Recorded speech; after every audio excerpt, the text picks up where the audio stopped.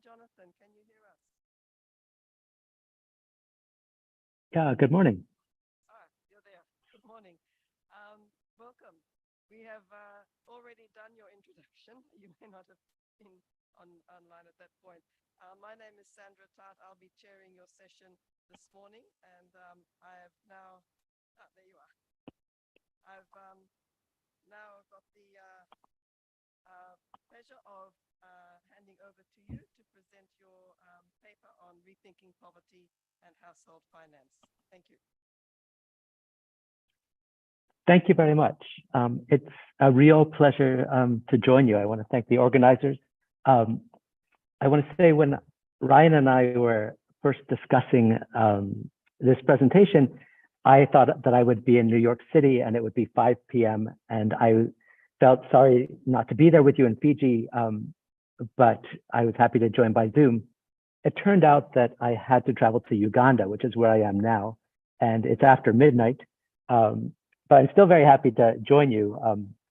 But I just hope all the pieces are going to work. I want to spend the next 20 minutes with you talking about ideas that bring together poverty and finance in ways that are not usually done. So I hope that this spurs some thoughts, helps connect some dots, and might lead to a rich discussion. So I want to share my screen. So I want to share some slides that draw on recent work in India and Bangladesh. So I hope everyone can see the slides just fine. I want to start with an idea that connects how we usually measure poverty, how we think about poverty, and a different way that might open up some doors or some avenues for thinking about economics and about policy. And I want to start with an idea which in many ways is very simple, which is that the way that we understand the world, the way that we make sense of things is shaped by what we measure, right? We know that, but sometimes we sort of forget about how the way that we measure poverty or measure GDP or measure other important policy variables really sometimes constrains how we think about important ideas. And so I want to make a distinction between low frequency data that we usually use, annual data, to measure poverty, usually based on yearly income or yearly consumption, and the possibility that would arise if we could follow individuals and households through the year, week by week, month by month. And I'm going to call this a high frequency view. And I want to show you why it matters. And one of the reasons, obviously, that it matters is that we live life day to day, week to week, month to month, season to season. We don't live life over a year. We live life from decade to decade. And this is how we often think about poverty, the big changes from year to year. But in fact, life is not lived in the way that we measure it. So I'm going to draw on a few data sources, but one of them is financial diaries. I'm working on financial diaries with a group of collaborators, originally in Bangladesh, India, and South Africa, leading to the book Portfolios of the Poor, allowed me to start to see households and their constraints and their opportunities differently. What financial diaries are the tracking of economic and financial transactions for households week by week by week. And it opens a high frequency lens on choices, opportunities, strategies, what people did, what people did not do. It's all possible by following households over time. And I'm really excited that a set of financial diaries that Ryan and others are involved in is going to be taking place in Fiji. I want to say they're not diaries. For those of you who are not familiar with the methodology, we call them diaries, but they're not actually diaries. But they share elements of diaries. They're intimate, they're repeated.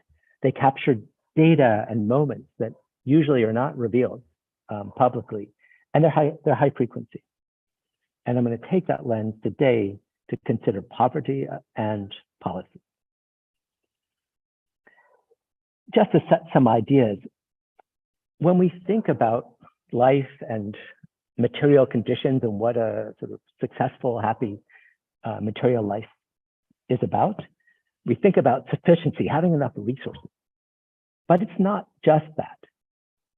Stability also matters. Liquidity, being able to get hold of the money you need when you need it, also matters. And those are core elements of what a successful, a stable, I think most people would say a sort of happy material life is. Of course, there are other things in life that matter perhaps more than those things, relationships and community. But here we're just focusing on material well-being. And yet many people don't have those elements. They don't have enough resources. So there's insufficiency of resources. They're struggling without the earnings to get by. But on top of that is instability from week to week and season to season, and illiquidity, so the inability to cope easily with ups and downs. And that's really what I want to focus on. And that's what one of the things that Diaries allows us to see more easily, this combination of instability and illiquidity together. So as I said, I want to draw from two data sources.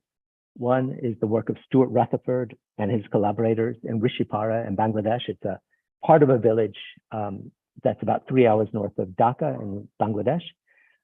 It's a village that's doing much better over time, as Bangladesh has been doing much better over time, but the people are still struggling. And I want to share the story of one particular woman who's part of what might be called the global poor. And then I want to turn to a different kind of data from the ICRSAT region in India, Madhya Pradesh, Andhra Pradesh, and Gujarat, rural India. 5 years of data collected monthly, and I want to show some similar patterns. So first I want to turn to Rishipara. And I want to turn to the story of a woman named Kabani who's in her early 50s. She was widowed recently. At the time of this, the study was first implemented, and she's poor, but not the poorest. She lives in a tin-walled structure, tin roof. It doesn't have much space. She uses her neighbor's latrine because there's not space in the space that she has herself. She has 2 children, and she earns her main income by working at the market. She sorts vegetables for merchants in the market. And she also earns a little bit of money working as a maid. And she also depends on help from some of her extended family members. So she puts all of those resources together to constitute her economic and financial life. And if we looked at that the way that we typically do in annual data, when I look here at 2 snapshots, 2 years, running from May to June, so year 1 and year 2, and I put here the $1.90 per person per day poverty line.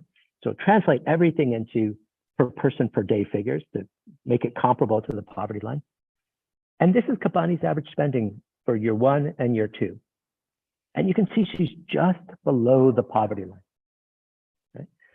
So she is, as I said, not the poorest, but she's among the world's sort of extreme poor, as the World Bank and the United Nations would define it.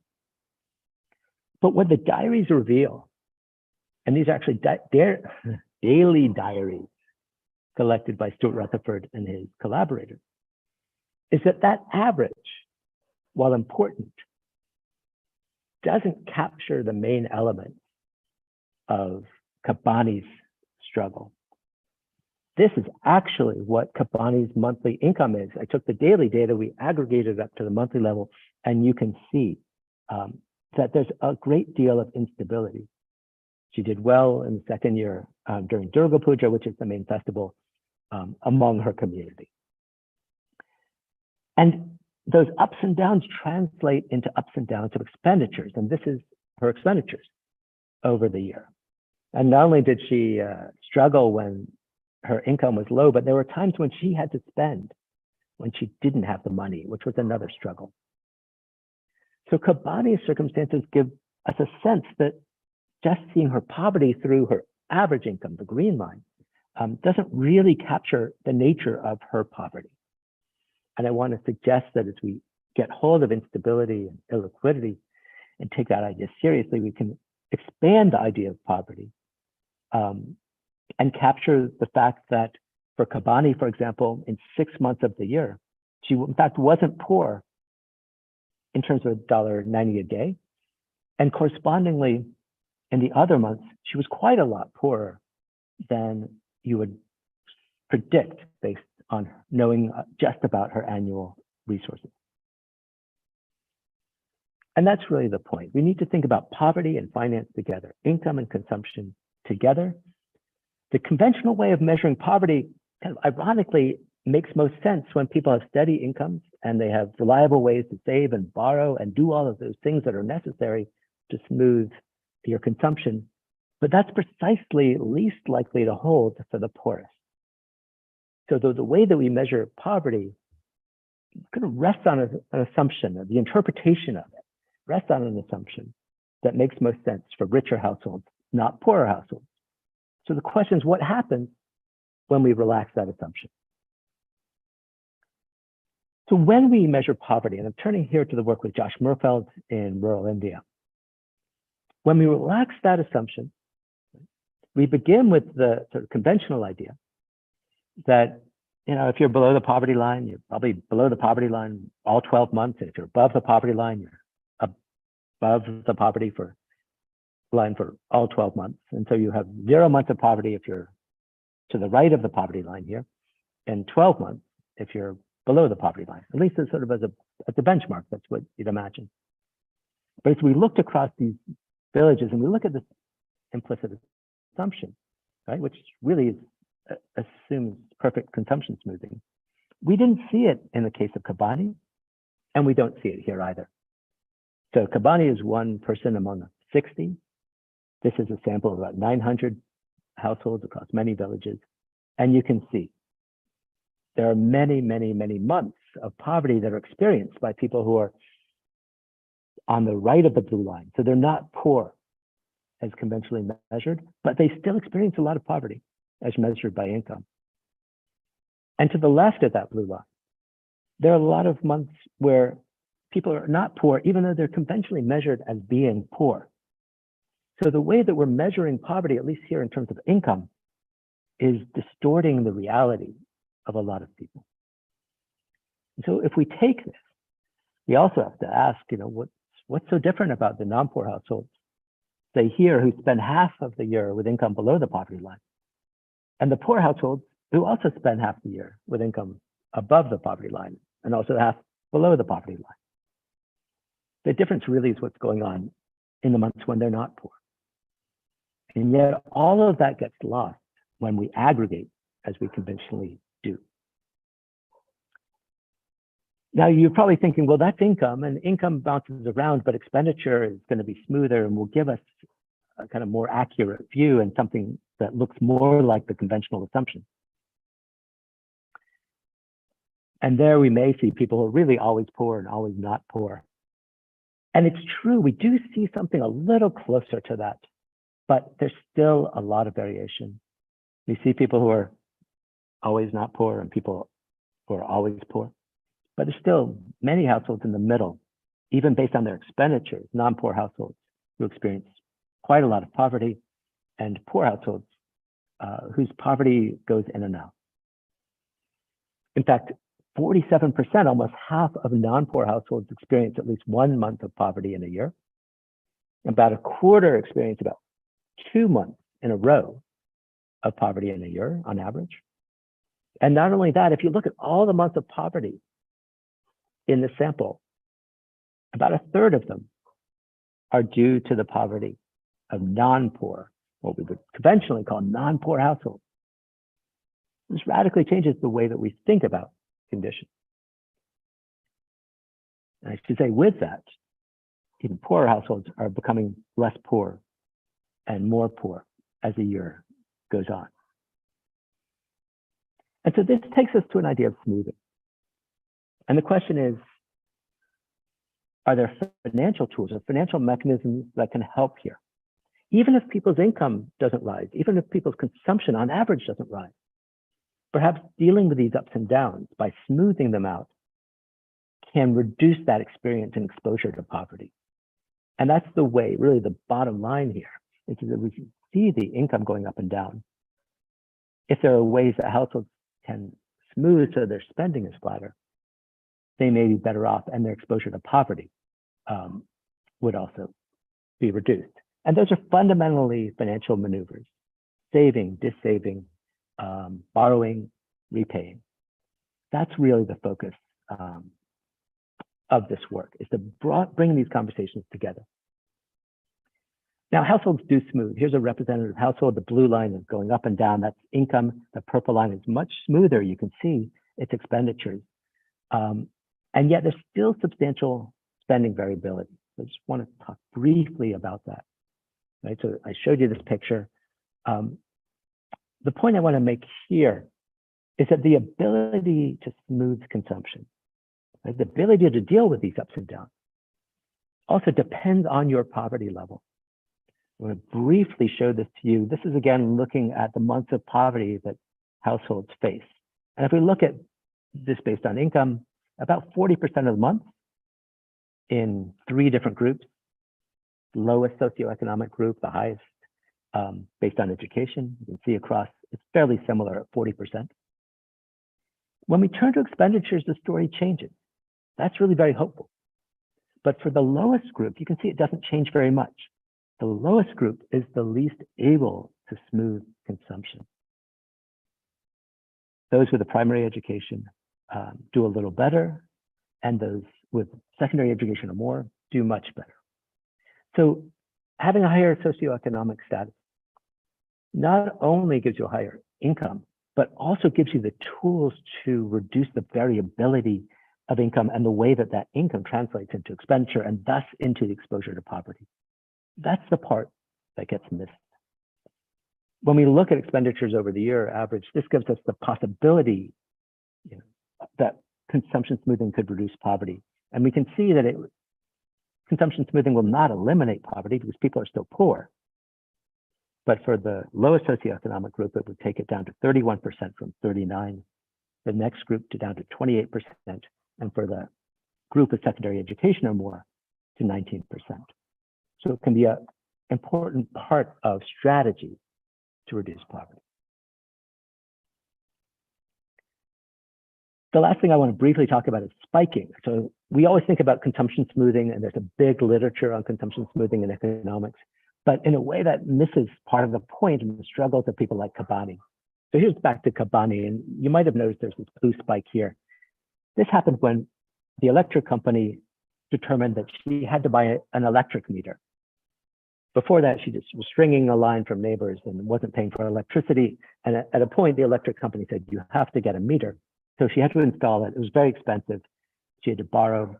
Putting together that spike of money, that lump of money, was very, very difficult for her.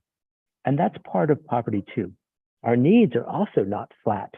And so often we need to spike in many ways in order to smooth. These things come together. May buy a bicycle, and then you ride the bicycle for many years. So you need to spike the spending. You buy the bicycle, and then you consume it in a smooth way over years. And so consumption smoothing and spiking, they come together, but we often lose track of it. So how can this affect policy?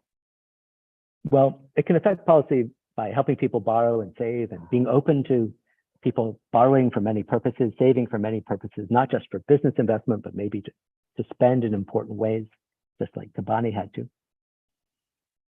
But I want to close with just an observation about a study that I'm involved in with a group of researchers, Johannes Haushofer from Stockholm, a group from Jane Family Institute, others from NYU, based in Compton, California, Los Angeles. So a very different kind of poor population. It's a city that struggles with a history of racial injustice. 30% of the residents are Black households, 60%, 68% are Latino and Black. The poverty rate is 23%. It's one of the poor areas in Los Angeles. So the former mayor, she's not the mayor now, created a program to help the residents of Compton. And it's called the Compton Pledge, and it's basically an unconditional cash transfer program. I'm sure you're familiar with cash transfer programs. This one is unconditional, based on the idea that people just need money, no strings attached, trust people to choose their priorities, put a priority on disadvantaged communities here. And of course, people always worry that money is going to be wasted. People will stop working. People will buy alcohol or drugs. The data so far do not support those claims. But the one thing I want to show you about Compton Pledge and what makes it special and what I think is going to make it an interesting study when we get results, we're just in the middle of the study now, is that there are two ways that people get money. Often in these programs, people get money every month. But here we gave people, half the people, or the city of Compton gave half the people, really flows. So they receive the money every 2 weeks or twice a month. So they got $300 on average. Different people got different amounts, but $300 on average, 24 times over the year. It really helped them pay for food, groceries, bills, etc.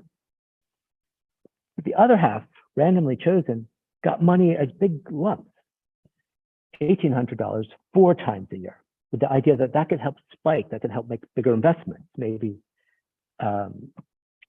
paying for additional education, fixing the car, making important asset purchases. And so the way that this connects is as we think about insufficiency and helping people with money, it's not just about money, it's thinking about what is also going to help solve their financial challenges most effectively.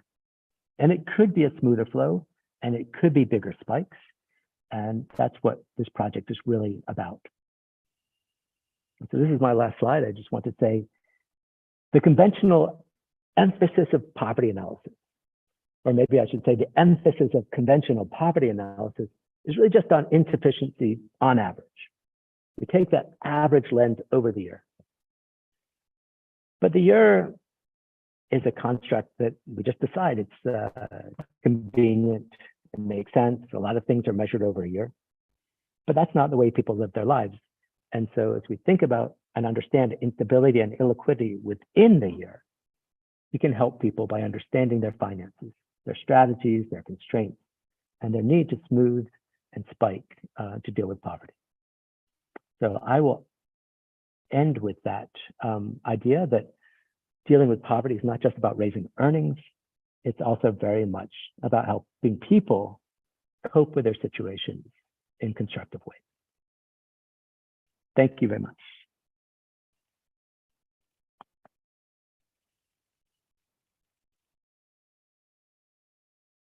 Thank you, Jonathan, for that very fascinating presentation. I think there'll be a lot of questions and comments for you from the floor. We will need the microphone, of course, to be moved around so that you can hear the comments and questions. We'll have about 10 minutes, I think, to provide this discussion. For those of you who do have questions or comments, please raise your hand and also identify yourself before you speak. Thank you. Floor is open.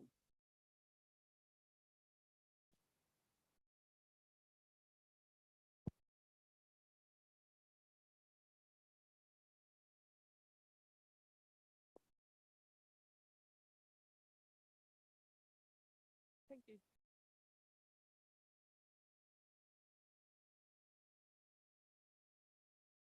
Thank you, Jonathan, for the presentation. Alison from SPC. And forgive me if I've misinterpreted your earlier part of the discussion, but just a question on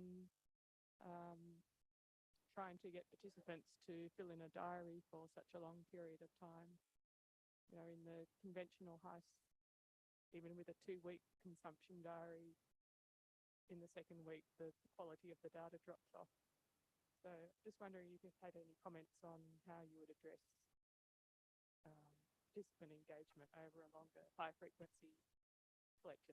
Thank you. You know, I'm having a hard time hearing here. So I'm hoping you can hear me. I'm having a hard time hearing through the microphone.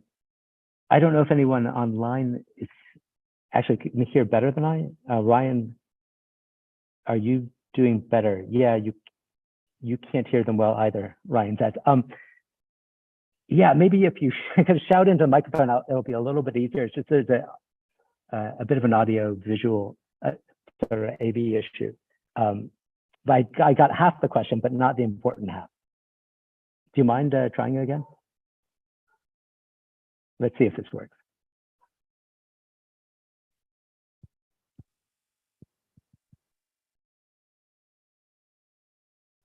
Yes, I'll just try again very briefly then. Just a question about Okay, no, it's good.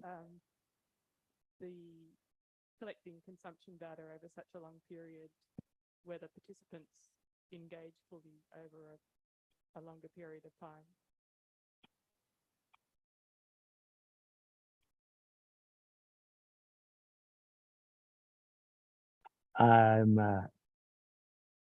I'm really struggling here. If someone's at the Zoom there and could just type in the question just in the chat, that would be great. I really apologize. How do we get participation over a longer period of time in diaries? Good question. When the struggle with the second week and other, when you struggle with the second week. So the question is sort of what happens, why do people stay with it, right? It's over a whole year. How do we do that? That's the question, right? Thank you. Yeah, so the fact is that some people drop out, right? They realize this is just crazy. They don't have time for this. They're busy. They're poor. They're working 2 jobs, 3 jobs. But, you know, that's true for some people. We've been just doing some small firm diaries in different parts of the world, though, and we're finding that attrition has been very low. And the reason is that over time, if you can get through the second week and the third week, you start to build up trust. And that's really powerful. And as people realize that really what the diaries are about is listening to people, trying to understand their situations, not making judgments, but giving kind of voice or giving a way for people to feel like, oh, their situation can be heard, it can be explained. And to do it in an ongoing way, that can be very powerful. And in fact, what we often hear at the end of the year is that people are, you know, I don't want to be self-serving, but are sad that we're leaving, sad that we're finishing the project, because it's been helpful to have an outside observer to talk to and listen week by week. And so it's a really important question, and people's experiences differ. But actually, there are a lot of people who feel that they don't have much of a voice, and projects like this can help.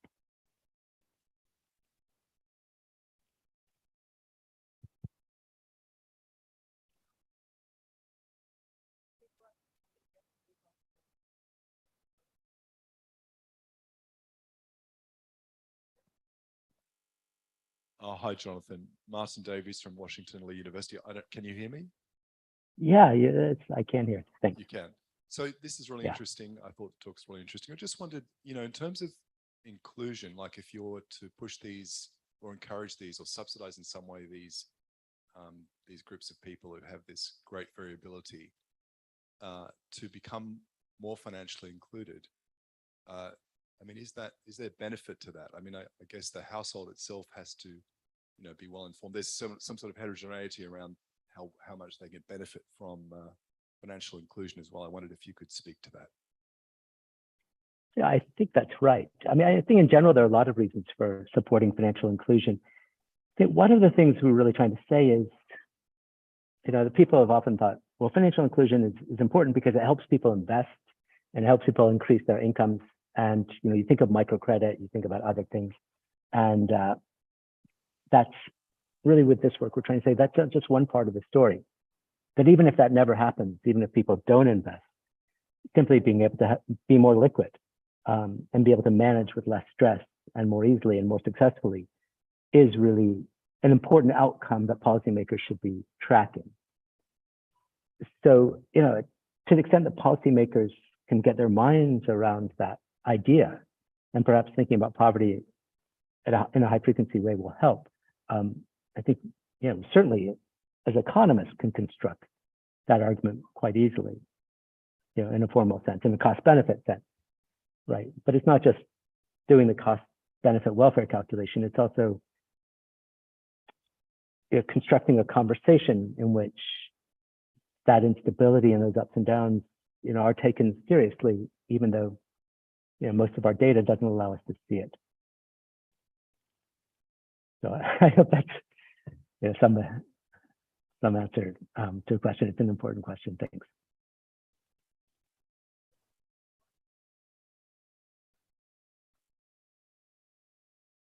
Hello, my name is Yvonne Underhill-Sen from the University of Auckland. Can you hear me?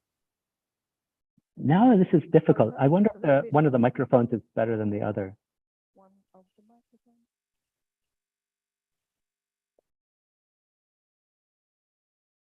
The microphone that was just being used was very good.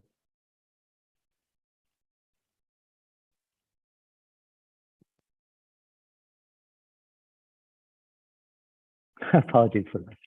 You didn't hear my little tune. That's okay. Yeah. I have two questions. One question is to what extent does the diary, given that it's dealing with intimate data, to what extent does it capture or not immoral activity, exchanges, sensitive issues that are also ways in which people exchange resources? And the second question is just to really appreciate your thoughts on the concept of gifting in this kind of process of collecting ways in which you smooth things out. And the final question is about how you might understand the gendering of the kind of data that you get. Thank you.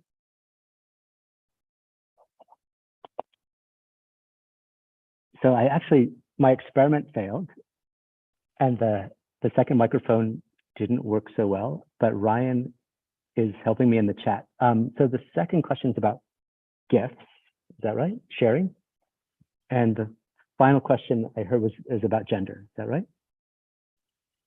And the first question I'm not sure. But let's talk about gifts and sharing. I mean, sharing is vitally important. Kabani, I introduced in the talk, really depends on sharing from our relatives. One of the things we've seen in my work in the United States, we worked in Mississippi, poorer parts of California, is that gifting is important in both directions. I mean, even very poor people are sharing with their community, sharing through their church, often remitting to others. And so that kind of moral economy becomes very, very important in that consumption smoothing process. And I think this is one of the advantages of the diaries, is that you can see all of that, which is usually hidden, and not just cash exchanges, right? But also in kind. And of course, the anthropologists, sociologists have spent a lot of time understanding moral economies and gift exchange. And I think this kind of data can really help us bring it into economics. On gender, also extremely important. I mean, one of the things that my colleague Isabelle Guerin focuses using financial diaries is that this money management is often very gendered. Right? The task of dealing with these ups and downs often falls to women who are responsible often for making sure there's food and needs are taken care of. Perhaps not earning, but managing money, and that's extremely stressful and somewhat disempowering. And one of the things that Isabel shows through the diary is that interventions like microcredit reinforce that gendered burden of money management, because in being targeted to women with the rhetoric of empowerment, they are also putting extra burdens on women to use those loans then to deal with these instabilities.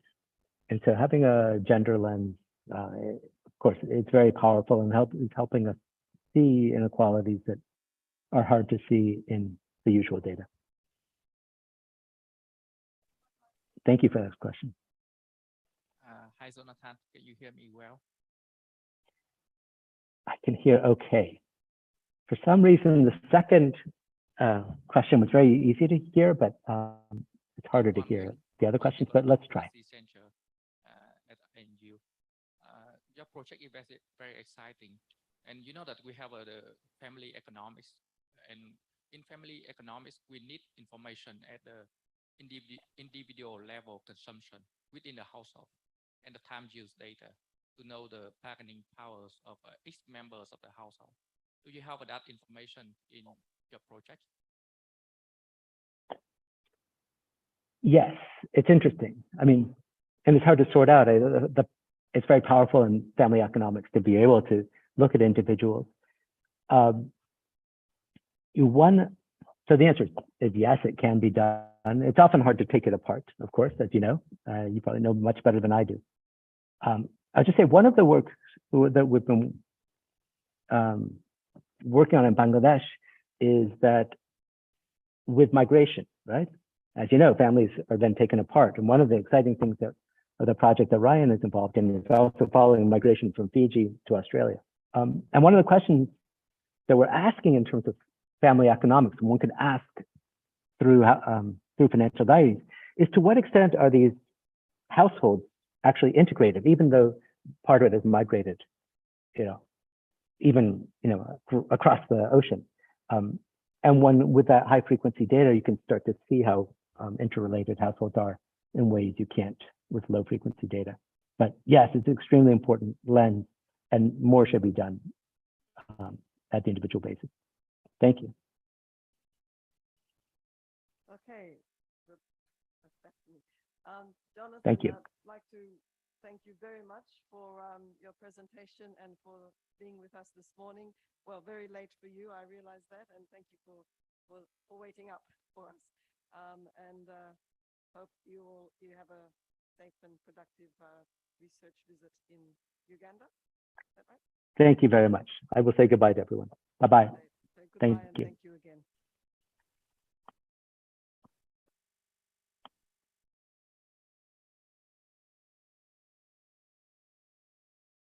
Okay, I'd now like to welcome and introduce our second keynote speaker this morning, who probably needs no introduction, Professor Stephen Howes.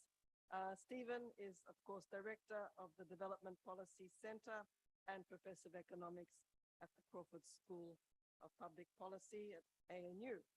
And his research interests include Australian aid, the economic development of Papua New Guinea and the Pacific Island region, with a particular focus on migration and labor mobility. Stephen recently co-edited the monograph Papua New Guinea, Government, Economy and Society, and was a member of the Independent Advisory Group for the review of Papua New Guinea's Central Banking Act. Prior to joining the Crawford School, Stephen was chief economist at AusAid. He worked from 1994 to 2005 at the World Bank, first in Washington and then in Delhi, where he was lead economist for India. And Stephen will be speaking today on the Pacific post-pandemic and economic update. Thank you. Welcome.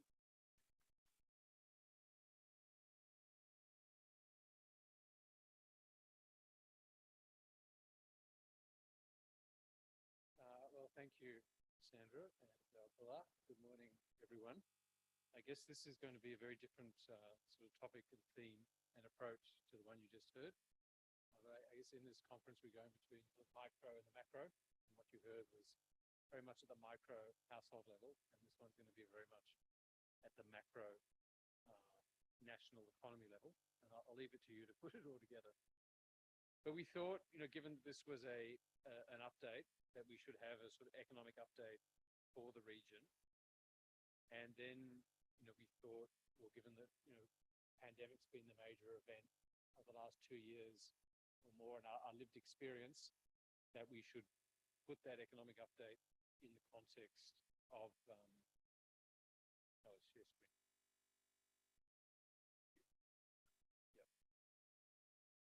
Do this update in the context of the pandemic. And so the title for this presentation is the Pacific Post-Pandemic and Economic Update.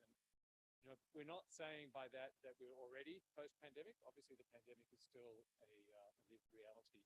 We're just seeing outbreaks now in Nauru. but eventually, right, we will get to the end of the pandemic, right? Or people say COVID will become an endemic disease. So perhaps that will be at the end of this year, perhaps at the end of next year, but eventually we will get through this pandemic. So what will the Pacific look like after the pandemic? That's really the framing question for this economic update. And it's been put together by myself and my colleague, Wei Yuan Liu, or Sharon as we call her. So thanks for all your work. Sharon, she'll be presenting later on today. So I'm going to present this update. All right, so most of these, the graphs and kind of the speculation is about the future, but let's start with the past. The Pacific, wasn't heavily impacted health-wise by the pandemic, at least from a global perspective. It was mainly the richest countries actually that really suffered health-wise, but economically, the Pacific took a really big shock because of COVID. So we take COVID to be a 2-year shock. I know Sunil was talking yesterday that it was mainly in 2020, and that's true, but for the Pacific, a number of countries actually had 2 years of negative growth. So here we're just combining those 2 years. This is sort of the combined 2-year growth for the Pacific Island economies. And, it's no surprise that the really tourism-dependent economies, Palau, Fiji, Samoa, took, the biggest hits. But if you look across the Pacific, you see most countries, with quite significant falls in their GDP, and the average is minus 6%. And, that's very different if we look beyond the Pacific. The advanced economies, so that's the rich economies, basically stood still during the pandemic. Sub-Saharan Africa, just grew modestly over that 2-year period. Developing economies as a whole grew by about 5%, and developing Asia by more than 5%. So in that global context, you can see the Pacific really has been very hard hit by this pandemic. So that's the last 2 years. And now what about the next 2 years? So the blue lines are the ones, I just showed you, and now we're adding the forecast. So the blue lines are actuals or estimates, but the blue lines are in the realm of projections. Obviously, we don't know actually what the growth will be for this year, let alone for next year, but these are the latest IMF forecasts. And again, I'm combining the 2 years as a sort of recovery period. And, it looks pretty good. The countries that have been hardest hit, Palau and Fiji, have the strongest rebound. Samoa less so, perhaps because borders are opening later. But for the Pacific as a whole, you can see that the rebound is pretty similar to the contraction during COVID.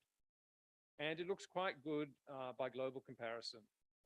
Pretty similar to what the advanced economies are going to experience, what Sub-Saharan Africa is going to experience, what developing economies are going to experience. So, I'd say this is sort of quite what I call the IMF predicting a solid recovery. But what we want to ask in this presentation is, well, how robust is this? How solid is it? How confident can we be in this being actually a solid recovery? I'm going to run through a number of risks that might sort of prevent the recovery from being as solid as it's projected to be here. I'll just also, before I do that, just remind you, because this will be important later, just remember this is in terms of GDP. And so even if the GDP recovery is equal to the contraction, remember you do have population growth. Not in all Pacific countries, and it's quite low in Fiji. But if we think about countries like Vanuatu, Solomons, PNG, and we're also including Timor-Leste in this group, we do have quite rapid population growth. So that's not being made up for. So you're already losing that population growth. So just keep that in mind, because we'll come back to it. But we're going to run through sort of a number of possible downside risks that might sort of get in the way of a robust and sustained recovery. We have 7. So one is ongoing pandemic risks, commodity price shocks, inflation, global slowdown, the rise in government debt, balance of payment risks, and then what we call slow trend growth, what happens beyond 2024. So we'll just go through these one by one and try and assess them. Starting out with the ongoing pandemic risks. So this is a very busy graph. It has a lot of countries and territories. You know, you'll notice that different graphs actually have different country coverage. Sorry about that. It's just we are relying on different data sources. But we do have pretty comprehensive coverage for vaccination rates. This is mainly from the Pacific Data Hub. And this shows the percentage of the whole population that's been fully vaccinated.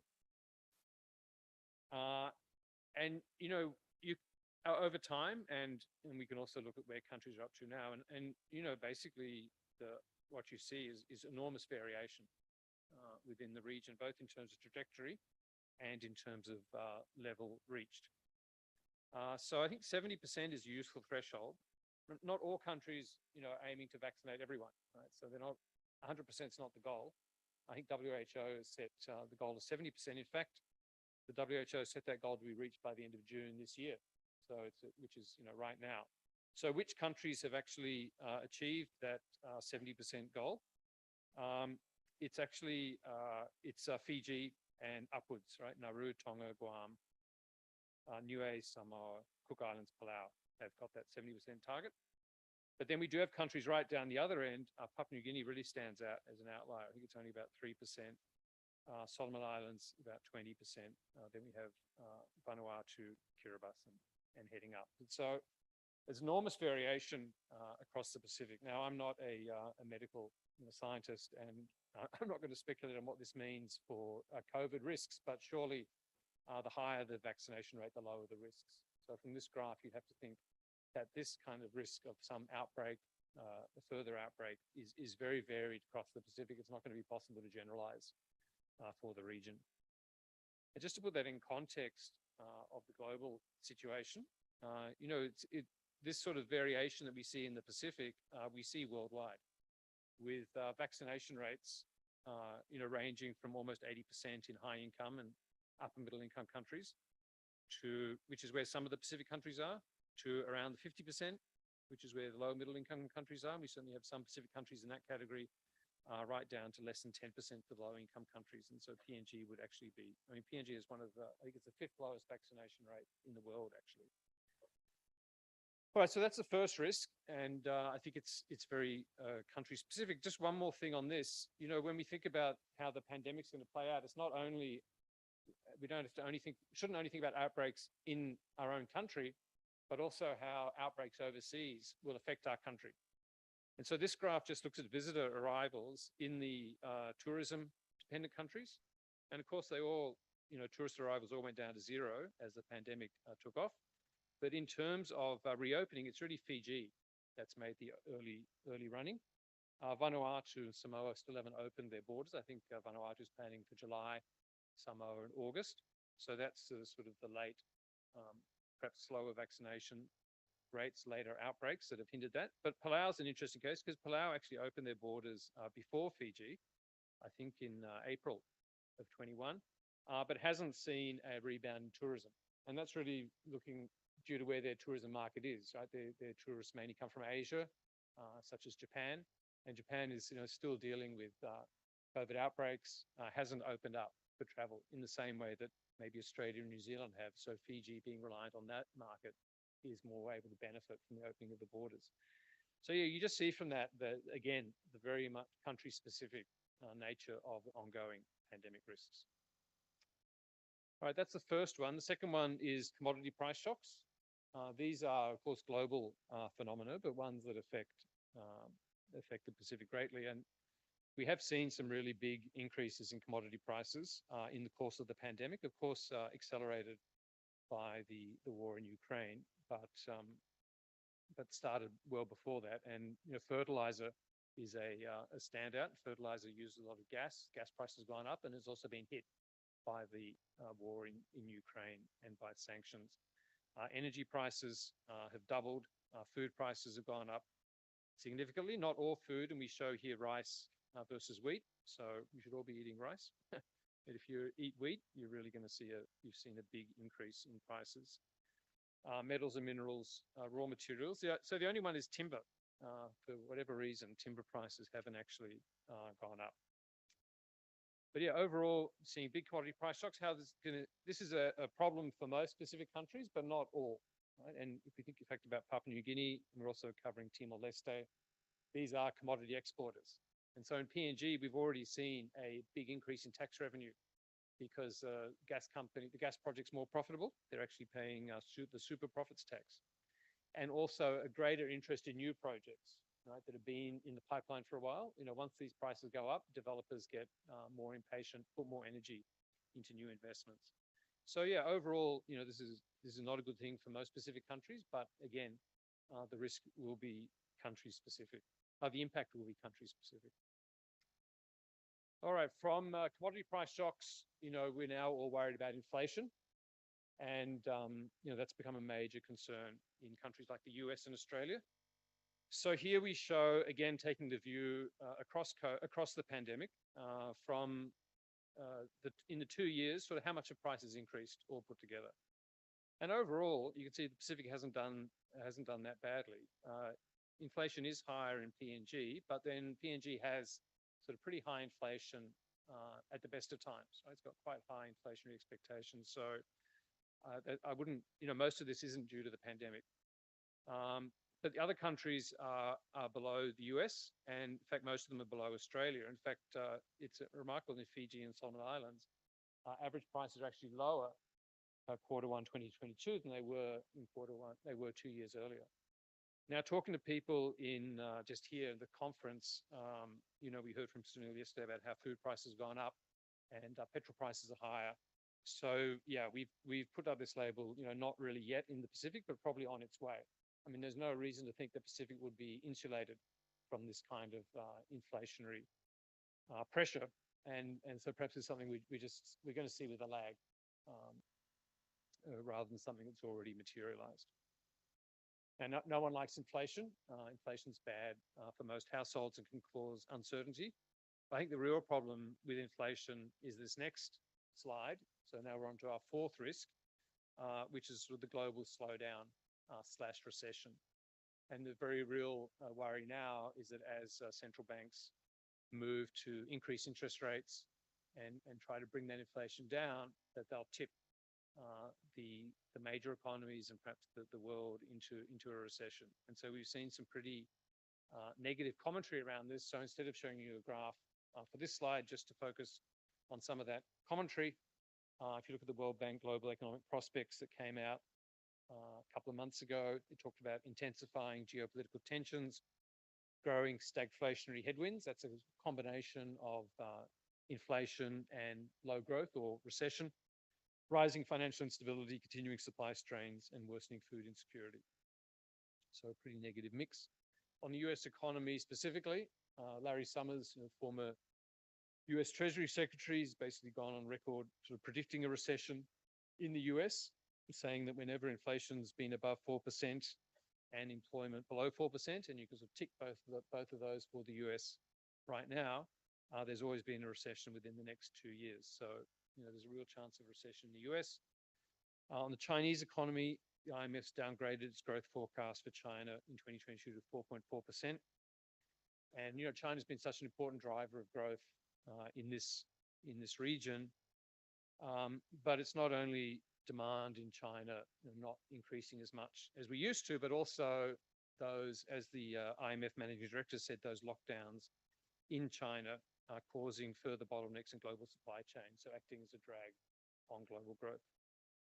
So yeah, I think this is probably the thing we should worry about the most. There's not a lot there's nothing the Pacific could do about this. But obviously, if there is a global slowdown, you're going to get fewer tourists coming into the Pacific. Remittances back to the Pacific might fall. I mean, generally, a global slowdown is going to be bad news across the Pacific. All right, it's not all bad news, and go into a few sort of brighter points. So the fifth risk is around government debt. And of course, there's a lot of talk around rising government debt, possible debt crises, not only in the Pacific, but around the world, and sort of fueled by what we've seen in Sri Lanka. But in fact, on this indicator, Fiji stands out, and we were talking about Fiji yesterday, right? And whether there's going to be a debt crisis in Fiji. And without making any comment on that, I mean, clearly Fiji does stand out as the one country where gross public debt really has shot up as a percentage of GDP. In other countries, we see pretty mild increases, such as Vanuatu, PNG, Tonga, Kiribati, Solomon Islands, a larger growth, but from a very low base. And in fact, in some countries, Nauru, Marshall Islands, FSM, you actually see a reduction in government debt. So what's going on here? I think there are a couple of things. First of all, these developing countries, such as the ones we see here, simply don't have the borrowing capacity that rich countries do. So even if they wanted to run up the deficit, increase the deficit, run up debt, and you can argue that it was well justified to do so during COVID. But even if they wanted to, they just weren't able to. So they were constrained on the borrowing side, better or for worse, and that's limited the debt increase. I think that's definitely one factor. And then the other factor we'll come to actually a few slides on. A lot of the Pacific countries did go in to the pandemic with a pretty strong fiscal position. Big increases in fishing license revenue, a fair amount of aid, and some country-specific things. Vanuatu's had its citizenship schemes, which have been very successful as revenue raisers. Nauru's made a lot of money out of the regional processing centre that it runs for Australia. And so with these buffers, they were able to draw on those rather than take out new debt. And in fact, in some cases, they're able to pay off debt with these buffers rather than see an increase in debt. So yeah, government debt, I'd say, I'm not going to say it's not a problem at all, but definitely we don't see large increases except in Fiji. The sixth one now is balance of payments. Again, with Sri Lanka, Pakistan, we're seeing some countries, basically run out of dollars, so seeing some really big depreciations and having to call in the IMF. Is this a risk for the Pacific? And here, as in the previous one, in fact, we're quite positive or sort of reassured. In fact, one indicator we have here is official reserves, and they're actually been on an upward trend for the countries that we have data for here.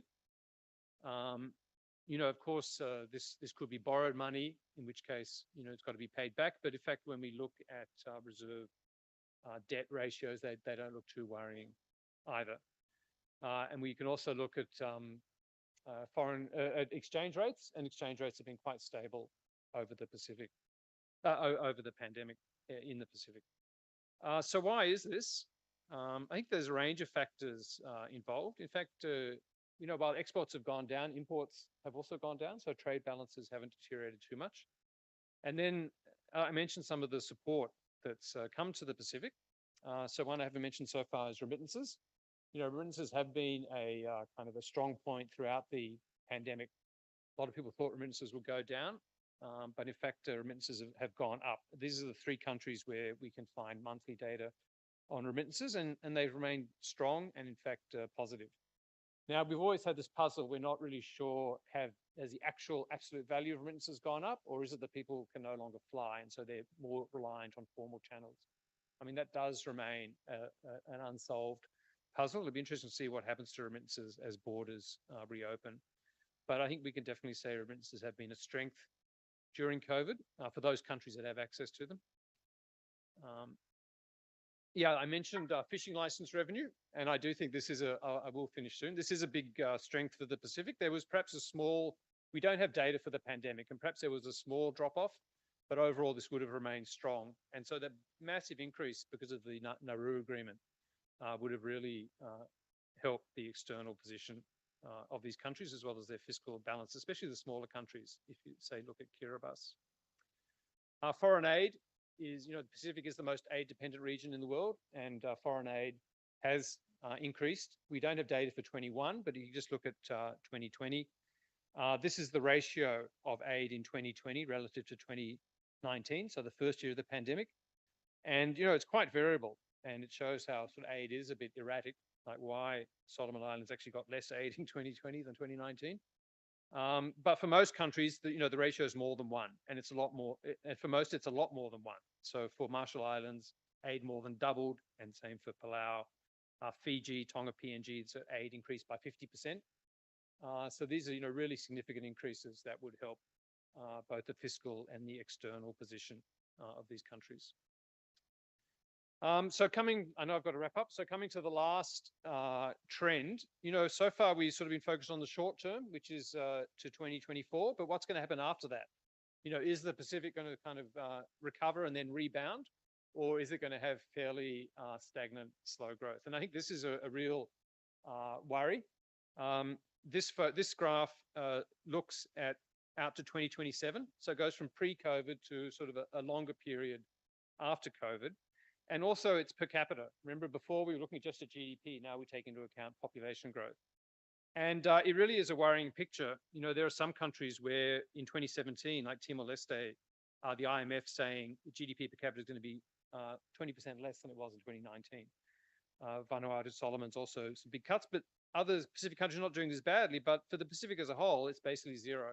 Right? Their GDP per capita in 2027 is going to be the same as in 2019, and that's quite different to say in sub-Saharan Africa. It's still fairly modest, but look at how developing economies or developing Asia, right? 40% growth. So from this point of view, Pacific, I think this is a real risk that it'll be a kind of anemic.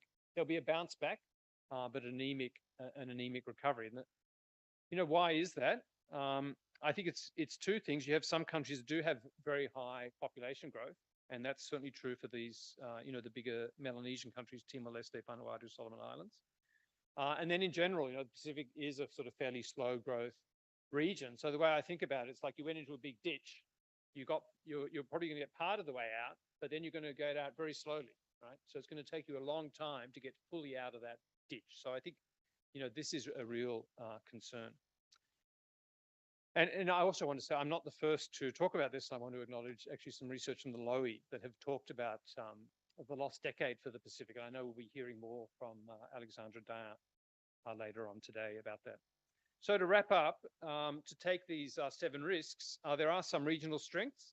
Government debts increases being contained in most Pacific countries, and they do have relatively strong external positions. But there are also regional risks. I flag future inflation, global slowdown, and a reversion to slow trend growth. And then there are the country-specific factors. There's very variable vaccination rates and the very variable impacts of COVID, and also the commodity price shocks that will impact countries differently. So that's really the update. In terms of overall conclusion, as I mentioned, what does really stand out is this risk of a lost decade for the Pacific, especially, when you think these forecasts don't fully factor in that risk of a global recession that has really, increased as a risk in the last couple of months since those projections were made. And also for those countries that have relatively high population growth, I think they are going to struggle. In terms of policy responses, I mean, that's a whole other paper or papers, but just a couple of thoughts. Clearly we do need to prioritize strategies for lifting growth. We obviously a lost decade's not acceptable. But I think also we need to think about alternatives to supplement growth, and labour mobility does stand out if jobs are not being created at home, and if there is a lot of demand, at least before the recession comes. I think there will be a lot of demand in countries like Australia for some time. This is an area we could really work on. And then finally, for donors, donors, as I showed, they did provide additional support during COVID. And you wouldn't want to see that support withdrawn too quickly, given the trends that we're seeing, or the forecasts that are on the table. All right, so I'll finish there. Thank you very much. If you're interested in this sort of analysis, don't forget to look at our blog, the Dev Policy blog, and I look forward to the discussion. Thank you.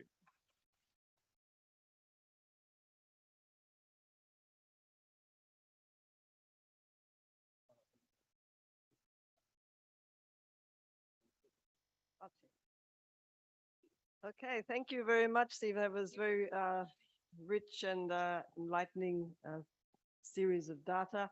And I guess a lot of this will obviously feed into the Pacific's performance on meeting the SDGs, which we heard about yesterday. We have about 20 minutes or so for questions and comments.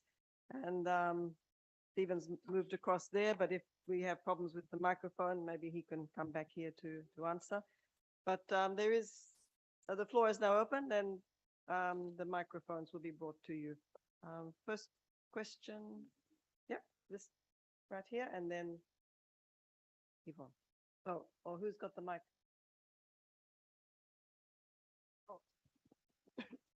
Sorry. Excuse my voice, it's not very good today. My name is Tinta. I'm from Partnership for Social Protection, the Pacific. My question is whether you looked at factors of crisis response during the pandemic of the different countries, because you see that Tuvalu, Nauru, Kiribati, they were growing during the crisis. And I think there are things in terms of economic stimulus that they did really well in terms of cash transfers, social protection top-ups. I know that they're not as much reliant on tourism, but some of the other countries not reliant on tourism were not doing as well. So I was wondering whether you were looking at that, also looking that their government debt didn't really increase as much as the other countries. Thank you.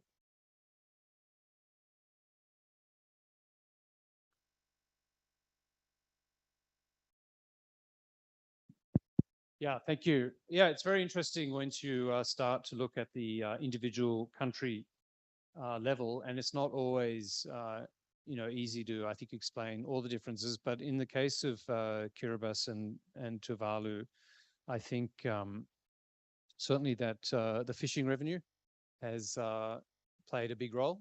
I think especially for Kiribati, and was a great, I mean, in a way, Kiribati had too much money to spend before the pandemic, and you might know probably they wasted some of that money. They actually purchased some airplanes that I think were, well, the analysis has been done suggests that it was a bad buy even without the pandemic, but of course with the pandemic became even more questionable. Yeah, they just had a lot of money coming in, but that's certainly a good position to be in a good position to be in, if you're going to have a pandemic. Tuvalu, I've got to admit, I know they also get some fishing revenue, but I've got to admit, I know less about that. And it's interesting if you look at the slide of projections. I mean, Tuvalu is actually predicted to do very well by the IMF. So that was one thing that struck me, and certainly would like to find out why. But that's very interesting. I appreciate what you've said about social protection, and that perhaps they ran that well, and perhaps that helped the economies. Yeah, that's really, we did have a project looking at the fiscal response during COVID, but yeah, I've got to admit I haven't factored that into this presentation. So thank you for that comment. Okay. Yeah, hi, Stephen. Thanks for the very interesting and clear presentation. Just, I thought one additional risk that exists for developing countries in general, and then I wondered if you could comment on the Pacific specifically, is the tightening credit conditions in the world as central banks, particularly the large ones, push up interest rates to contain inflation and inflation expectations. I wondered if you saw that as an additional source of risk for the Pacific, and if so, how that might play out, or how that could be sort of moderated, that risk would be moderated. Yeah, so I talked about the global recession as a risk, but perhaps that, and I was focusing on the the demand side basically. There'll be fewer tourists coming to the Pacific. I think what you're talking about is a sort of higher interest rate environment, right, as a specific risk for the Pacific. Yeah, I guess it's a risk to the extent, especially if the Pacific goes in for more commercial borrowing. I mean, the Pacific does seem to commercial external borrowing. I mean, the Pacific seems to have gone away from that. I think Fiji had a commercial bond maybe 2018 or around then, and so did PNG.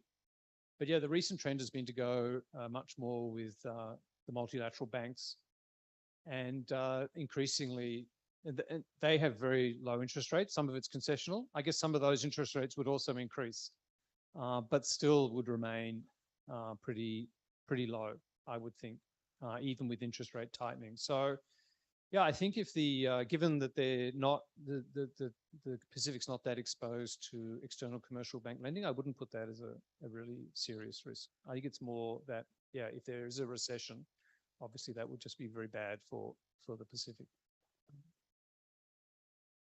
Thank you. Other questions up the back? Yeah. Thank you, Seth, for that presentation. I don't have questions, but I thought I just wanted to seek two issues for your perspective. One's related to credit rating. You talk about debt situations in most countries in the regions are very high, or some of them, or particularly most of them, are on distress level.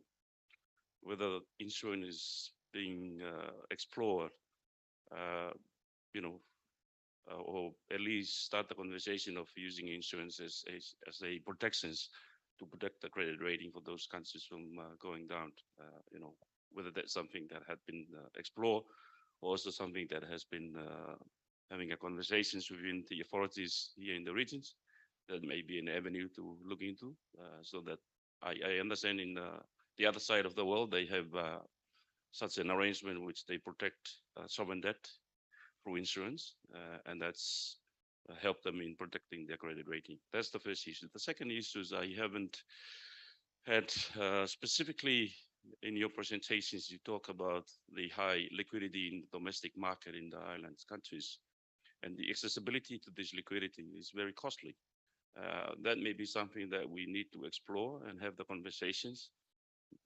Perhaps maybe most countries, when they have a very excess liquidity in the banking institutions, and the private sector are not accessing. Maybe because they don't have the confidence in the market, maybe because of political confidence in the situations of the country, or maybe because it's high cost to access the liquidity. And we talk about private sector as the engine of growth. Accessing to this available liquidity in the banking institutions are not really there for them. And some of them are more like risk averse, and even the bank, they become risk averse. And most countries now in the region, I've heard, they provide some sort of a fiscal stimulus in terms of emphasizing the demand by creating some sort of a financial pool, which private sector can access. That will become a competition between private sectors and government. So that's not a playing level field for them. So I was just wondering your perspective on that. In the end of the day, we have a huge liquidity in the banking system. Private sectors and individuals like us, we are not accessing to it because it's costly. So I just wanted your perspective. Thank you, sir. Yeah, thanks a lot. Those are really good comments. In fact, we had a slide on debt distress, but then I took it out because we had so many slides. But Sharon might remember. But from what I remember, it's only PNG that's had its debt rating downgraded. Is that right, Sharon? From, I don't know, high to very high or something like that. And Fiji? Sorry? From moderate to high. And has the Fiji rating changed? No. So actually the Fiji, yeah, which is interesting, right? Given that those statistics. So maybe because the Fiji debt is still mainly domestic, that it hasn't been changed by the IMF. Yeah, so I guess on the debt side, it does go back to that graph. It's not like there are no debt risks, but we don't see a deterioration, except in Fiji. We don't see a big increase in the debt to GDP ratio. And so, yeah, I don't think that's going to be, that's a really, it's an area, I would still say, I can't say it's an area, I mean, debt can never be a strength, but it's an area of relatively low risk for the Pacific as a whole compared to the other ones I've highlighted. And on your second point, about that liquidity, I mean, that is I completely accept what you're saying as an issue. I've heard it's an issue in Fiji. It's certainly an issue in PNG, where you have this excess liquidity, more deposits than loans. And that goes really to the last point, right? Which is that low trend growth. Because if you've got low trend growth, that is, well, I guess that's a result of low investment levels, right? And if you've got low investment levels, you're not going to have a lot of lending. So that's really one of the longer term challenges.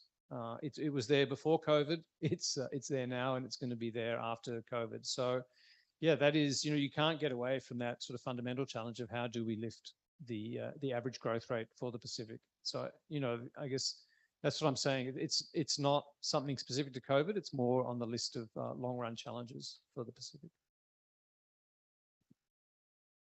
Okay, so Sadhna, we might take yours as the last question. And Stephen, if I could just pop in something just in terms of the projections, it obviously needs to take account of potential environmental shocks as well, because most countries here do experience sort of significant cyclones and other events from time to time, which have huge impacts economically going forward.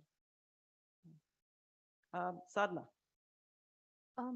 God, I don't really know how to ask this question without questioning the integrity of these institutions. But recently, there was some controversy around poverty levels that were spoken of by the World Bank and then disputed by NGOs in Fiji. So my question is, to what extent these financial institutions data who really loan to countries can be trusted? And I'm talking here IMF, World Bank. They're lenders. Of course, they work very closely with the specific governments, Fijian government. Do we take everything that they say in terms of our debt levels, in terms of our capacity to pay back and think as the truth? Okay, thank you. Those are both interesting points. On the, of course, no one can predict a disaster, so you can't really build it in to your growth rates. But I'm sure if you talk to the IMF, that would be one reason why they say on average they're going to project low growth for the Pacific. And yeah, it is a fact of life. This is a disaster-prone region, and so while that's I guess why I put out that sort of multi-pronged approach. Definitely, you need to always stress the importance of increasing growth, but yeah, probably the Pacific, if we're realistic, it's never going to be a high growth region.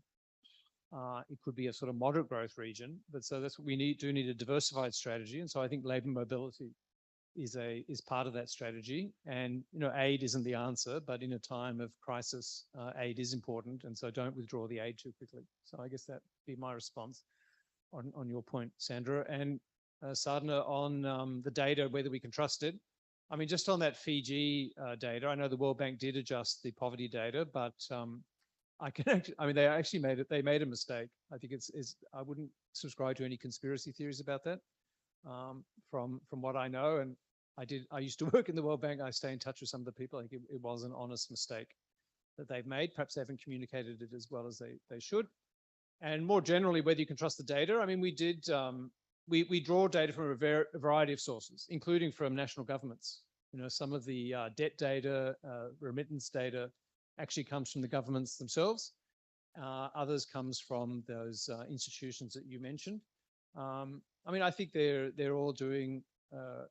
I think they're the best we have. It's the best data we have, and it wouldn't make sense just to ignore that data because you don't agree with some of the agenda or you don't have trust in some of their, if you disagree on some of their policy points. So I think this kind of basic data, what we tried to do was trawl across for a range of data. We tried to focus on areas where, we didn't see contradictory data, where it was sending a consistent message. And I guess we did the best we could. Thanks. We are out of time, and perhaps if there are further questions for Stephen, you could raise them with him over morning tea. Please join me though in thanking Stephen and go to morning tea. Thank you. Okay, thank you.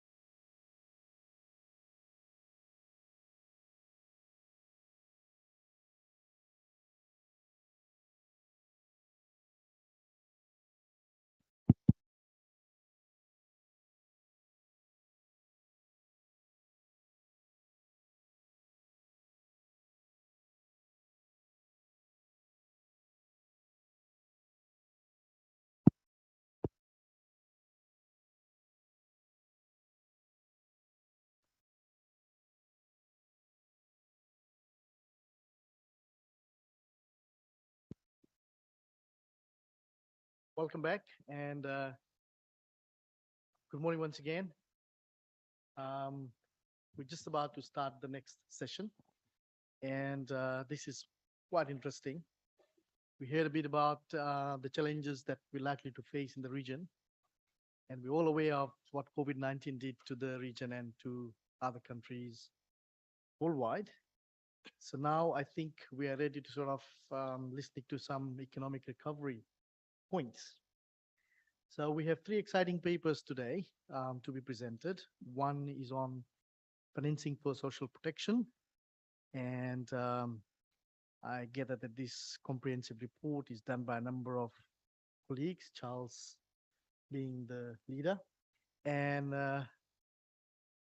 Sinta Sasturina will make the presentation of this, followed by an investigation into differentiated disaster risk discussion and potential implications by Alexandra Dudley and Reginald Singh. And finally, we'll have discussion on Pacific debt issues, particularly financing COVID-19, post-COVID-19. And Alexander Bryant will talk on this. So let's have presentation one after another, and then we'll take all the questions in the end. Each presenter will have 20 minutes to present, and the good timekeepers will warn you in 18th minute. And then, of course, the 20th minute will be the final. Great. So let's welcome Sinta Sasturina, please.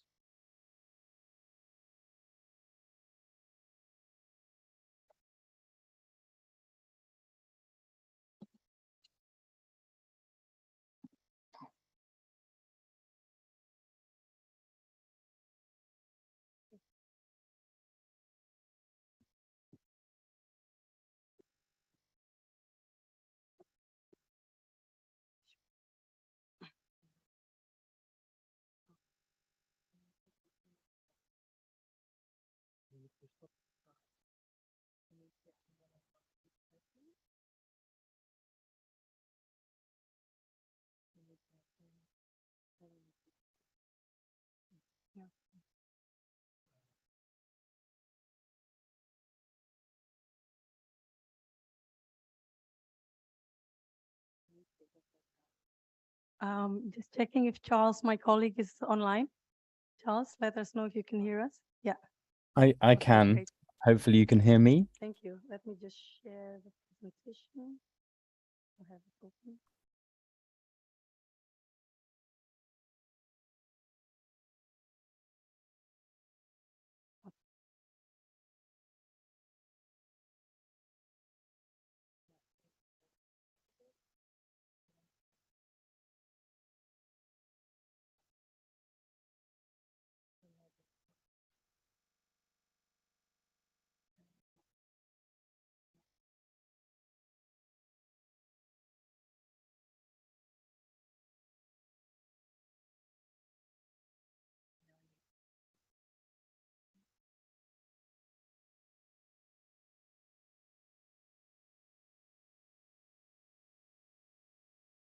Right. Good morning, everyone. I apologize again for my voice, but don't worry because we're sharing this presentation. My colleague Charles, who's online, will be presenting some parts of it.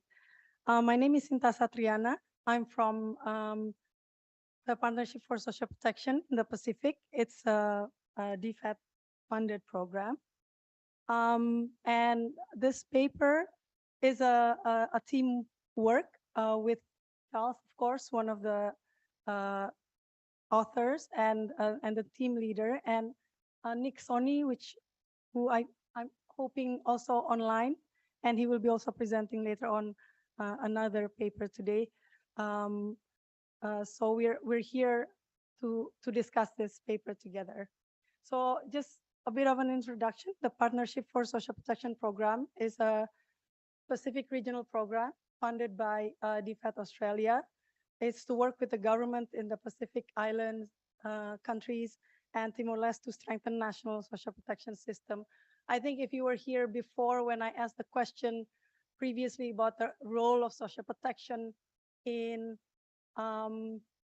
the recovery from COVID, I think you could probably guess that we are feeling very strongly about this. And I think it's one of the policies that the government um, have to make sure that it is considered.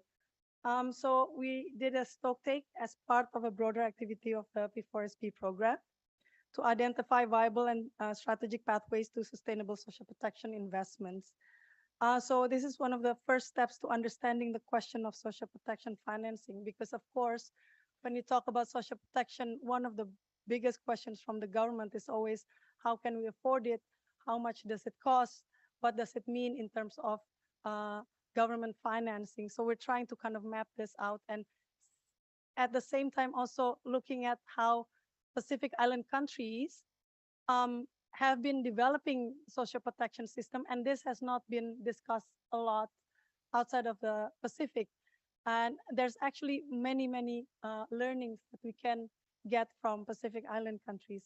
So we're mapping social protection expenditure in the region, but also importantly, historical evolution of social protection expenditure, which will see that it's been developing quite rapidly in the last decade.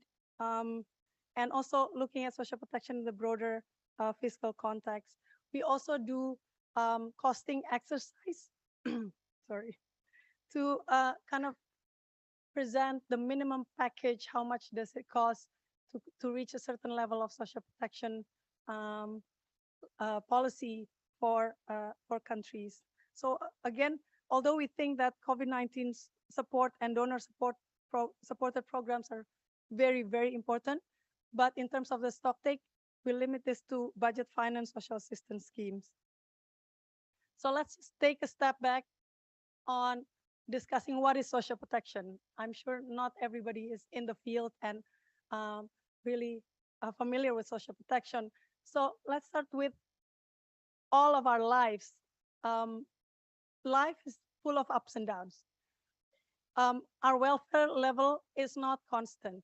Welfare level and poverty level is very dynamic. So you may be born into a middle income family, and then the breadwinner of the family died, and you become very poor, and then somebody get a job, and the household become much better off, and then and then you get sick, and then it costs a lot for the family. Everybody becomes poor again. So just to emphasize that poverty level, welfare level is very dynamic, and it changes over time.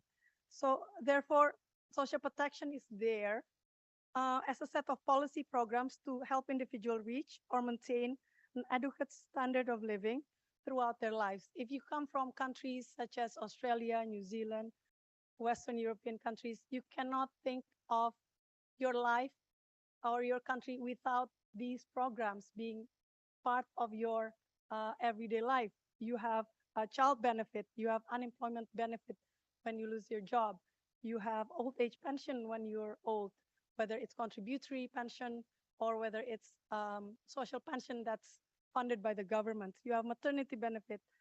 Once the breadwinner of the family passes away, then you have survivor benefit, you have disability benefit. These are all social protection programs, and it can be funded through tax or budget finance scheme funded by the government, or it can be funded through contributions such as insurance. So what's also less talked about, but very important, is that social protection stimulates economic growth. There is multiplier effects, particularly when we look at cash assistance. There's a multiplier effect of the amount of money that the government is investing, although the main purpose is, of course, to support child nutrition, child education, or elderly being able to maintain their minimum lifestyle.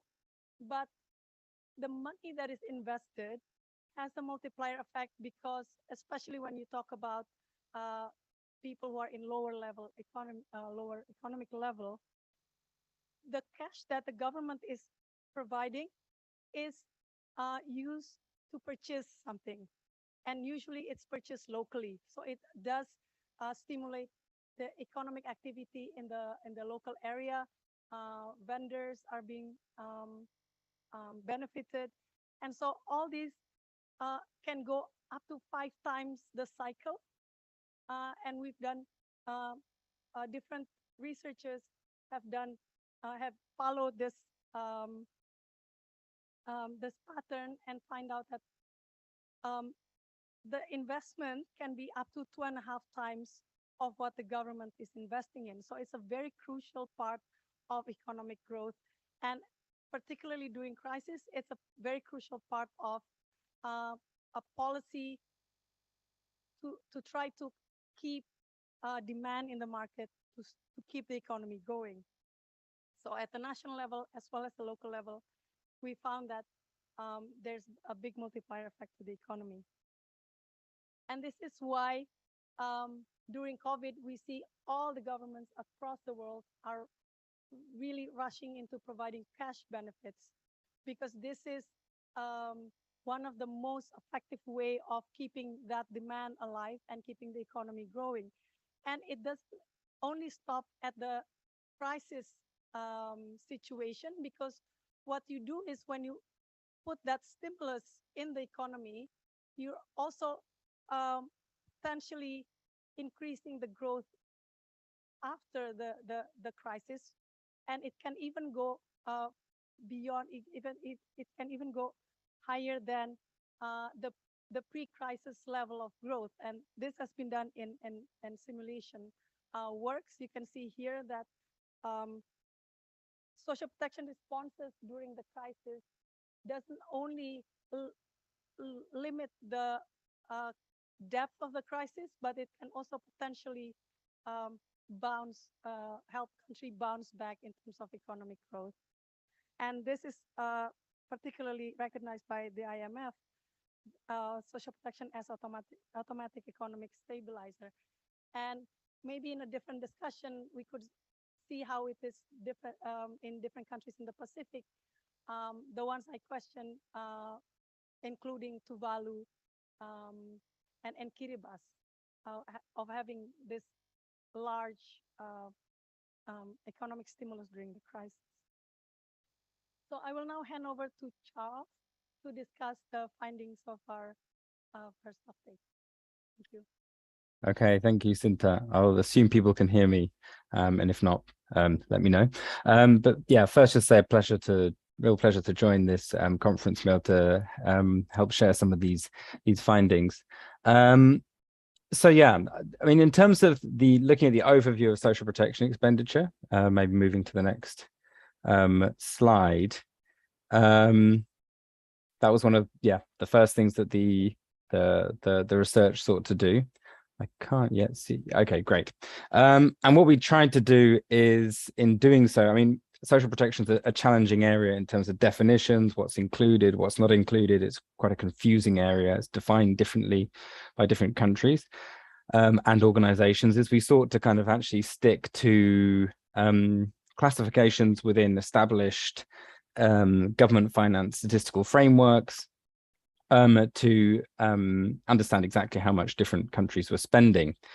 So in a sense, we look at social protection from two different dimensions. We look at what kind of benefits are provided, whether they're social insurance benefits, but actually in this case here, for various reasons, that doesn't include provident funds. Discussion I'll be happy to come back to. Social assistance benefits, which is another way of describing those budget finance, non-contributory tax finance benefits, or more the public servant benefits, also financed from taxes. Those are kind of three key categories of the kind of benefit. The other way of looking at it is in terms of the function of those benefits, and that really relates back to what Sinta was saying about the different kind of risks that they address. Is it sickness and disability? Is it old age? Is it issues related to family and children? Is it unemployment, for example? Just to note, the analysis in focusing on social protection, that function as understood by government finance statistics frameworks, doesn't include healthcare, doesn't include scholarships, school feeding, various subsidies, which are sometimes included under the title of social protection. And also we were focusing on longer term schemes rather than the more kind of short term COVID specific support. So moving to the next slide.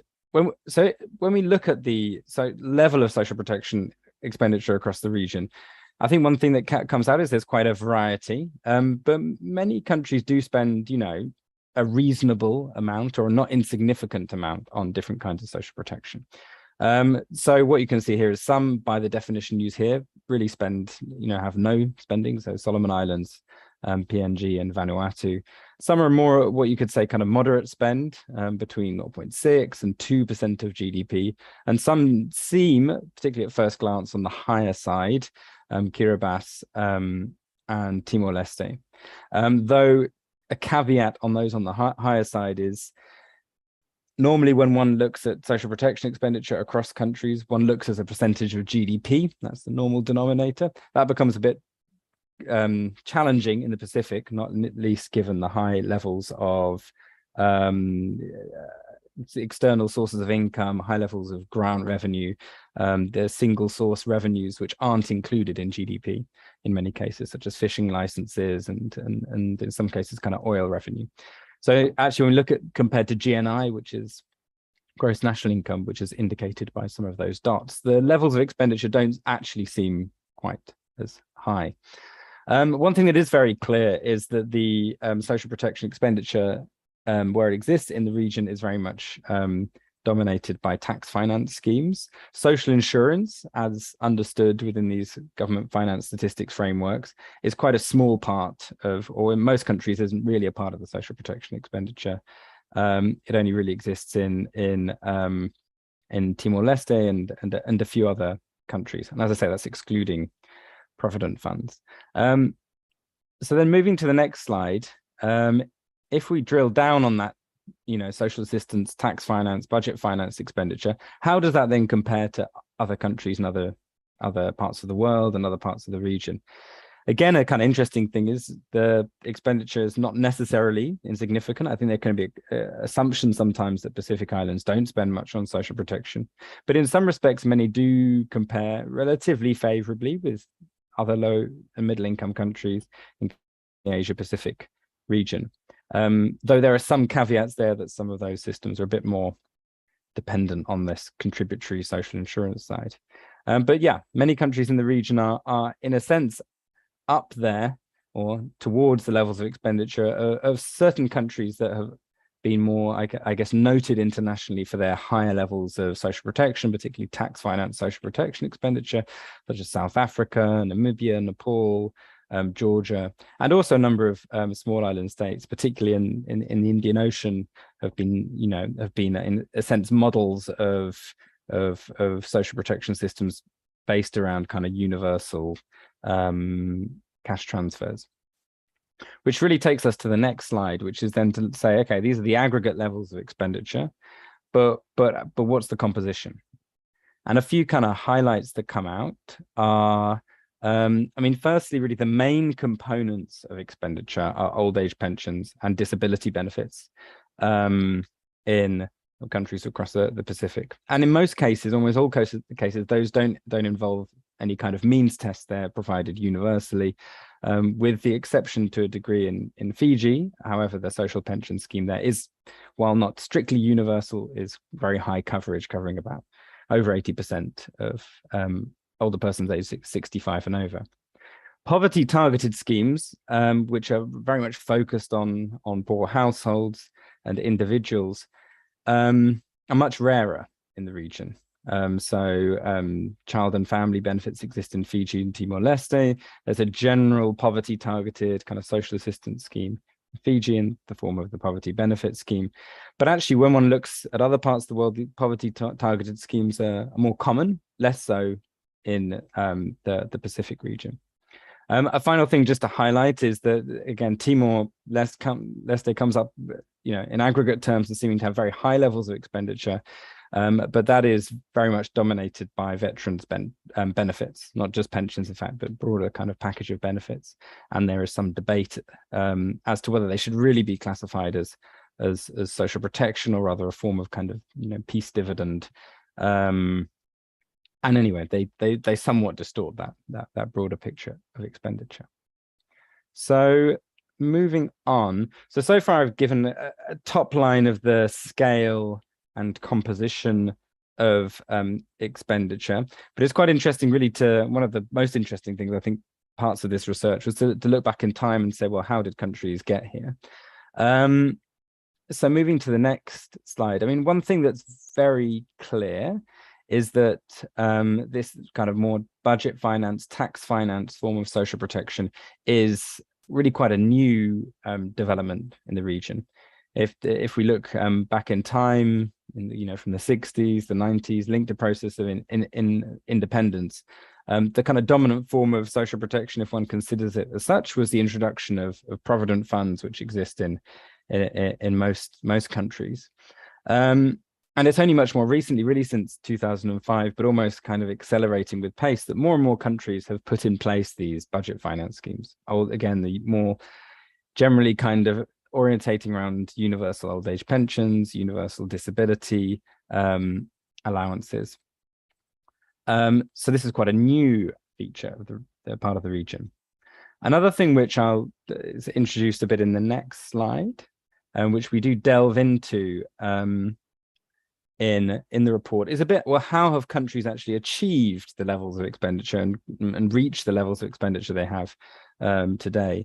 I mean, and this partly comes in the context of countries that might be considering expanding social protection expenditure, expanding those investments. And often this can be understood in a bit of a kind of, as a kind of all or nothing kind of scenario. Well, how much does it cost? Can we afford that today? Whereas in fact, I think one thing we find, and here's the kind of Fiji example, really just looking at less than the last decade, most countries seem to have kind of incrementally expanded their systems over time. So you see actually Fiji had levels of expenditure around 0.3, 0.4% of GDP until about, from 2013 to 2017.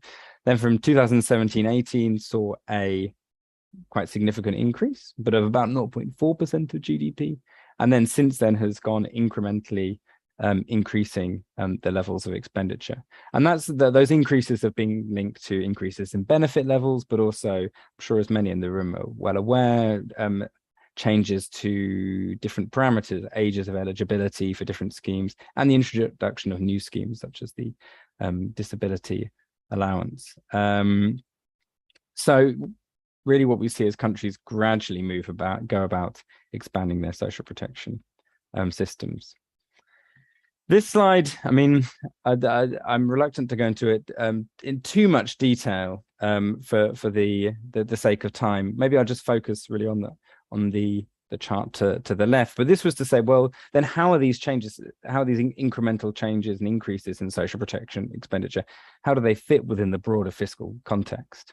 And there really we're looking at the total government revenue in red, the within that level of social protection expenditure in kind of dark blue, and then we've got the kind of national deficit in green. And maybe I'll just summarize the key headline is that yes, while, for example, the larger increase in social protection expenditure in Fiji came in a year of a higher level of deficit, which might instinctively imply, oh, well, maybe this was one of the causes.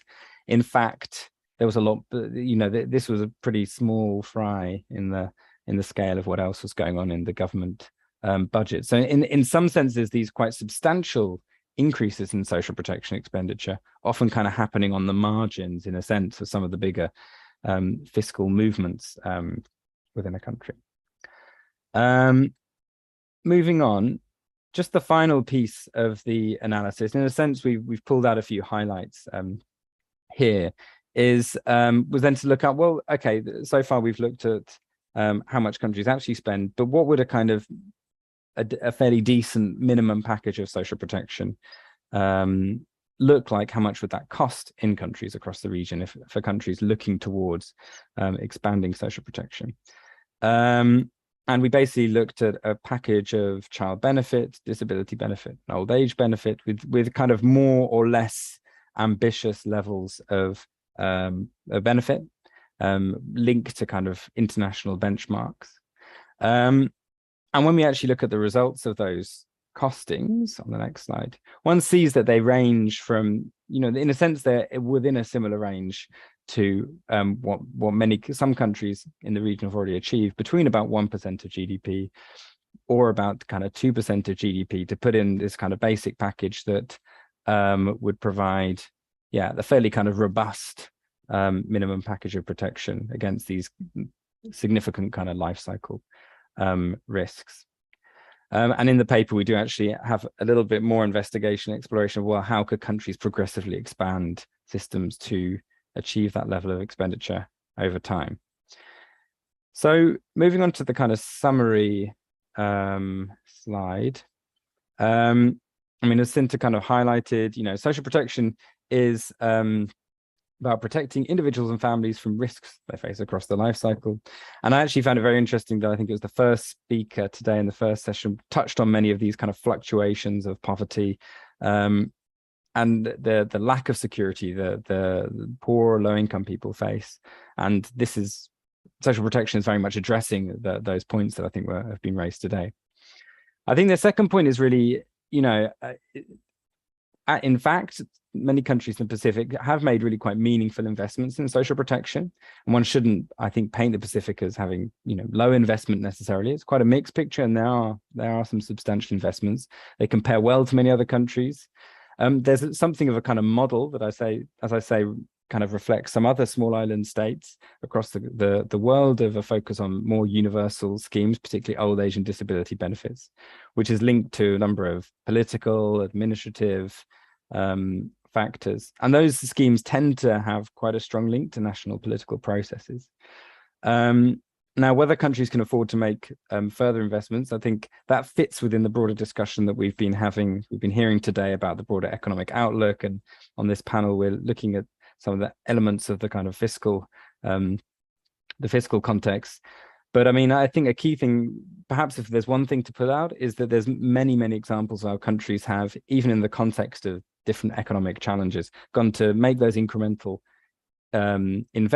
increased investments over time that have gradually built towards a larger social protection investment. So I will leave that there. Thank you very much.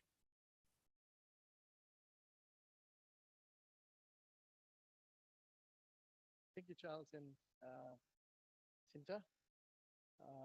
We'll have the second presentation. Alexandra and Reginald, please.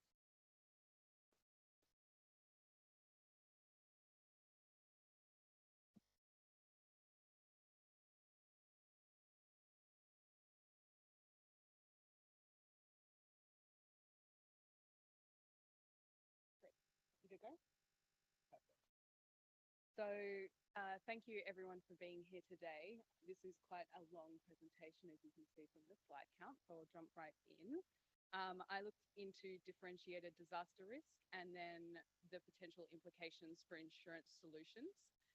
My name's Alex. I'm a master's student and a student assistant with the Pacific Insurance and Climate Adaptation Program through the United Nations University in Germany. And my colleague Reginald behind me is with the UNCDF in the same program, and UNCDF leads the PCAP program. So brief overview of the presentation and then a bit of a background. So we know the Pacific region is really highly exposed to hazards, and combined with vulnerability, it means that it's very at risk to disasters, and Fiji is obviously no exception. This risk translates into financial losses. So the average annual cyclone losses for Fiji are about 1.6% of the GDP, and the average annual losses for flooding are about 4.2% of the GDP in Fiji. And then we have these really major events such as Tropical Cyclone Winston, and this resulted in losses of 20% of the GDP. So really big financial impacts of these disasters. And one of the mechanisms at the moment that's being used to manage these impacts is parametric insurance. So I'll invite Reggie to introduce that and the program. Thank you, Alex. Good morning, everyone. So just giving you a brief overview of the Pacific Insurance and Climate Adaptation Program. So this is a market development program focused on climate disaster risk financing and insurance. So this program is jointly implemented by UNCDF, UNDP, and the United Nations University. So the UNCDF is the lead agency, whereas the UNDP is our administrative agency, and we receive technical support from United Nations University through the Mini Climate Insurance Initiative. So the reason that this program was formed, because as Alex mentioned earlier, the Pacific face a lot of risks due to natural hazards, which leads to economic losses. So like while some people individually, they tend to recover because they have some sort of financial mechanisms to fall back onto. But many of the low income and mid income households, what happens to them is they don't have anything to rely on. So they mostly depend on the government grant and like donor aid, etc. So PCAP was implemented to ensure that these low and middle income earners, they have some sort of financial mechanisms as well to fall back onto. And that's why the program launched a parametric insurance product to which is suitable for the low income earners. So our main donors are the India UN Development Partnership Fund, the government of Luxembourg, MFED, DFED, and the government of Fiji. So just to give you a brief overview of the program, so UNCDF has been operating in the Pacific from 2008 in the form of Pacific Financial Inclusion Program. So from there onwards, PCAP is the successor of the Pacific Financial Inclusion Program. So last year, we managed to launch our first parametric microinsurance product in the market, like in the Pacific market. This was launched in Fiji, and despite the pandemic last year, we managed to still onboard 1,388 Fijians for this product. This product is also like the first insurance initiative in Fiji to be fully using the digital onboarding platform. The platform that we use is called I-Onboard platform, which is developed by I.T.S. So some more achievements of this program include that this program has been given like a VAT exemption by the Fijian government. So this is not only in the Pacific, but globally it is a big thing, because before the launch of any product, there has never been like VAT exemption given by the government before. So this is like a good achievement for the program. The program is currently operating over the regulatory sandbox for RBF. So this is where we'll test this innovation, and if this innovation is like successful and if it's found useful for the people, then we'll go on to scale. The PCAP program has also partnered with the World Food Program and has launched the Social Protection Insurance, which covers approximately 274 social welfare beneficiaries as well. So for those who are wondering what parametric insurance is, so parametric insurance is a type of insurance policy that protects the policyholder from occurrence of a predefined event. So like unlike other insurance policies, parametric insurance like follows a predefined event. For example, if you are getting a parametric insurance for category 3 cyclone within like a 50-kilometer vicinity of your house, so that's your predefined event, category 3 cyclone and a 50-kilometer vicinity from your house. So if that trigger is met, you get a payout. That's how parametric insurance works. So the purpose is to provide quick cash after a catastrophic event. So because it is with a predefined event, sorry. Something's happening with the mouse.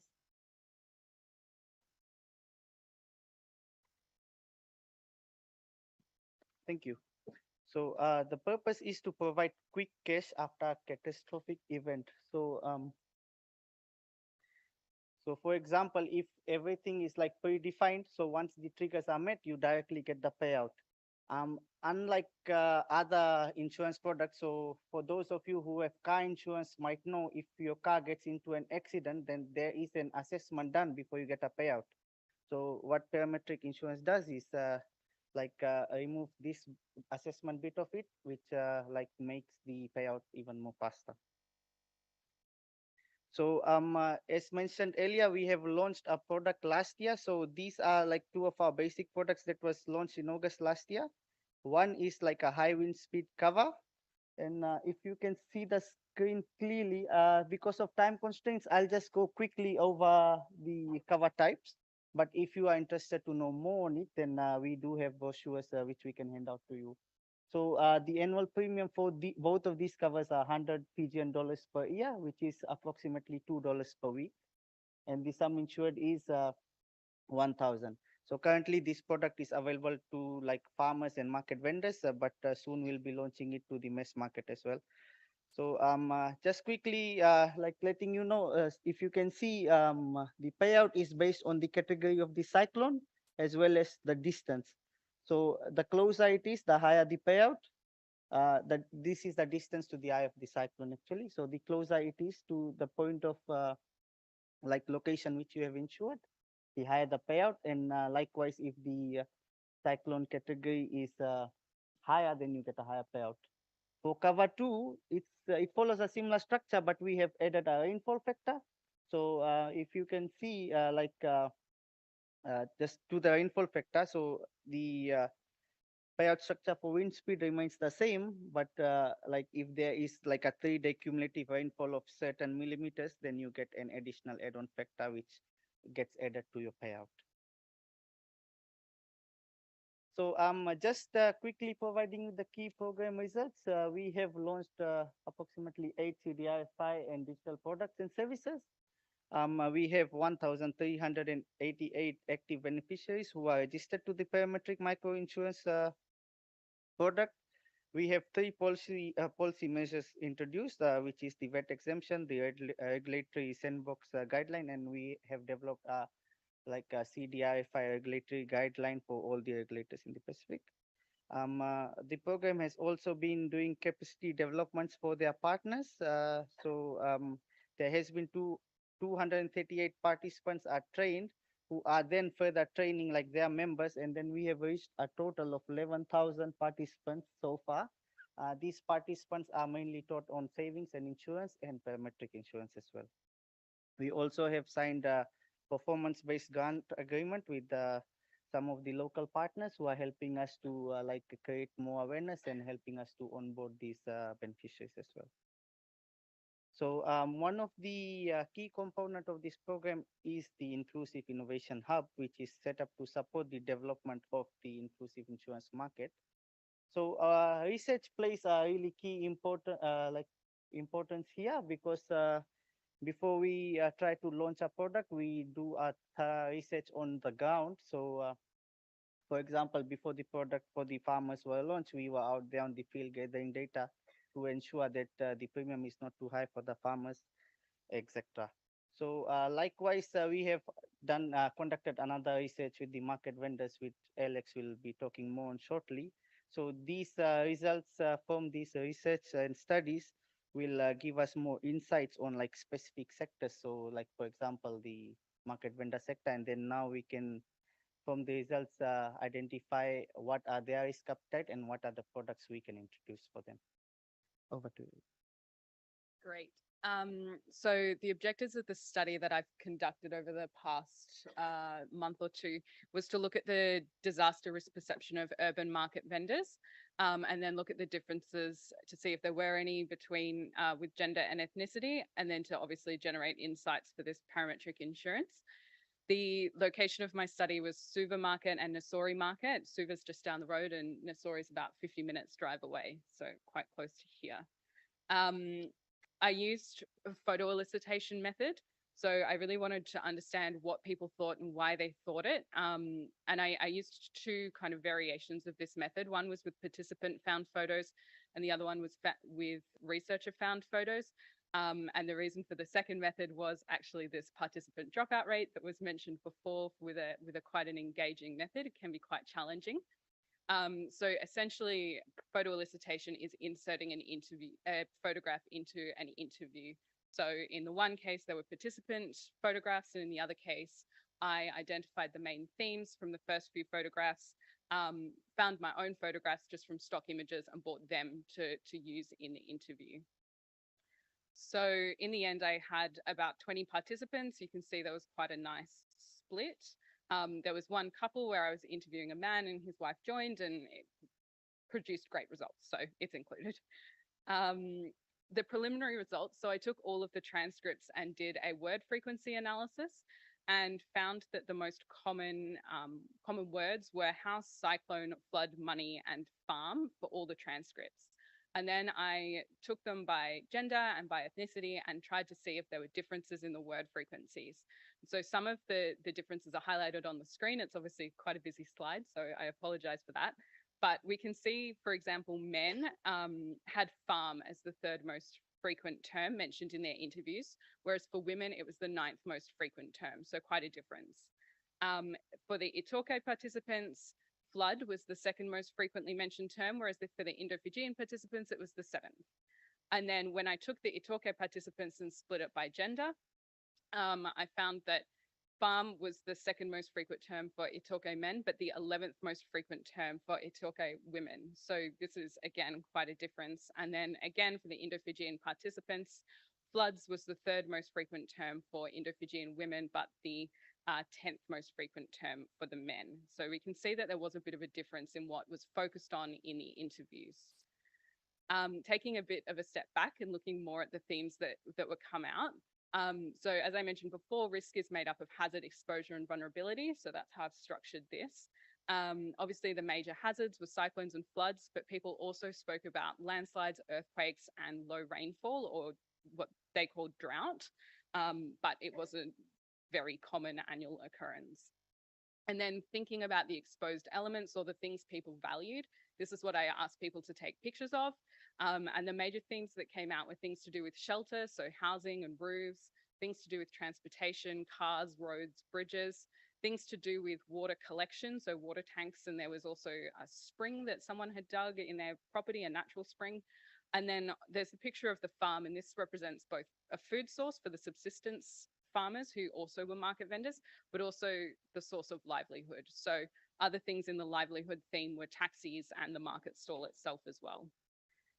And then for vulnerability, there was quite a difference in the level of sensitivity between participants. Some people's houses were really badly impacted by disasters. Other people said, this isn't a problem for me at all. Don't worry about it. Kind of why you're speaking to me, which was an interesting outcome. There was some differences in the impacts on farms. So some people had very small farms and they were really badly affected by hazards. Other people had really big farms and a great variety of produce and found that actually if one part of the farm was impacted, they always had something else. So their risk perception was not so high for their farms here. COVID was an interesting factor. Obviously COVID was going to come up in the interviews, but I didn't necessarily prompt for it. For some people, COVID was a big reason for income decline and an increase in vulnerability, whereas for other people, COVID was a coping strategy to help them having lost their jobs in other sectors. The other coping strategies mentioned were digging drains, tying houses, putting shutters on windows, and these were fairly common across the board. One of the interesting things that came out is most people don't have financial strategies to manage their risk for disasters. Those that did have savings were saving for the next event, for their children's education, for a lot of the cultural events that happen in their village that they need to pay for. So disasters wasn't really in their mind as something that they could save for. I think everybody recognized the need to have some money after a disaster, but it wasn't something that they could really plan for. And then interestingly, and maybe this ties in a little bit, the costs to recover, most people said that the costs to recover after a disaster for their house and for their farm weren't necessarily that high. They could reuse a lot of the material around them in terms of the farm. They could get cuttings and seedlings from friends and neighbours and also the Ministry of Agriculture. But what was the big financial problem is the time it takes for everything to regrow. So in this time, they'd have to use their savings.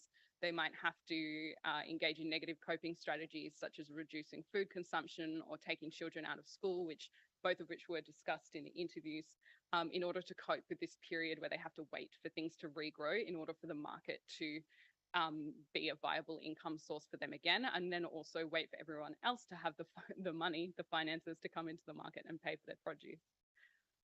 So the implications for insurance are that insurance obviously could have a key role here as a disaster risk finance strategy. Most people did have some form of insurance or at least knew what it was. But there are implications for the differences in what people really thought about the hazards that they cared about and also the vulnerability. So for people who really prioritized cyclones, saw that there was a big risk from cyclones, very much cared about it, then this product could be really useful. For people who saw that there were impacts from cyclones, and you can see the quote on the top there, they saw that there was an impact, but their immediate challenge was low rainfall. It was drought, and insurance isn't something that can pay out every year. It's not financially viable. That's not how it works. So in this case, parametric insurance probably wouldn't be the product for them, and other coping and adaptation strategies need to be found. And then in terms of the differences in vulnerability, obviously with the income, it affects how much people can pay and whether they can pay for the product.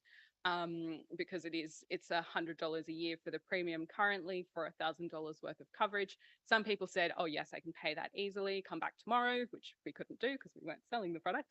And other people said, oh no, actually I can't, like that's not something I could pay. I'd need a lower amount.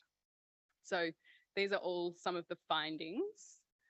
And then just briefly, reflections on the method. So it was a bit of a creative method. It was one of the first times I think it's been done in Fiji. I think there's been one in tourism and in the Western Division. But it was very interesting to do. There was a lot of space for participants to bring in their ideas. So while I did have this interview guide, because I did want to focus on hazards and exposure, vulnerability, coping in these main topics, the actual items and things that people spoke about was really driven by them, and I didn't bring in my bias. Obviously, I'm external, I'm from Australia, and I had some Fijian research assistants who helped me, but I didn't want to bring in my perspectives in that way. Also, because I gave the participants a briefing and then came back, there was a lot of time for them to think and reflect on their responses. So it wasn't just, hey, will you speak to me? Cool, you need to think of these responses quite quickly, which might not get the most accurate or the best data possible. So I thought this was good. And then also the consenting to participate. So informed consent is obviously a really big part of qualitative, well, of all research. And I thought that this method, asking people to go away, do something and come back, those that didn't want to participate didn't. And I did have a very high dropout rate, which I will get to. And then obviously with the pictures, there was this opportunity for engaging results beyond text. So quickly to the challenges, it was time consuming for me. So had to go, and my research assistants had to go back and forth to the markets many, many times. For the participants who did have to think about it, some people didn't have the time. They either had other things to do, they had family events, village events, didn't have their phone for the week that I was there because it was all done on smartphones, which is also one of the limitations. And this led to this high dropout rate. So I think I recruited over 35 people and got 20 interviews. So quite a high dropout rate. And then it was expensive as well. So I printed out the photos, which cost quite a bit of money, the cost of transportation. But in the end, I think it was nice because the participants were able to take the photos home, and I was able to print other photos that they wanted as well. So briefly, in conclusion, I'm going to take the results and do a more thorough qualitative analysis on it with content analysis, and then the results can be integrated into the PCAP project, into future pilots, or how to adjust this parametric insurance, and then Reggie will cover the PCAP side. Yes, so from the PCAP side, we have 16 new grant funding projects planned for this year, and we are also planning to expand in Tonga and Vanuatu. So like I said earlier, the innovation hub has been created, and now we are intending to do more research through the innovation hub and get more analysis on different sectors. And also, like, we are trying to support the development of the DRF strategies by national governments. Thank you.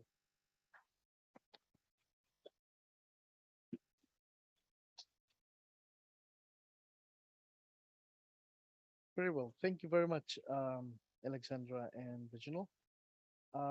We into the very last presentation before lunch. And now I invite Alexandra Dyant from Lowy Institute to talk about Pacific Islands debt financing post COVID-19. Thank you.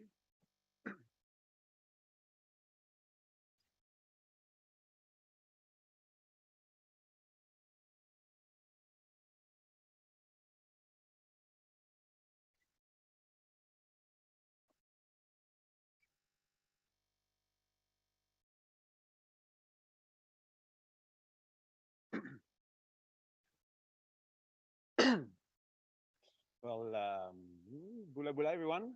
My name is Alex Dayant, and so I'm a research fellow at the Law Institute. It's a foreign policy think tank based in Sydney. And the first thing to say is that it's good to be back in Fiji. Really, thank you very much to the Dev Policy, to USP, and to Fiji for being such an amazing host. Honestly, we're having like with my colleagues, we arrived like 2 days ago, and we're having just an amazing time. So, Binakavi Kalevu. Look, today what I'm going to do is to provide a short presentation on some research that we've done here at the institute, looking at the economic impact of COVID-19 on the debt situation in the Pacific, and what will be needed to enable the region's economic recovery in the years ahead. So in this presentation, I will basically try to answer two big questions. First, does the Pacific face a looming debt crisis? And what can be done to support the region's economic recovery? So it's quite a big program. I might just jump straight into it. The first thing is actually to provide you a bit of context. So I know that Stephen and Charlene have given you a bit of, you know, a bit of information this morning, but I'll just try to complete it very quickly. And how do I do it? Oh yeah, here you go. And so, well, you know, the economic crisis unleashed by the COVID-19 pandemic has hit the Pacific especially hard due to the region's reliance on a narrow set of external income sources, such as, you know, tourism. According to the IMF, the International Monetary Fund, the Pacific has experienced an economic contraction of around 8% in 2020, and with a slow 0.3% recovery in 2021. As you can see in the first graph on the left, countries with the greatest reliance on international tourism were the most severely impacted. So, I mean, you guys know, like Fiji's economy had contracted by 21% in 2020, Palau by 11%, and Vanuatu by 8%. So, you know, in addition, you had weaker commodity demand and disruption to supply chain and major infrastructure that's all added to, you know, this economic burden. And as you can see on the second graph, on the IMF forecast, real income per person in the Pacific would not recover to its 2019 level until sometimes after 2025. Actually, at the Law Institute, we've made some calculation, and we believe it's going to be even longer, until 2028. So, you know, it looks like the economic damage from the pandemic is going to be long-lasting. And you know, like elsewhere in the world, Pacific government have sought to respond to the economic impact of the pandemic with stimulus packages aimed at keeping the economy afloat through the depth of the pandemic. As you can see on the right, Fiji, PNG, Tonga, and Vanuatu, for example, have announced or had announced at the time packages equal to 8, 6, you know, 5.6% of GDP, respectively. The composition and the structure of these packages varied, but in general, they comprise the mix of, you know, of government, banking, pension, and monetary easing measures. Some government has subsidized the salaried of laid-off workers. So, you know, in Vanuatu, they had the Employment Stabilization Payment Scheme.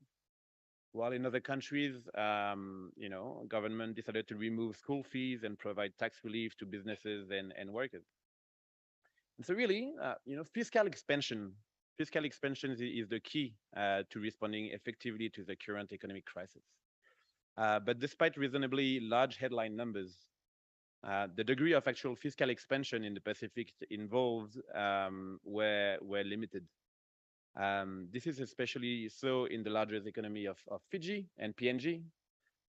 In Fiji, the government had ramped up, you know, borrowing dramatically, but largely in response to collapsing revenues. And in PNG, the government tried to keep the budget deficit contained.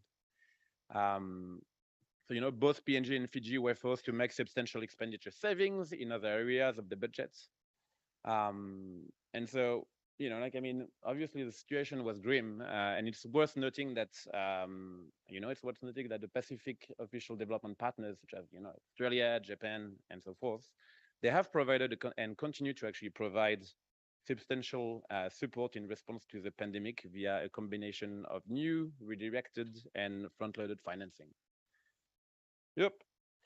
So when I calculated this last year, so that was late last year, the contribution of Pacific Development Partners was equivalent to roughly 3.3 billion US dollars in COVID-19 related financing assistance, which represented at the time, like around 10% of the region's GDP. Sorry, French accent.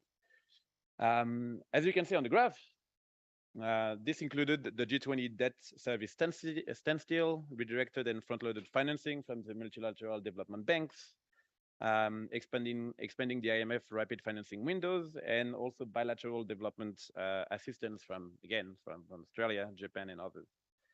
And despite this, the fundamental limitation here is one of scale. With the international support made available at the time, largely only enough to plug the immediate financing gaps caused by a drop in government revenues and external income. So now, now that we have a bit of context, and sorry, it was a bit grim, but now that we have a bit of context on the economic situation in the Pacific, we can try to answer the first question. Is the Pacific facing a looming debt crisis? So as Sunil Kumar mentioned yesterday, Sunil, good to see you. Globally, there is a widespread concern of a looming debt crisis in many parts of the developing world. And international attention is focused on the need to coordinate substantial debt relief. The question for us today is actually to know whether this can be extended to the Pacific. Does the Pacific share the same, the same concerns? Well, I'm sorry to say that there are actually reasons to be concerned. Prior to the pandemic, most Pacific economies were already considered to be at an elevated risk of debt distress, according to the IMF and the World Bank. This is mostly due to structural factors. One of the developmental characteristic of the Pacific is its extreme geography, and because of this, you have incredible small size of countries, in many measures. So GDP, population, land, those economies are remote from international economic centers. There's a dependence on, as I mentioned before, on a narrow set of incomes, such as, so you have tourism, you have aid, remittances, and also there's a high vulnerability, to negative effect of climate change, as my fellow panelists mentioned before. The economic of the situation give rise to some of the highest development financing needs in the world, while also greatly reducing the ability of Pacific economies to sustainably carry large amount of public debt. And this is why the region relies heavily on development financing, which often comes under the form of additional external debt. Now, for the non-economists in the room, public debt sustainability is generally considered as the ability for a government to fully service its debt obligation without the need for unrealistic fiscal adjustments or the compromising of long-term development objectives. And so in the Pacific, really, debt sustainability risk, as assessed by the IMF, has been rising over the past decade. As you can see on the graph on the right, this is the distribution of the IMF debt risk rating across the Pacific. And you can see that in 2011, there were actually 2 countries in a situation of debt distress, of high risk of debt distress, according to the IMF. And today, 7 out of 9 countries, Pacific countries, are assessed as being high risk of debt distress, meaning that, the IMF believes those countries might face difficulties to service the debt in the future. So I know the situation looks a bit grim, but don't worry. There are also some good signs and some promising signs for the debt of the Pacific. And the first thing to note, is that unlike many other development parts of the developing world, the Pacific did not engage in substantial borrowing from international private creditors prior to the crisis. As such, the Pacific does not face the same complication than other countries in negotiating debt relief. China has become an important source of external loans in the region, But the Pacific doesn't appear to have followed the pattern seen elsewhere with bilateral loans from the PRC mostly provided on a semi-concessional terms. It means that basically Chinese loans are actually cheaper than elsewhere. In addition, a favorable factor for Pacific debt sustainability is the fact that the region mostly relies on official development partners when it comes to public sector borrowing. For most Pacific country, debt owed to development partners constitute the vast majority of their external debt of their debt obligation, as you can see on the graph. Only PNG and Fiji have access to borrowing from international private creditors. PNG and Fiji also are also the only countries to borrow domestically to a large extent. However, both still borrow predominantly from development partners when it comes to external debts. And as you can see on this graph on the left, that is made from data from the Pacific Aid Map. I'm just plugging another research that I'm working on. Great research. If you have time, go and Google Pacific Aid Map. You'll find an amazing tool that will help trace international flows to the Pacific and aid projects to the Pacific. It's amazing. Where was I? Oh yeah. So as you can see on the left, the ADB is the largest single external lenders in the Pacific, and together with the World Bank, they account for 60% of all new loans to the region in recent years. China, for its part, has become a major source of new loans over the years, and it is the first largest bilateral lender. Much further down the scale, you have Japan, but also Australia that has recently provided bilateral loans to the Pacific. Though prior to the COVID-19 pandemic, it only had extended a single bridging loan to PNG.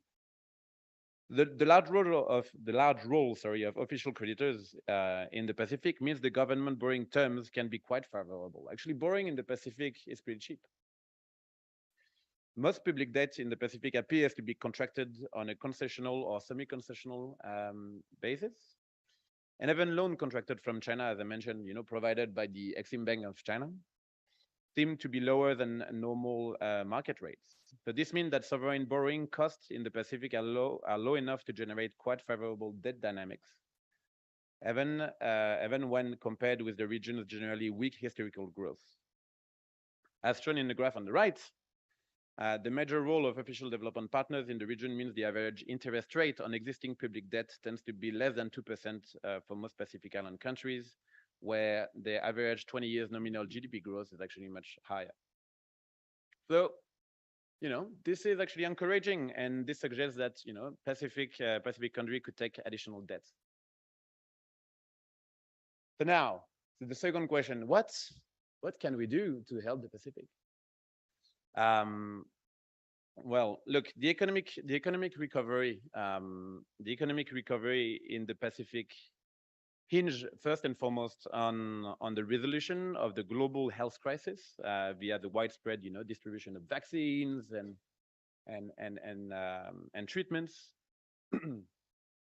But it also depends on the strength of the economic recovery more broadly, especially in key regional economies like Australia, New Zealand, and China, as they tend to represent critical source of external income, such as via trade, via tourism, but also via remittances. So if those economies are going well, then there's a chance Pacific economies might go well as well.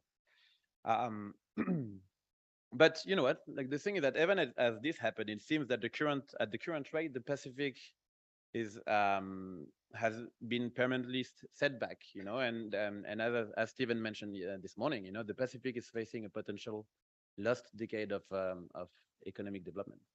I don't want to sound dramatic, but this is what's happening. And so, but there are ways out of this, and this is good. In this kind of situation, fiscal stimulus is the standard macroeconomic prescription for enabling stronger economic recovery. And as we mentioned before, Pacific economies cannot always borrow on external capital markets.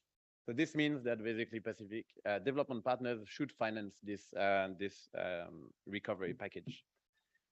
So how large should this recovery package be? Well, fiscal multipliers, Cinta in her presentation before talked about the multipliers. Well, fiscal multipliers can be used to estimate the scale of the support needed. And again, for my fellow friends, the non-economists, a fiscal multiplier, is the ratio of change in national income arising from a change in government spending. I mean, to be honest, I checked this definition online this morning on Google. But basically what it means is that if the government, imagine that you have a fiscal multiplier of 1. Like if the government invests $1 in the economy, then it can expect to receive $1 at the end. But if you have a fiscal multiplier of 1.5, then you put $1 in the economy, and then what you got is $1.5. Amazing. So, the reality is that now, there are no clear studies of fiscal multipliers in the Pacific, so we had to create our own. And we believe that the size of the fiscal multipliers nowadays in the Pacific could be actually high, between 1 to 1.5, because we are in the time of recession, like the economy is running lower than what it could. And so, taking this, taking a 1 or 1.5 fiscal multiplier, we estimate that the regions will need a recovery package of around 2.3 to 3.5 billion US dollars over 3 years for the Pacific economies to return to their pre-pandemic economic trajectory. So as you can see on the left, each country in the Pacific requires a different level of stimulus depending on how badly their economies have been hit.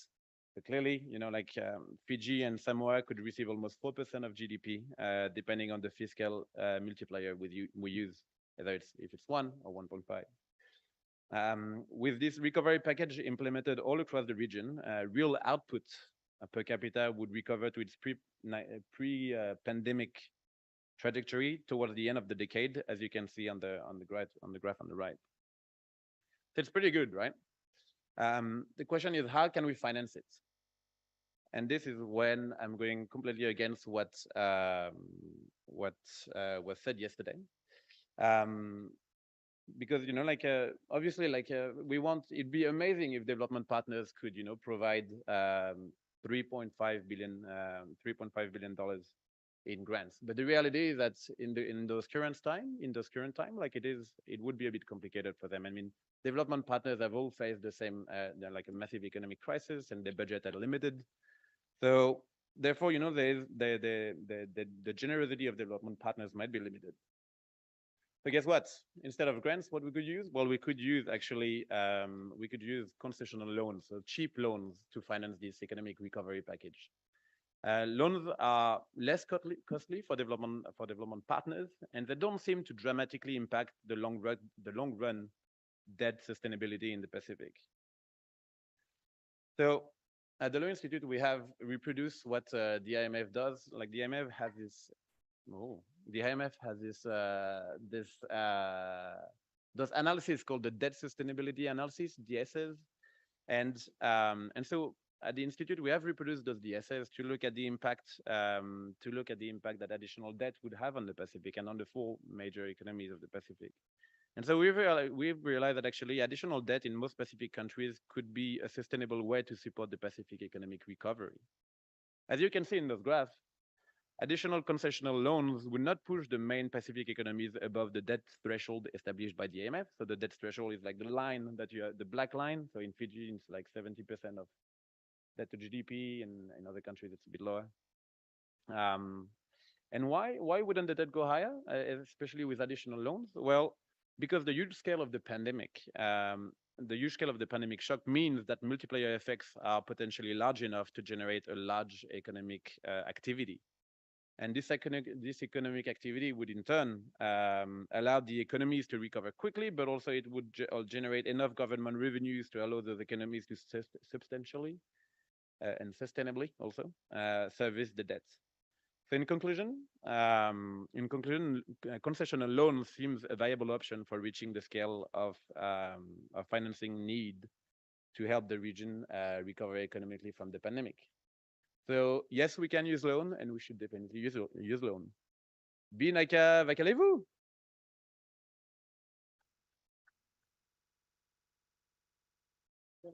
Thank you.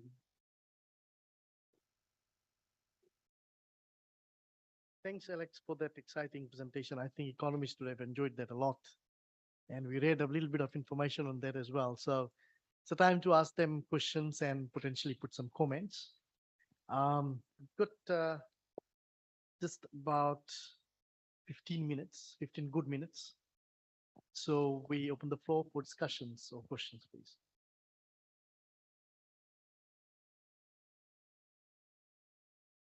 Sorry, my name is Thomas Wangi, and I'm from Australian State University.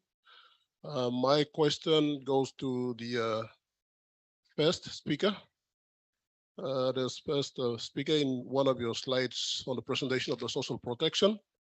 I think there was a slide saying that there's zero or no spending on social protection for Papua New Guinea.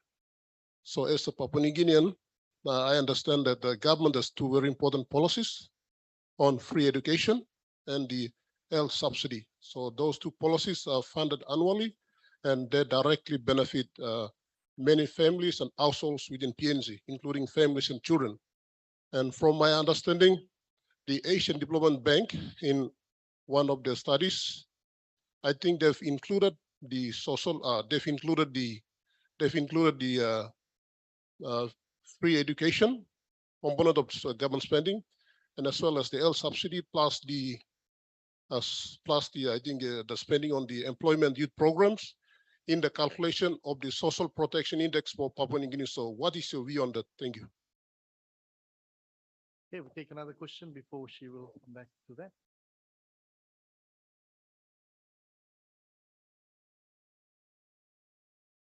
Yes, there's someone there.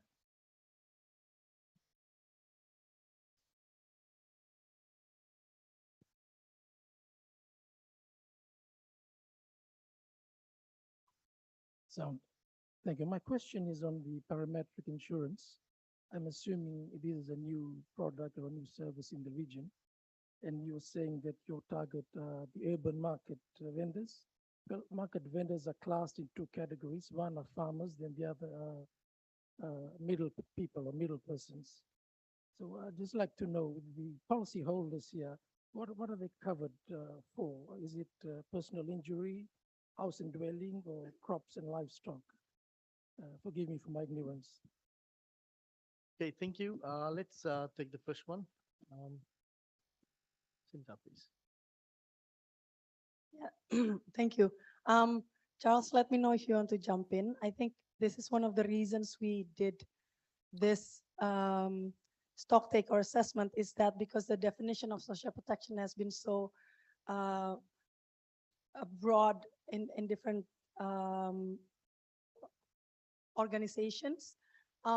We did not for sure put in budget for education and health as social protection, because for us it's quite clearly education sector, health sector and social protection sector should be different. And we kind of try to use the definitions that are consistent with government financing classification.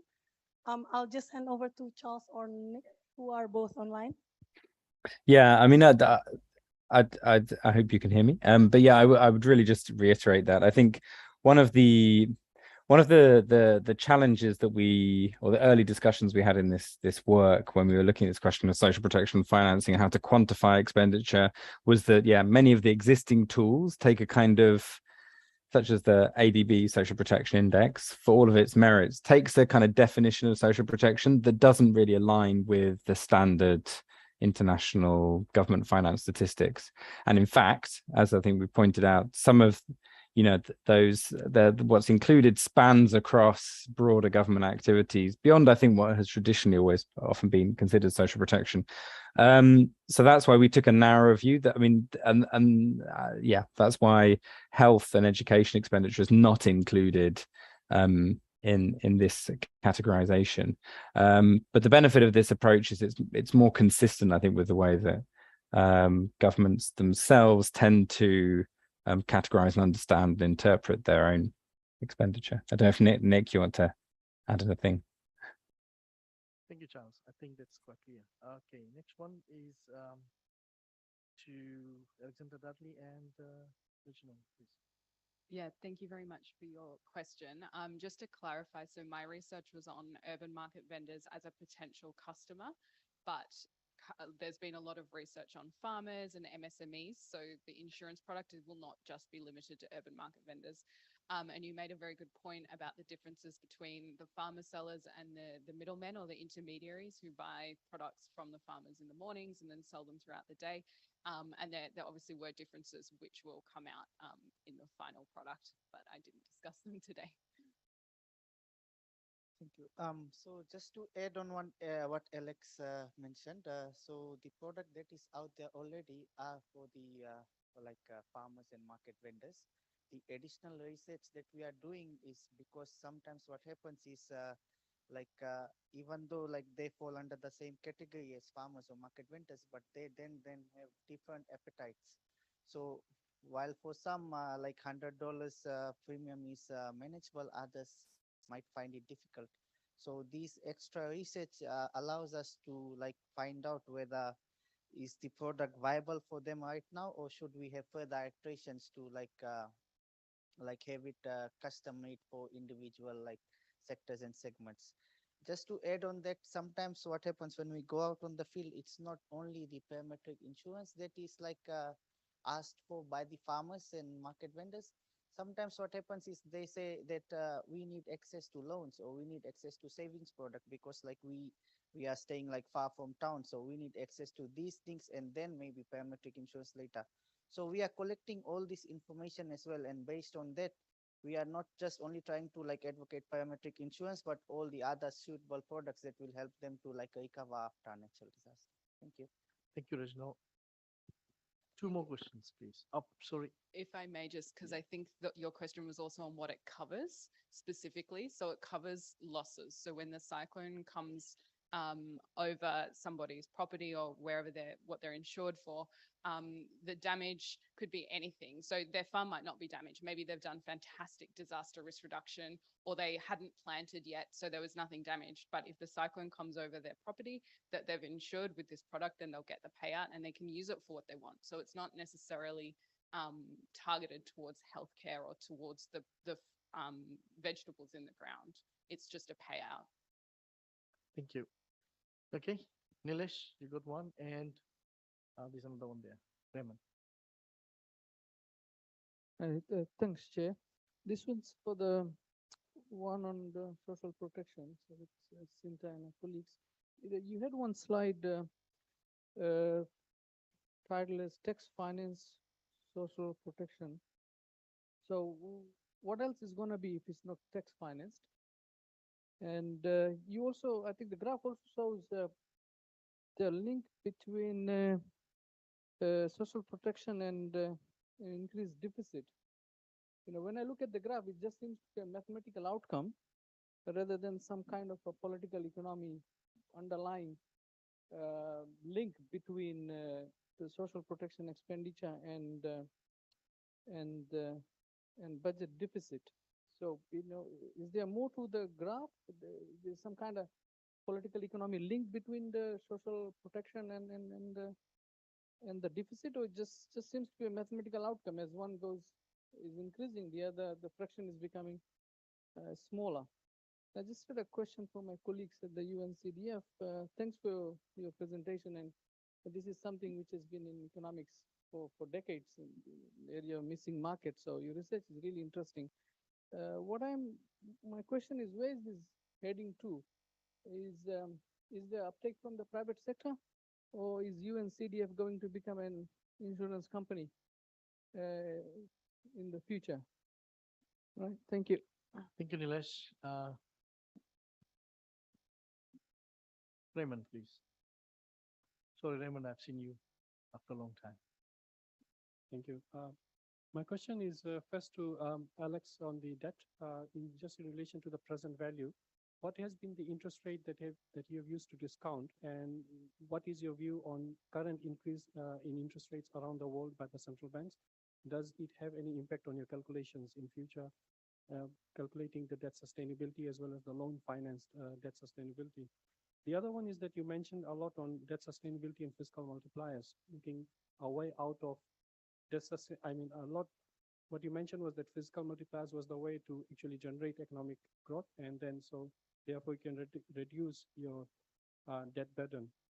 The question to me, I mean, the question that I want to ask you is, in fiscal stimulus, you have looked at fiscal multipliers, but then given the Pacific economies, all of the economies that you have studied have very huge import content, or what we call is leakage factor in the economy. So fiscal multipliers probably will not hold beyond one, given that a lot of your consumption, investment, even exports, which are import-based, will actually leak out from the economy.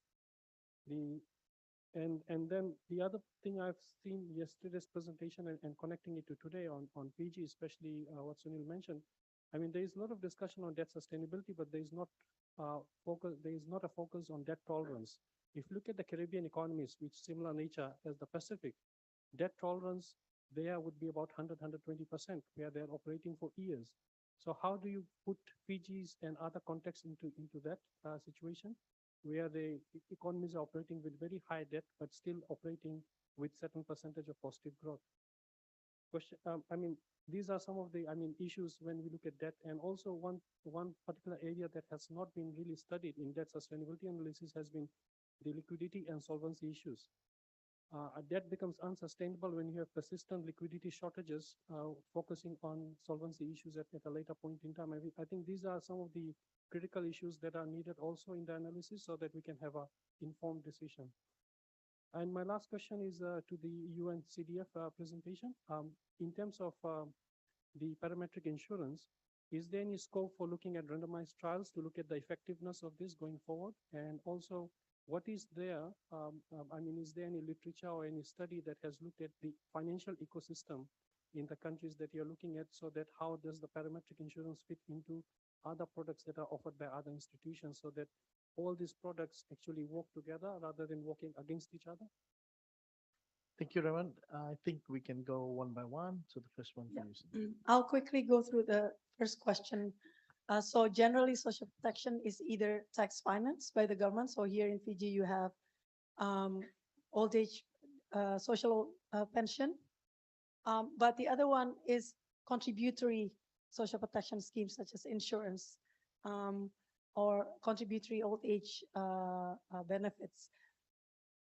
So for the second one, I think Nick would be the best to answer.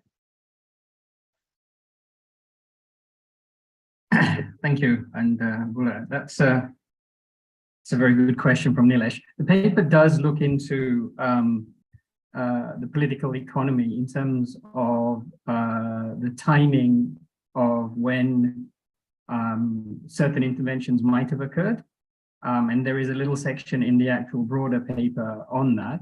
But I think the purpose of the chart in terms of linking the deficit to the level of social protection wasn't particularly from a point of view of the political economy. I think it was more of a demonstration of its potential for being sustainable, in the sense that the actual costs of social protection are relatively low compared to other aspects of things that are driving these deficits. But yes, in the paper, in the broader paper, we do look at some of the potential political economy aspects of the timing of some of these SP interventions. But I think the point of that graph is that even then, the impact that they had on the overall deficits was relatively limited. Thank you. Reginald and Alex. Thank you. I'll just try to answer all the questions that were provided to UNCDF. So first, on the uptake of private sector, my apologies, I forgot to mention that the product is actually offered by Fiji Care and Sun Insurance. So what UNCDF does is UNCDF just helps them build their capacity and ensure that like the insurance companies can provide the product to the market on their own. And because since the program is just for 5 years only, and then further down the line, we want it to be market led. I'm hoping that does answer your question. And as for the other two, has there been any randomized trials for the parametric insurance? before developing the product, we actually like did an analysis like based on the cyclones in the past, like with Winston and Yasa, whether like the payouts will be made to how many people, like in which tikina, which province, etc. So we do have that data, but that's a kind of an internal data which I'm not sure if we can share right now. But for the effectiveness of this product, we'll have to wait for an event. And like we can say, fortunately or unfortunately, last year, there wasn't any cyclone to actually like test out how people are like, how effective is the payout and like all the other mechanisms. But that only can be found out once there is a cyclone like in Fiji. But then again, it comes like to the question: do we want a cyclone? Do we don't want a cyclone? It's another thing. And as part of the like as far as the research is concerned, yes, we did do some demand studies. These reports are available on our website. So we did go out to like farmers, fishers, and MSMEs in Fiji, Tonga, and Vanuatu. We did ask them like whether parametric insurance would be suitable for them, or whether do they like it like uh, uh, combined with savings or combined with loans, or like do they have any financial institutions which they trust and they only consider getting products from them, etc. We have those analyses done. You can find the report for Fiji and Vanuatu on our website, but for Tonga one, we are just finalizing. And currently, we are also doing research in Fiji with the MSMEs. So once the report is done, we'll also publish that on our website. I hope that does answer your question. I'm happy to take any more. Before we take any further questions, there's something for Alexis. Yes, thanks, Raymond. And good to see you. Like, so you had three questions. The first one was the debt, and I mean on the interest rate. Sorry. So I mean, I'd be very happy to share this paper. We have like assumed we've tried to follow the IMF ES's assumptions with respect to like interest rates. But you're right to mention that in the future, like there might be a rise of interest rate, and so like what I think would be important would be to see development partners, especially multilateral development banks, to be a bit more ambitious with their balance sheets. So it means like, maybe instead of like providing, instead of increasing the interest rate, maybe take a bit of the cuts of the interest rate that will rise overseas, but like continue to provide a low interest rate to developing countries. And I'm happy to talk about this just after the presentation if you want. With respect to the fiscal multipliers, again, I think you're right. Like in the paper, we've described exactly like why the fiscal multiplier is so high, but also like why how could we sustain those high multipliers? And as Sunil mentioned yesterday, like if we invest in the economy, we need to make sure that the money remains in the economy. We need to make sure that there are no like political like it's not like there's no political economy to it. Like, I mean, we need to make sure that this money remains and benefits the Fijian people, like the Pacific people. So I think that, like the economic recovery package should be directed at, activities that are productive, like productive investment, like with high economic return. So for instance, I know that in the Pacific, you have infrastructure investment pipelines. And so we could really focus on those particular projects. And then after, with respect to liquidity and solvency issues, well, this paper is very much about the long-term solvency. Like we show that there is no issue in the long-term solvencies, but at the moment, what's problematic and what's worrying in the Pacific is, you're right, like the short-term liquidity. And so this is why we think that, like more, obviously, like more aid, more development finance is needed, but especially to help, to help them like have a sustainable debt situation in the long term, but also in the short term, to make sure that government don't do actually cuts in programs, like social protection programs, or like programs that are needed. We need to make sure that those governments have enough liquidity to support those programs at the moment. Yeah. But again, happy to actually chat after the presentation. Thanks, Alex. Very last question before we break out for lunch.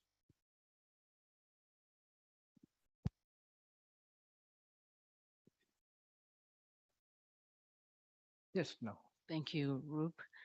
Thank you very much to to the panelists. I think I have two questions. One is in relation to social protection. So social protection in the Pacific context, I see you've got, I think, child benefit disability and aged care. But in the communal context, you know, I think these indicators are sort of like baseline indicators. I think what we really need to be looking at are other forms of social protection that's out there that go beyond the traditional indicators, particularly for the Pacific. And then the question is, how do we link social protection to, how do we know that what's going into social protection is not actually going into consumption, that actually does not improve quality of life? One, two, you know, in the Pacific context, education, free health is considered a form of social protection, but a crisis is a perfect opportunity to reinvent ourselves, you know, to really relook at the thinking behind social protection generally. So how do we overcome the economics of things being free because it's not sustainable? Health and education together make up 60% or more of the government budget. That is the real fundamental problem. And then second, social protection in terms of empowering people, you know, risk insurance, financial literacy, entrepreneurship, et cetera, et cetera. I'm not actually sure there's a question to the second one. And the third one on debt and how do we fund our way out of recovery. I think the word that I'm looking for is how do we also build up our own fiscal buffers in the Pacific so that we can absorb the shocks without being reactive to some of these things. I think that's a really what lies beyond the recovery is what I'm really looking for from today's session. I'm not sure if there's an answer to that. Thank you. Thanks, Manal. Some quick pointers, Cinta and Alex, maybe? Indeed, the next study that we need to do is actually looking at how linking the informal or traditional social protection and the formal or government kind of managed social protection. And we know that that's a big thing, that's a big question in the Pacific, because the traditional social protection is very strong. Communal ways of helping each other is very strong. And that's something that we need to look at as well and possibly quantify. The indication that we have now is that the development of the formal social protection is not against traditional social protection. For instance, when we see that most programs in the Pacific, such as old age pension, tend to be universal without actually targeting based on who's poor, who's considered poor, who's not. And that is very much relevant to the traditional system of helping, you know, no one left behind and helping everybody per person benefit. And if you see individual countries, for instance, I recently looked at Tokelau. What happened is their traditional system have become formalized because of the need of budgeting. What they normally would do communally. For instance, they have a system of fishing to make sure that nobody's hungry. And now they kind of just budget that in their village and national budgeting system and make it formal with kind of the same or similar ideas. So in terms of consumption, benefits being used for consumption, I think for most social protection programs, that is the idea. That is the purpose, that you want to keep people consuming the level of consumption that they need. And this is very crucial for nutrition, for health, for education. And this is also how multiplier effects are really apparent in cash benefits, because the cash that are given to poor people or people in the middle income households are spent for consumption, and that is the way they are keeping the demand in the economy and keeping the economy running. In terms of negative consumptions, sometimes there's a lot of assumptions that people receiving cash would use it for alcohol and cigarette and those things that have been debunked over and over and over again in different countries, because that is a very, very small proportion of people receiving benefits. Most are first and foremost consumption. And when there's a little bit more, depending on the context, then there would be investments and there would be small businesses coming from that. Thank you. Thank you, Sinta. Alex, any pointers? Yes.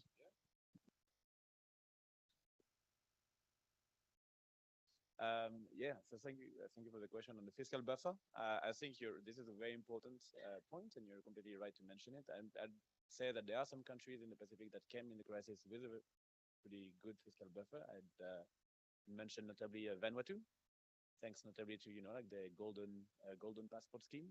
They had a good fiscal balance getting into the crisis. I think it's as you said, it's an important aspect of the recovery, but it's not the immediate priority. At the moment, we need to really make sure that the economic situation recovers a little bit, but also like stay stable. And once we reach this kind of stability, we can think about like the next one and so building those buffers. But this is definitely a great point, and I'll definitely talk to the Prime Minister about it. Thank you, Alex. I think we can join our hands to congratulate all the speakers.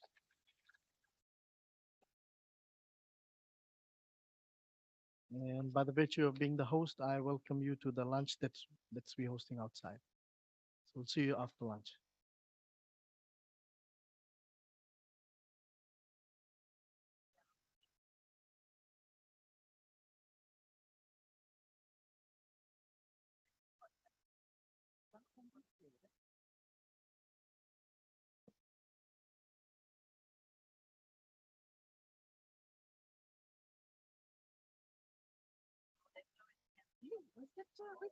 Sinta. The phone. Oh, she's there. Huh? Oh, I was just controlling my eyes because I was the one sitting in front.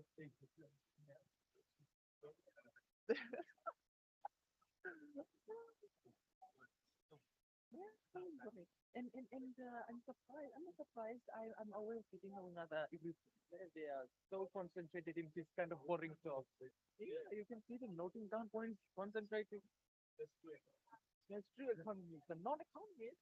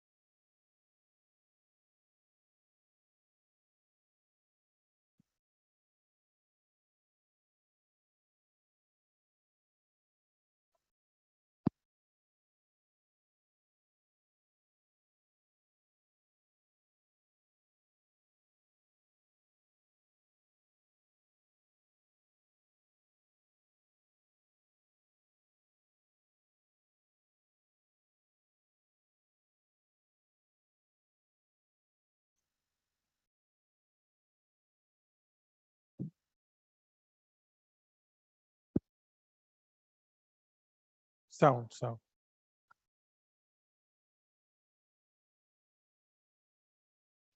Check 1, 2.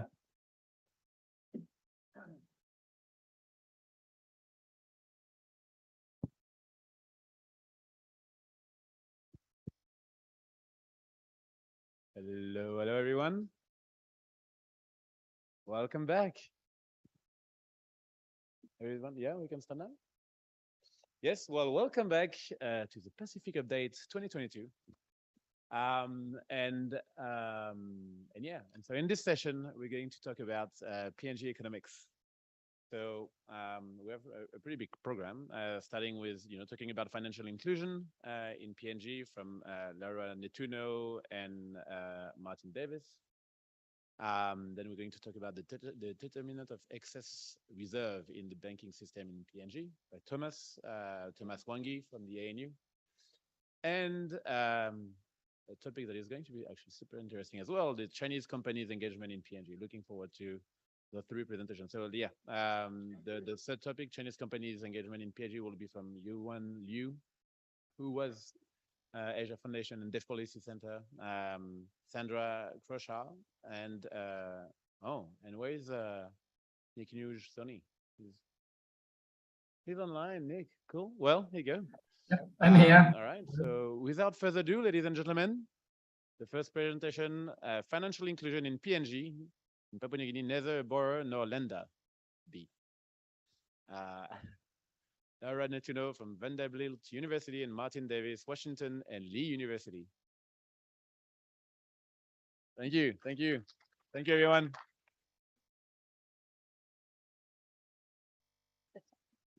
Great.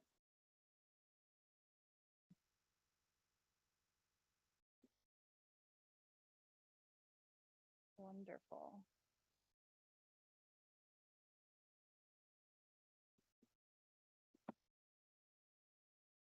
Make this full screen. Great. Hello, everyone. Thanks to the ANU Dev Policy Center for having us and for supporting us to come share this work. This is joint work with my colleague Martin Davies, who is at the Washington and Lee University in the United States. And my name is Laura Netuno. I'm a PhD student from Vanderbilt University, also in the United States. Today, the research questions that I'm going to address are what are individual level characteristics that determine financial inclusion in PNG? And in this presentation, I'm going to show you that gender is important for determining whether you are financially included. Education, the distance from your house to the closest bank, and whether you speak English. Another secondary research question that we're going to answer is what is the influence of gender on financial inclusion in PNG? And we're going to show you that there are some spillover benefits from husbands to wives, but that's not necessarily the case from wives to husband. And we're going to take a couple of different approaches. We're going to use a theoretical model that Martin is going to explain about halfway through the presentation. And we're going to back that up with some empirical estimation and some descriptive analysis using a small but mighty World Bank data set. This is a pretty novel data set. It has 2 observations per household. So this type of structure will allow us to examine inter-household bargaining between the male and female respondent in the survey. Just to give you a little roadmap of where we're going today, first I'm going to give you a little short overview of what financial inclusion is and why it's important. Then I'm going to talk about what we know from existing literature and existing work. And then Martin is going to develop a theoretical model and tell us what conclusions we expect and what we predict. And then I'm going to come back and talk about the data and our empirical model, and I'll present some results and finish out with a short policy discussion. So what is financial inclusion? Up on the screen, I've got a couple of supply side definitions of financial inclusion, but our paper mainly focuses on financial inclusion in terms of bank account ownership. So we're kind of taking that as the interaction of supply and demand. Why is it important? Well, being financially included allows households to smooth their consumption over time. It helps to help people invest in human capital, so education, health expenses. These things are known to be drivers of long-term growth and development, and they're also known to lower inequality. being financially included can help people to exploit business opportunities and create jobs. And the real punchline here is that financial services act as a bridge between economic opportunity and producing outcomes for households. In terms of why this is important from a policy perspective, if we understand the bottlenecks that prevent people from accessing financial services and empowering themselves, this helps to build policy changes that will affect or that will impact households and allow them to use financial services in a more sort of stable and reliable way. Just to give you an idea of where things are in the region and in Papua New Guinea more generally, as of 2021, about 40% of adults in low-income houses and middle-income houses in the Asia-Pacific region don't have access to a bank, or do not have a bank account.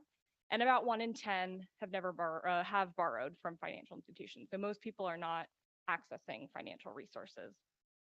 In PNG in particular, PNG has the lowest of all the Asia Pacific countries as on the Financial Inclusion Index. This is a measure from the IMF. This involves, I think, number of credit lenders and a couple of other measures that help sort of give an idea of the financial resources available. What do we know so far? We know from other development literature that women tend to make more future-oriented decisions than men.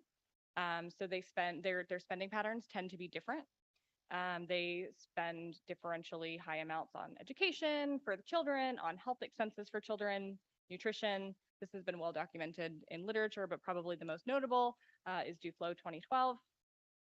And we know that women and people who have higher education tend to have lower discount rates. This can be thought of as people who are more patient. They're more willing to invest in longer term investments or save. And in PNG in particular, we know that remoteness and road quality are really important and large barriers to getting access to financial inclusion services. And so not only does this directly influence whether you can be included because you can't get to a bank, but it also prevents the accumulation of human capital over time. I'm going to hand it to Martin, who's going to talk about the theory, and then I'll come back and wrap up with some data.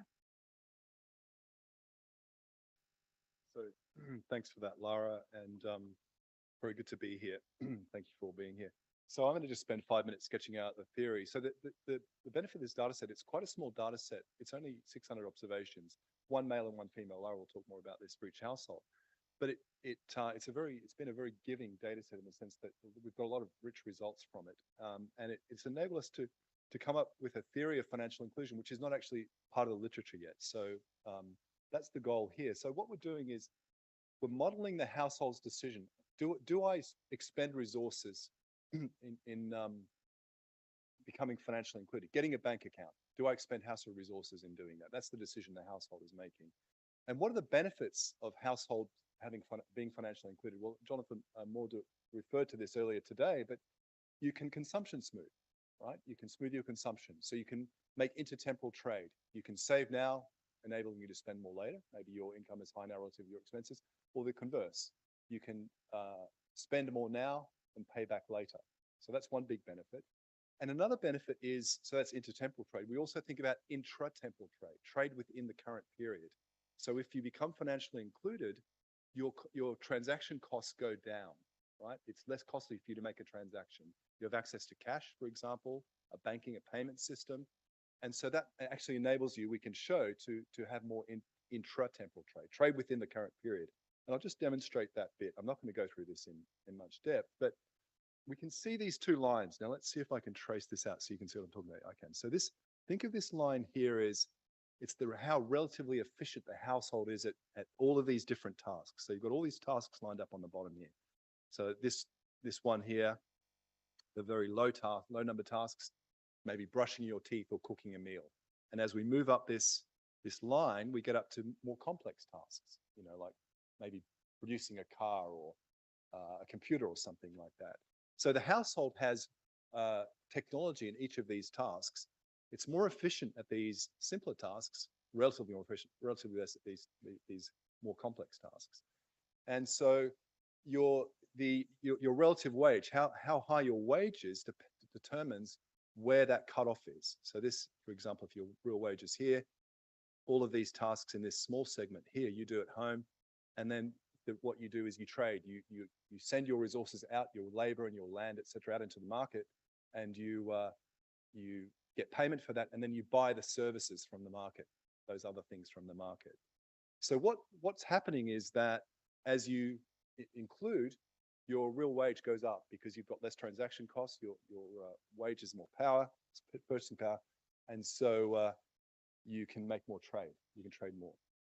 Now, what comes out of this essentially, and I don't want to take too much time, I know we have limited time, I'm just going to show you the diagram. I mean, like all good economists, you know, we like to have, when we get to our models, we like to have one downward sloping curve, one upward sloping curve. And that's what we have here, right? So we have this downward sloping curve, which shows the benefits of being financially included. Now on the horizontal axis is distance, meaning how far away you are from the town, from the bank. So what this says is that the further you are away from the bank, the less benefit you get, that the curve is downward sloping. On the other hand, the costs of becoming included are increasing with distance. The further you are away from the bank, the more costly it is to become included. So there's some point where these curves intersect, you know, like demand and supply curves intersect. And at that point, you know, you would choose to become included if your distance is less than that point, less than D star. Now, the key thing here, and Lara will talk about this a little bit more, is how patient the household is. So how much the household, that means how much does the household value future consumption? So a very impatient household is like, I want to spend it all now. I don't care about the future. A more patient household is one which is like, oh, the future matters. So as Lara mentioned, women tend to be more patient. They care more about the future, men less so. That's what the literature is telling us. So that comes into this decision. And what we see here is if we have a household which is more patient, a lower discount factor, that benefit curve initially here, it shifts out. So that household, a more patient household, is more likely to expend the resources to include. So that's just a quick summary of the theory. And now we'll hand over to the empirics to see how well they support. I guess I'll just say, what do we expect to see? Education, more educated households, again, that increases the patience of the household. The households become more forward-looking as education arises. So we expect them to include. Female-headed households, we expect, will be more likely to include. And then we see that distance will matter. Let's see if these predictions come through. Thanks very much. I'll hand back over to Lara. Great. So as I mentioned before, we have a quite small but giving data set. It's been mighty. It's from 2014, which by most economic data standards is considered to be a little old. But it's also the most up-to-date information that we have. And it's also the only data set of its kind in PNG, to our knowledge. We have about 600 individual observations. So this is 300 households, about 2 observations per household. There's a few that only have 1. And if you're wondering about stratification of sampling and whether the survey designers were worried about eliciting truthful answers, yes, they were. Respondents from each household were interviewed by same-sex interviewers. So women were interviewed by women, men were interviewed by men. And this has been shown time and time again to help get closer to the true data.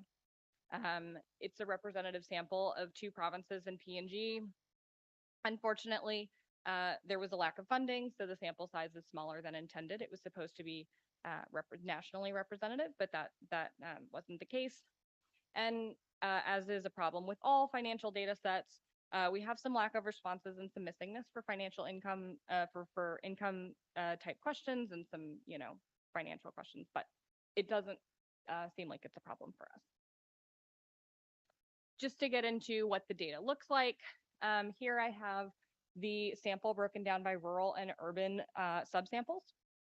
As you can see, the age of each of these samples tends to be fairly stable across each group, as does gender. And when it comes to education, it looks like people living in urban places tend to be higher educated than people in rural areas, and incomes tend to be much higher in urban areas as well. The number of people in the household looks to be about the same. And as you can probably expect, if you're living in a rural place, you're much farther away from a bank than you are if you're living in an urban place. This chart just shows our outcome, which is whether or not you are a holder of a bank account. So what this table is telling us that of the 84 people in our urban sample, how many of the men have bank accounts? So about 37% of the men have bank accounts in urban places, and about 15% of men in rural places have bank accounts.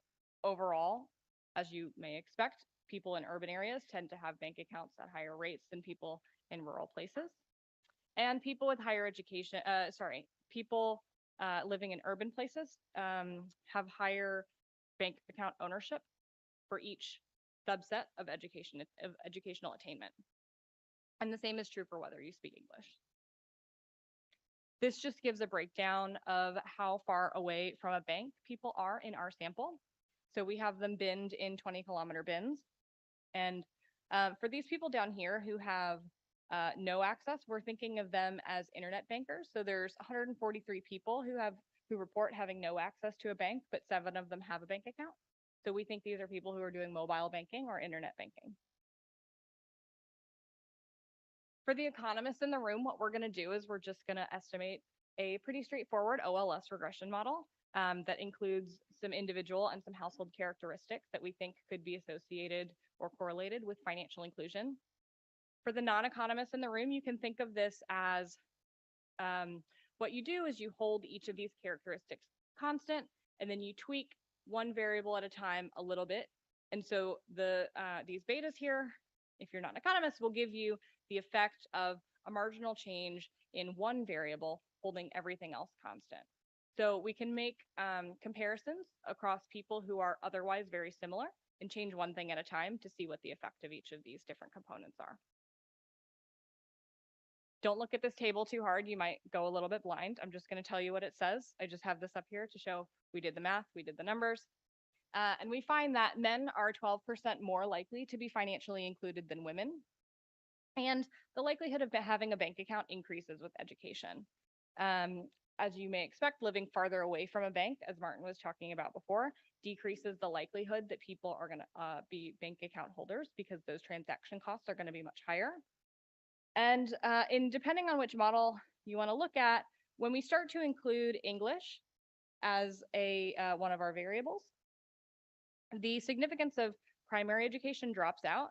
And so what this is telling us is that the thing that people are learning in primary school that helps them to get financially included is English. It's not so much the primary education, but it's the ability to access these services. And so English is taught in primary school, and so we can see from our results that tends to be very important for being financially included. And the effective income is, I've just realized I'm used to giving this talk in the US and I've not retranslated it back into Kina, but basically you can interpret this effect as if monthly income increases by $100 a month, the likelihood of being financially included increases by about 2.5%. That is the regression for our full sample. If we split these two samples into a female sample and a male sample and run the same model, again, this is just to show you that we did the numbers and you can trust us. The main takeaway here is that for women, financial inclusion is increasing in education. So at each level of educational attainment you earn as a woman, you're more likely to be financially included. But that's not really true for men. So the effect tends to level off after secondary education. It doesn't look like there's much of a difference in the strength of the effect between secondary and tertiary education. And notably, the effects of tertiary education on female financially included are 2 to 3 times larger than the effects for men. In this model, we control for spousal education to look at whether there are some spillover effects of having a spouse who has more education than the respondent. And we find that women who have husbands with a higher education than they do are 7% more likely to be included, but the analogous is not true for men. So men who are married to women with higher education, that doesn't tend to have an effect on whether they're financially included. So we're sort of taking this as women are listening to their educated husbands, but it looks like men may not be listening to their husbands as much as women are listening to them.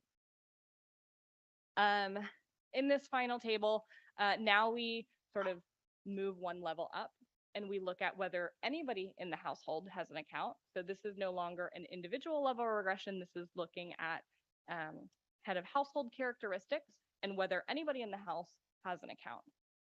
So as probably a lot of people here know, PNG has both matrilineal and patrilineal societies.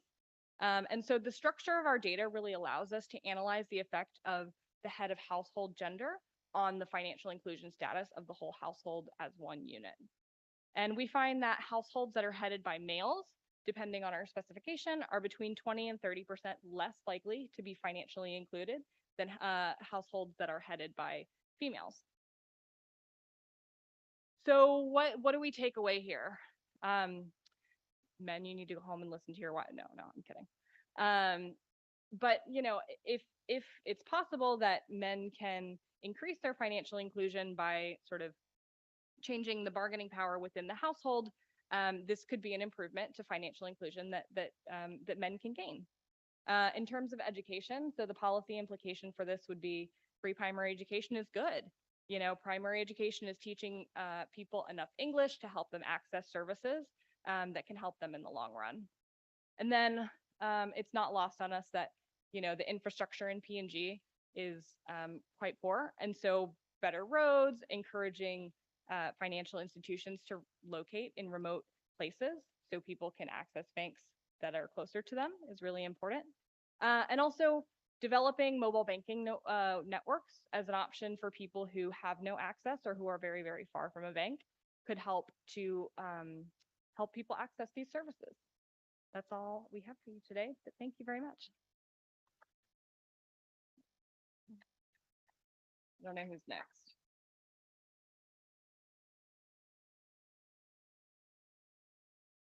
Well, congratulations. It was a great presentation. Yeah, so here you go. Now we're going with Thomas Wangi from the ANU, talking about the determinants of excess reserve in the banking system of PNG. And if I can, remind you to, you know, like put your thinker hat on and think about like many questions that you want to ask at the end, because it's a very interesting topic. So you should come up with many questions. Anyway, looking forward to this next presentation. Good afternoon, everyone. Thank you again, USP and the Development Policy Center for giving me this opportunity to speak, to present actually one of my papers. This is the paper that I have done as part of my thesis at ANU. So I'm going to present just one out of the three papers that I'm working on. So today I'll only be presenting this paper, and that's on the determinants of excess liquidity in the banking system of Papua New Guinea. So the background behind this is that the financial system of Papua New Guinea is very small, just like any other Pacific nation. Even though we are big in size, but our financial system is still very much small and it's underdeveloped. But in days, the banking sector is like a major sector within the system. But then still, we have only 4 commercial banks. So there are only 4 commercial banks, and one is, of course, the very popular one, the Bank South Pacific. So the system itself, it is well managed and regulated by the Bank of PNG, which is our central bank. But one of the issues that I have come across too, and it is mentioned in a number of reports that includes internal banks, Bank of PNG's reports, and as well as the IMF reports, we have significant amount of excess reserves, or others they call it as the excess liquidity. So that's the same thing, but there's slight variations in terms of definition, but that's the kind of thing that we have. So which is quite a common feature in many developing countries. In Papua New Guinea, there's no exception. So we have that underlying issue. So because of that, I try to define what is really excess liquidity for the case of Papua New Guinea. And then I actually go with one of the definitions that's already exists in the literature. And that definition is very much simple, which is what the commercial banks, the total deposits they have with the central bank, plus what they have in their own accounts at the commercial banks themselves, which is the walls, minus the required reserves. So that's the definition that I use. And then to be specific for PNG, because of the absence of a secondary market, like secondary market is where like commercial banks, they go and buy treasury bills and commercial, sort of central bank bills and treasury bills. So these assets are not very much liquid in the case of PNG. Why? Because we don't have a secondary market. So because of that, I decided to exclude that particular component. And then what I got is this is what the situation like in PNG as far as the excess resource is concerned.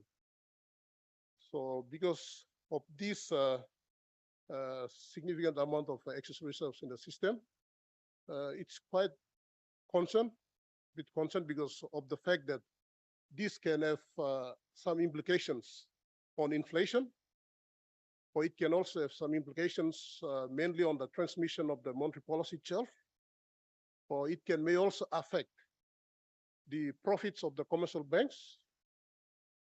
So there are a couple of things. So that's why I thought it's important for my study. So I decided to look this issue more in detail.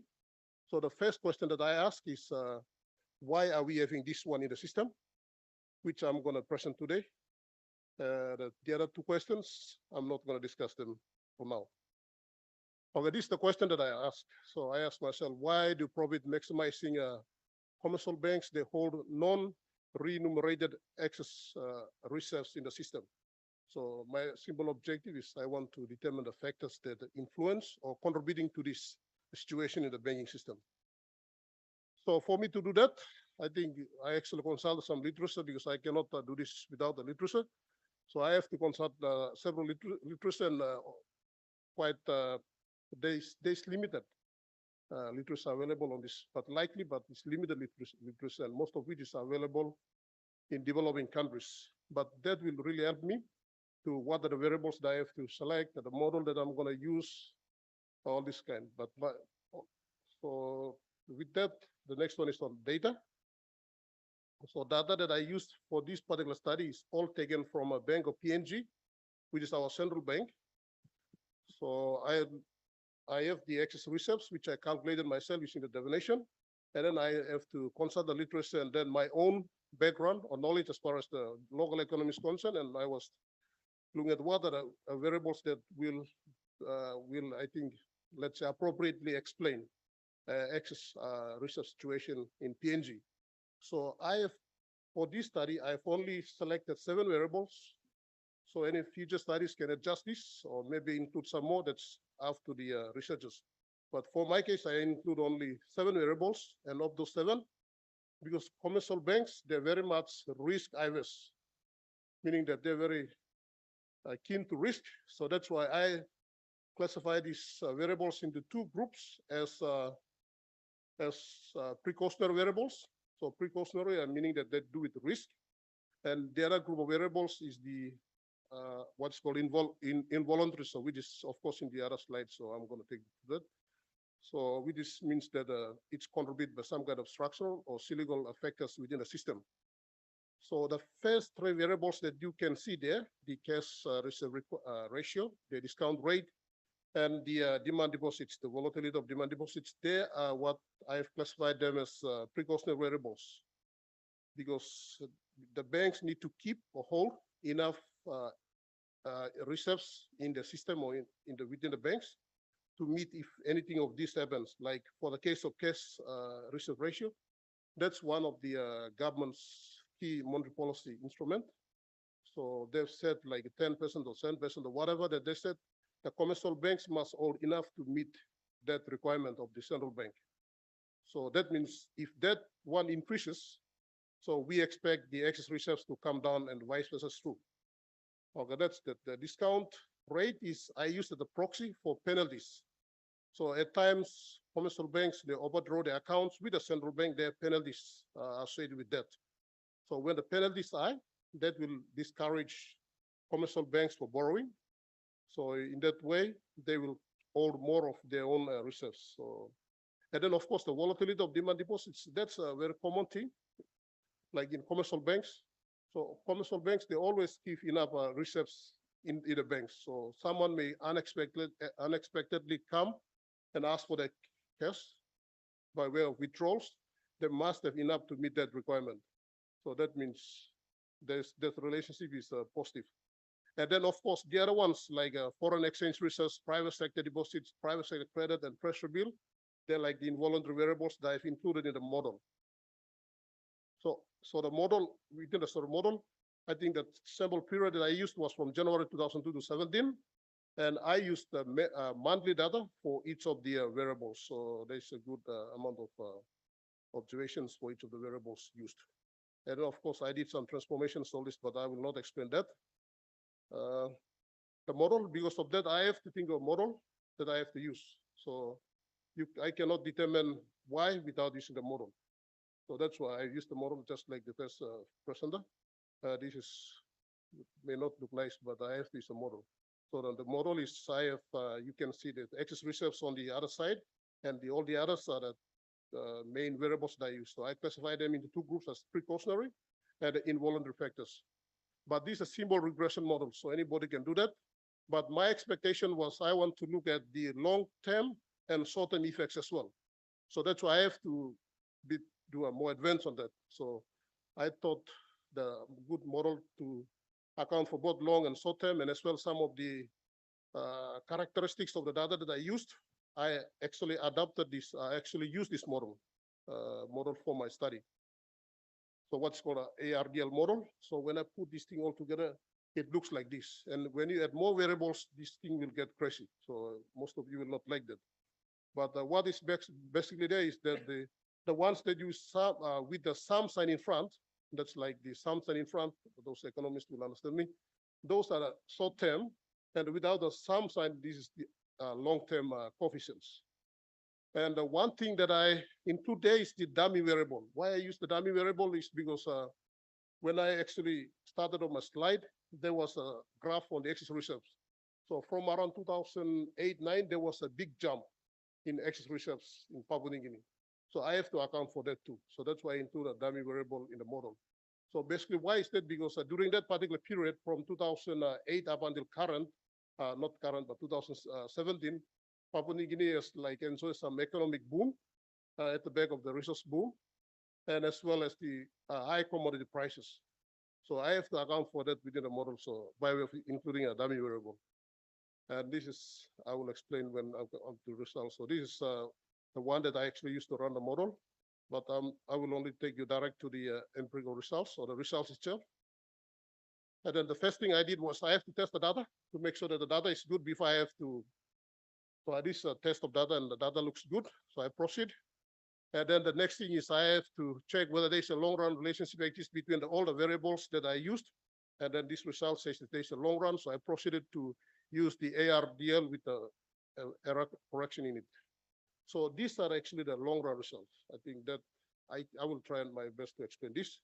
So that these are the long run results, and where I have the stars in front of those numbers, that clearly shows that these variables, they actually influence excess reserves in the banking system of PNG.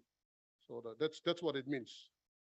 So when you look at this category of two variables, the first three, as I have said, they are precautionary variables. So precautionary variables are associated with risk. So of those risk variables, there is only one of those seems to explain seems to have influence on the excess reserves. But when I come to all the all the involuntary variables, they all are explaining. So that's what the long run results are telling me. Okay, let's see what the short run results will tell. So the short run results, they look very similar to that of the long run. They're just supporting that one. But one important exception is that the volatility of the demand deposits is becoming like it's now becoming significant in the sense that it now explains the excess reserves in the short run. And that is very common in PNG. So that means it's a standing common banking practice where all commercial banks, they normally have enough reserves at the counter to meet these unexpected withdrawals by the customers. So that is well captured in the short term. And then, of course, the error correction term, the last variable that you see is, again, is significant. That means that all these variables, they do explain each other in the long run. So that's basically the results. So based on that, I will give you just only one conclusion. But before coming to the conclusion, I have to check, to test, to check, to ensure that those variables that I use, they actually have some kind of relationship with each other. So these are the long and short run tests that I've conducted. And then to give some kind of confidence to my estimates, the numbers that you have seen, that I've just shown you, I have to do some kind of stability test. So in this one, shows that this blue line comes within the red lines. That indicates that the model is stable and the results are at least they're good. So the next thing I actually did was I have to verify to ensure that what I'm doing in this particular model, they're actually supported by other alternative methods. So I have used, first one is what is called a dynamic ordinary least square method. Second one, I have used the fully modified least squares method. And here are the results. So the results can only support the long run because they can only able to generate the long run results. So here the results, they consistently support the results of the main model. But the only exception here is that the good thing is now the dummy variable is becoming significant. That means some of those excess reserves in our bank system are also contributed by the receipts that we get or the government gets through economic boom and of course high commodity prices, resource boom and all this. So all the technical part is all gone. So the conclusion is very simple and straightforward. And the conclusion that I draw as far as excess liquidity or reserves in the banking system of Papua New Guinea is all caused because of the involuntary reasons.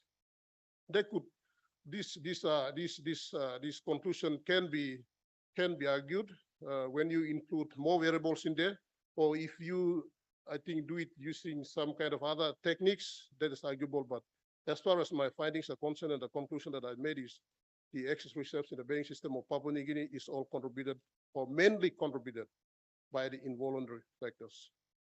So I decided to put in some kind of policy suggestions forward. I think it's for the Bank of PNG to consider for this case. So one is, this is quite a bit technical, but as I've said, those excess reserves or excess liquidity that's sitting in the bank system, as I've said, they are non-remunerated, meaning that they are not earning any form of interest. So zero interest sitting. So they're sitting there but doing nothing. But the good thing is it gives confidence to the banking system.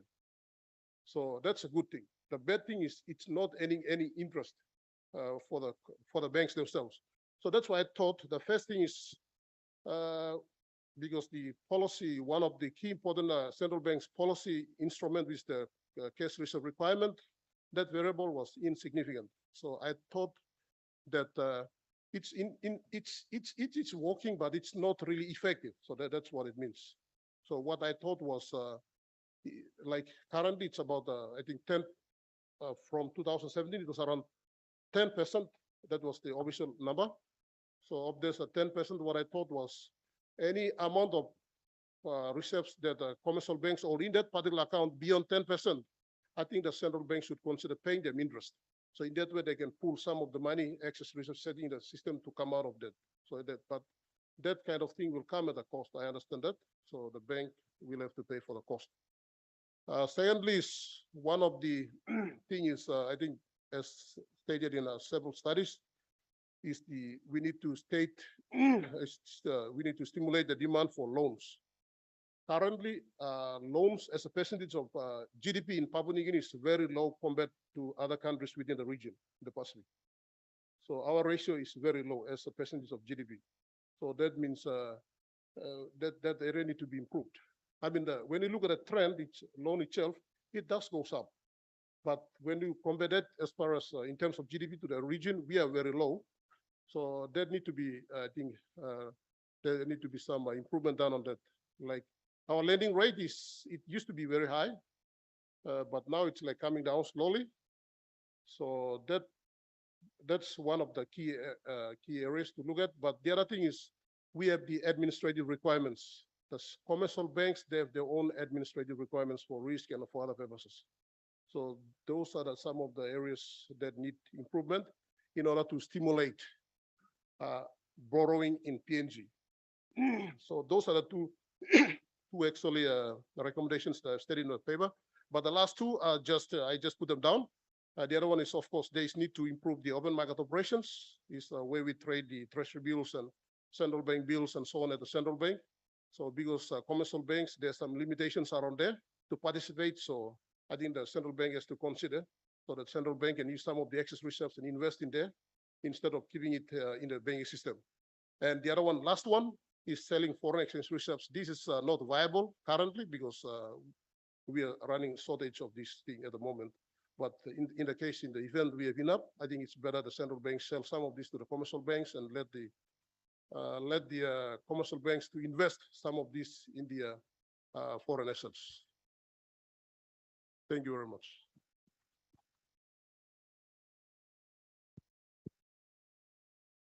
Well, thank you very much, Thomas. It's a good reminder that econometric and irrigation analysis are very useful for policy purposes.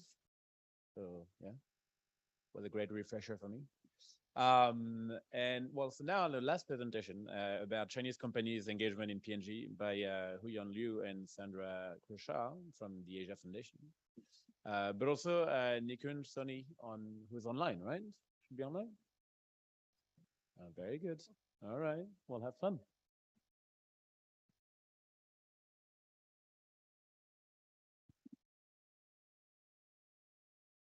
Okay, welcome.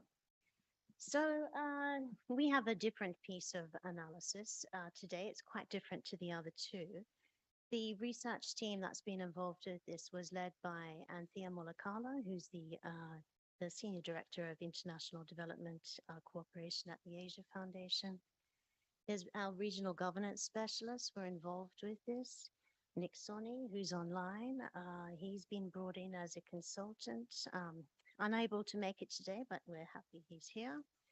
And the bulk of the research and analysis really has been done by Huyan Sharon here, who is going to be speaking just in a minute.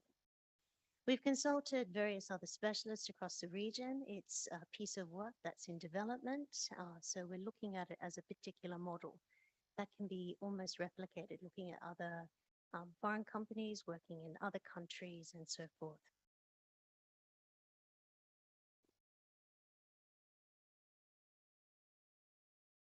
So this actually builds on a larger work stream on engaging and understanding Asian development partners. TAF's been pursuing this line of inquiry about China for about 12 years, and much of it's been supported under the strategic partnership of the Department of Foreign Affairs and Trade from Australia. So our work on China global engagement covers Chinese aid and investment. So this piece of research actually fits into the sort of the strategy that we're having for the Pacific Islands reestablishment. It's about looking for local solutions or Pacific solutions to Pacific challenges. We actually came across the idea. It was generated by Dr. Tarsisius Kabutulaka, who many of you will know from the University of Hawaii.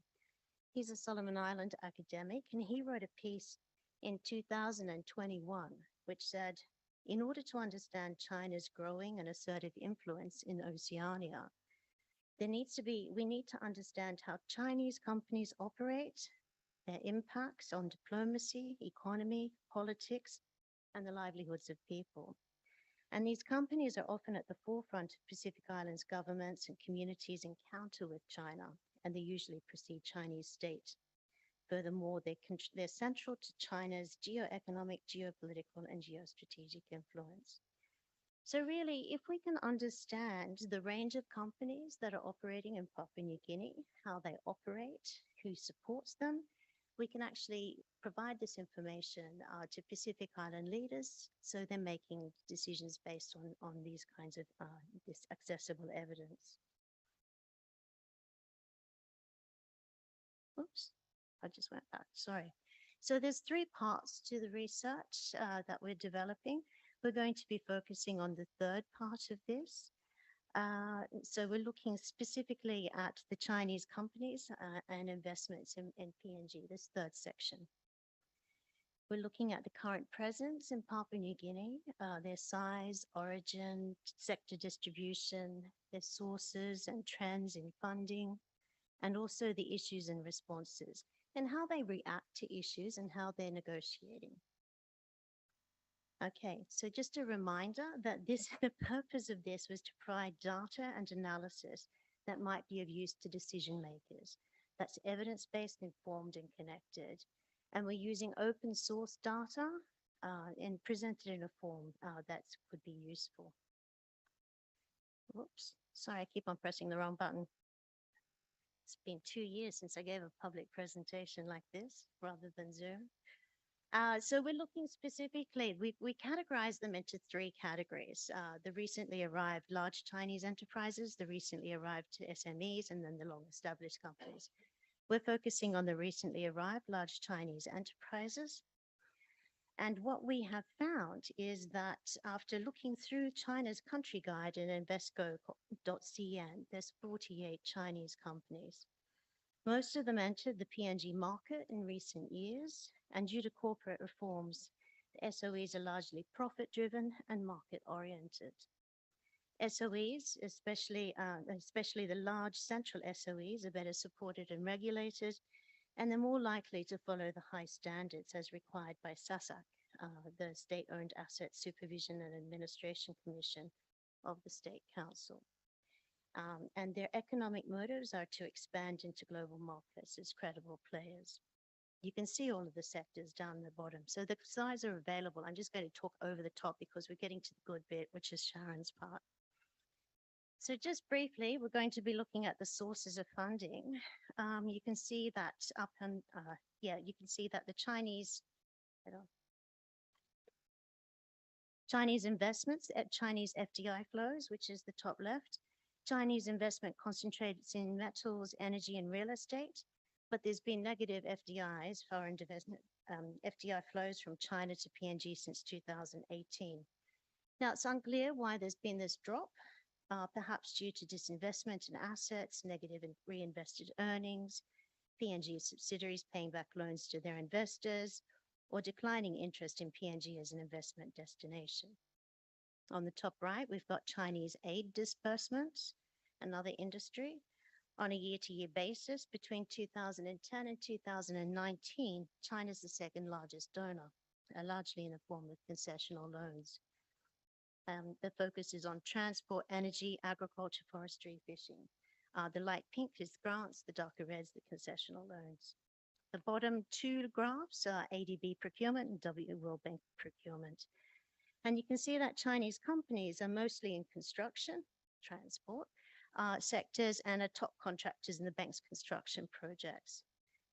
Procurement from Chinese companies, though, has fallen sharply, likely due to the PNG government's Take Back PNG impact, COVID-19 disturbances, and a change in ADB's sectoral focus from transport to public sector management. We also found in another part of the research that Chinese companies were preferring the ADB and the World Bank because of the program management that came alongside these projects. Okay, so just one more on funding, and then we'll be moving on to Sharon's part.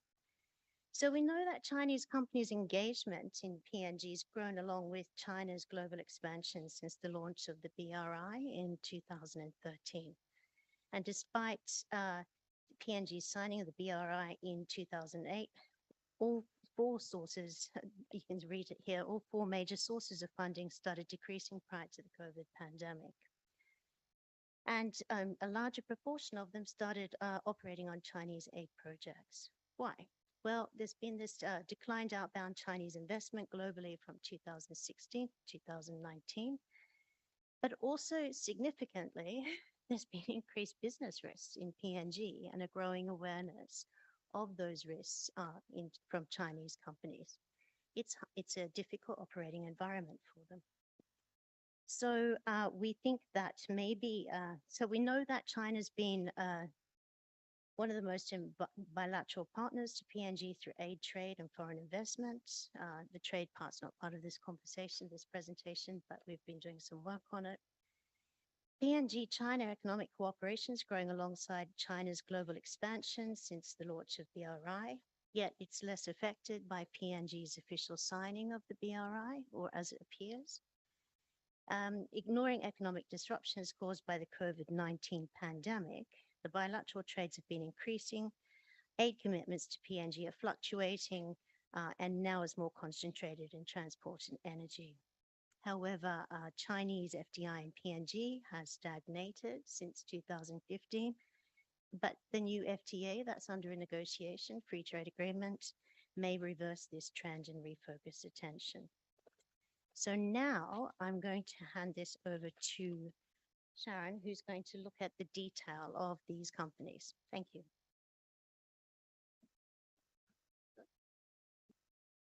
Thank you, Sandra. Hi, everyone. To understand the issues and challenges faced by the Chinese companies, we first mapped the issues that's related to Chinese companies' operation using the public channels.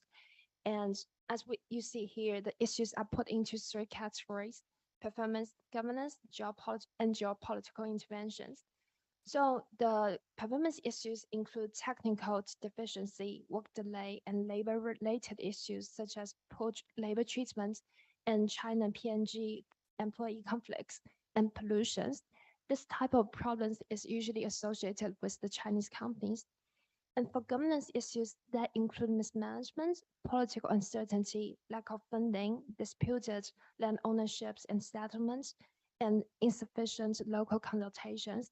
And the PNG government is mostly responsible for this type of issues. And lastly, Chinese companies are facing growing geopolitical tension, especially between China and Australia. And we see that initially it's the telecommunications sector projects got affected most. And now we are seeing this kind of geopolitical interventions really spreading into other sectors like the resource sectors. We acknowledge that this mapping of issues is not exhaustive. There are definitely more issues related to those projects, and there are definitely more projects that have faced the issues but not included here. What we want to illustrate here is that while we always criticize Chinese companies for their poor performance, we need to know that they are facing a lot of challenges, like governance related challenges, that has become a big concern for the Chinese companies. So it is important for us to understand about their concerns so that we can understand why they have so many failed projects and how to change that.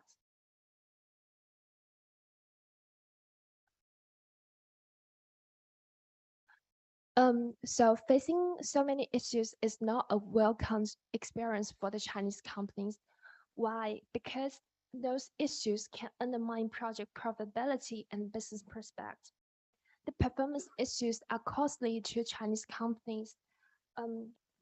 When being liable for the technical flaw, Chinese companies would have to correct the problem at their own cost.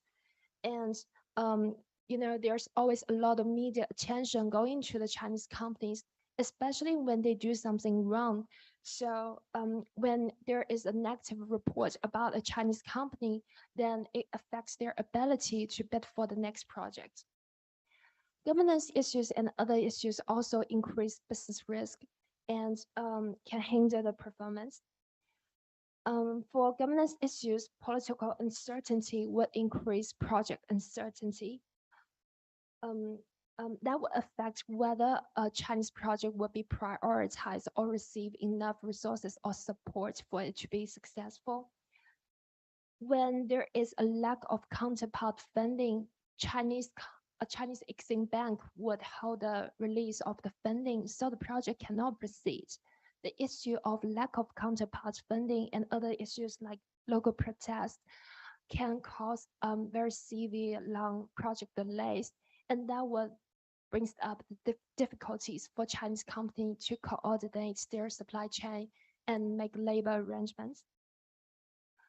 Geopolitical interventions add more uncertainty, while some might argue that some Chinese companies they they benefit from stronger government support.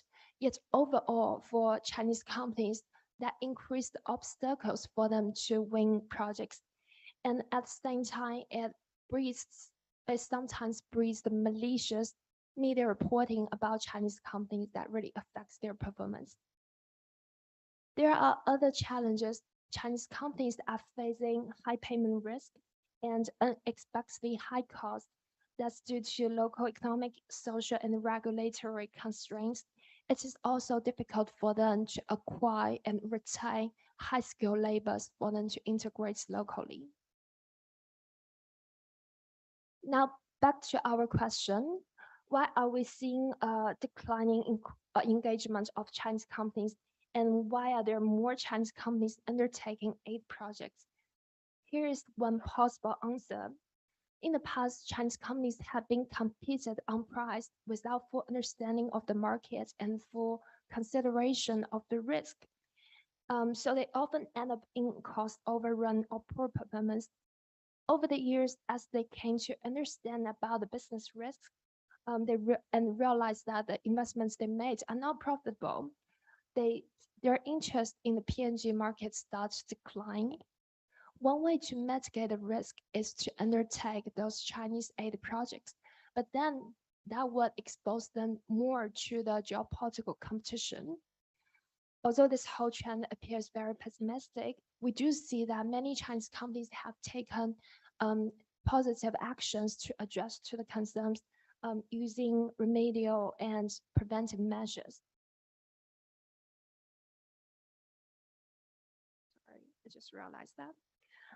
There are mainly 4 types of remedial measures. The first type is to directly correct the problem. Chinese companies usually take full responsibility for the problems they admit. And for some problems that they feel they are not really being liable, they may still try to fix the problem because they don't want project delays or public criticisms. And the second type is to compensate the local community through sharing of economic benefits and increasing community engagement. And this has become common among the Chinese mining companies. Such Chinese companies are responding to their local employees' demands for better working conditions. And lastly, we see when there are disputes on their projects, many Chinese companies are starting to take legal action through domestic and international channels.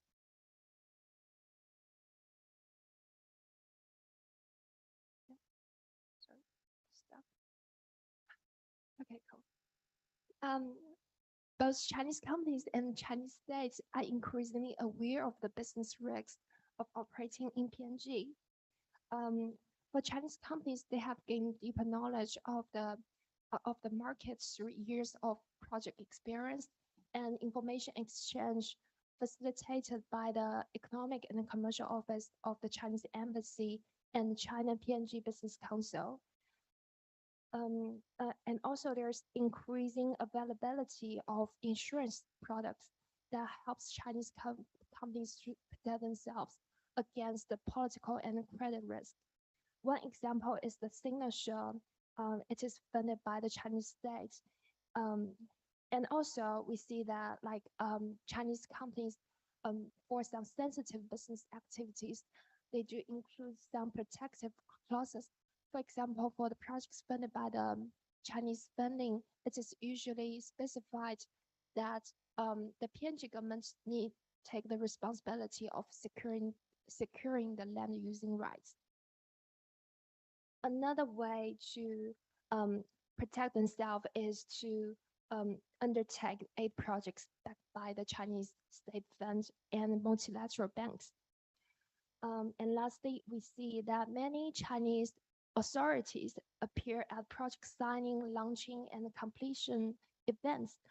So close engagements with the Chinese authorities help Chinese companies to ask for official assistance when their projects run into trouble. Impact management, or what we say, the public relationship management, is also gaining attention among Chinese companies. In addition to increasing community engagement, we are seeing more Chinese companies cooperate with country companies and organizations to meet international standards and enhance credibility. And for media's intense attention, that has prompted a systematic approach adopted by Chinese companies to respond to the media and manage their public relations.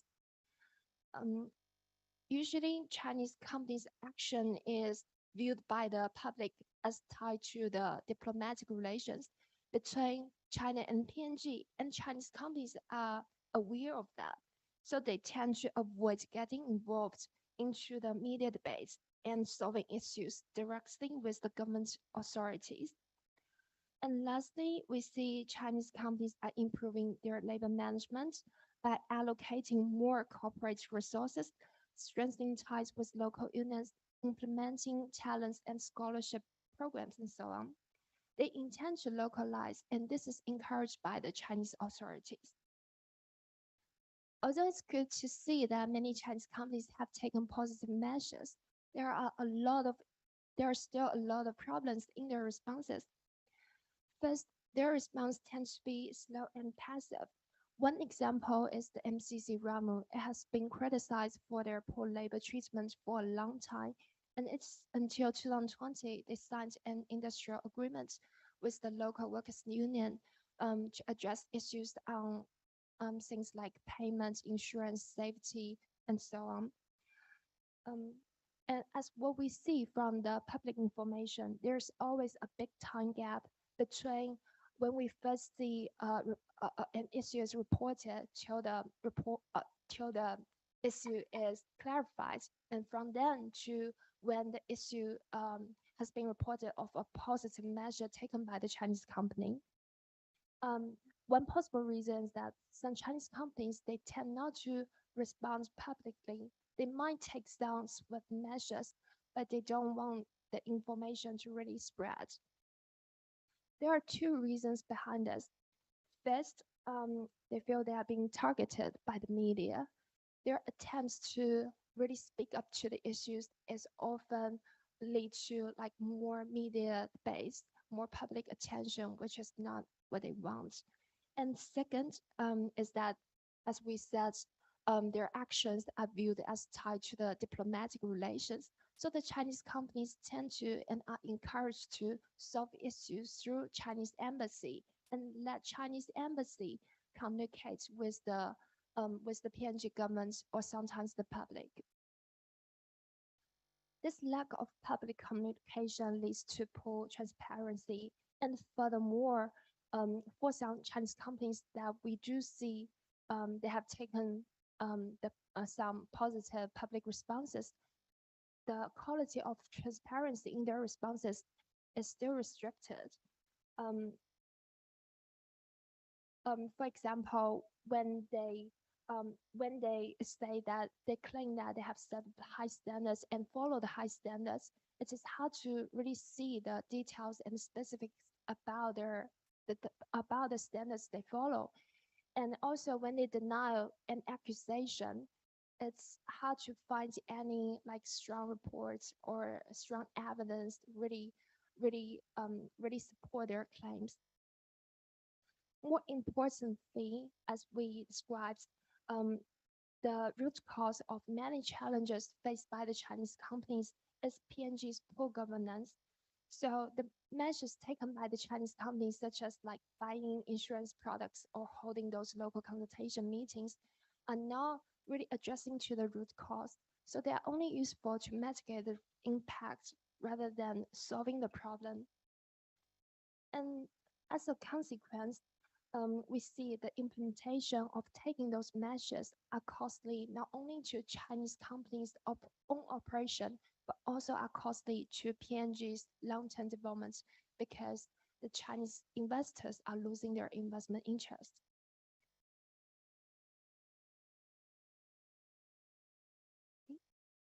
What I understand. Sorry, did I show that? Did I show this slide? God. Um, sorry, to summarize, Chinese companies are facing increasing pressure um, from the governance and other issues, and that's affecting their performance and profitability. Although many Chinese companies responded positively, there are still many problems in their responses. We think that Chinese companies should really improve their public communications and be more transparent about what they have been doing. But all at the same time, we need to, these companies, they need a more friendly environment for them to sit down and talk frankly and negotiate. As Chinese companies are increasingly aware of the risks, they have become more careful with their investment decision, and that is why we are seeing a declining interest. Although many people see that Chinese state is capable of using its policy to direct some business activities, overall, for the Chinese companies to really enter and operate in PNG is driven by their intention to make profits. So it is in their interest to actually have better local governance to maintain a non-fraudulent and sustainable rule-based business environment. As what we see is that there is a strong need to open up direct dialogue between the Chinese companies and the PNG government. At the same time, there's a lot of space for cooperation among companies from different countries. Thank you.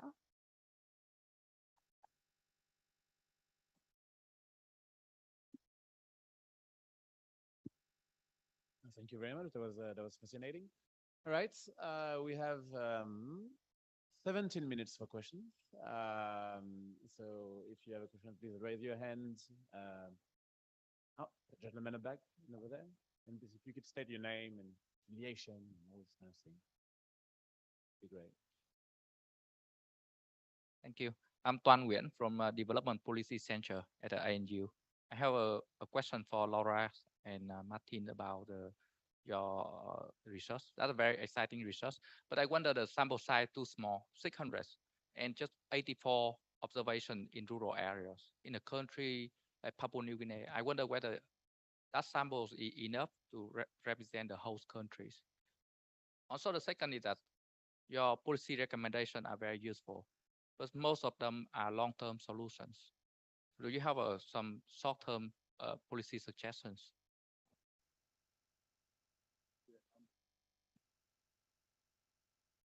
Thank you for the question. So it is a small sample size. And the reason for that is that funding was given for this project to take this survey. They wanted to do the whole country, but then it ended up being, I think it's something like they accounted for maybe $10 or $20 per household for the interviewing team. Ended up costing 100 per household. So that's why it was restricted just to those two provinces. And then they doubled up. They decided to take male and female in each household to sort of get more observations per dollar sort of thing. So yeah, it is small, but it's a balanced sample. It's a representative sample, or a balanced sample, representative sample. It's only two provinces, you're right. And it gives statistical power. It's quite, as I mentioned, been quite forgiving. So we are getting statistically significant results. So you might question, I guess we can't say it's representative of the entire country, but it's certainly representative of those two provinces. So that's in response to one of your questions. And the other is in terms of policy. Yeah, I guess you're asking for more specific policies, and that's something it's a good point, something that we could talk about. I mean, I think the focus of the paper is more on the empirics, the theory and the empirics.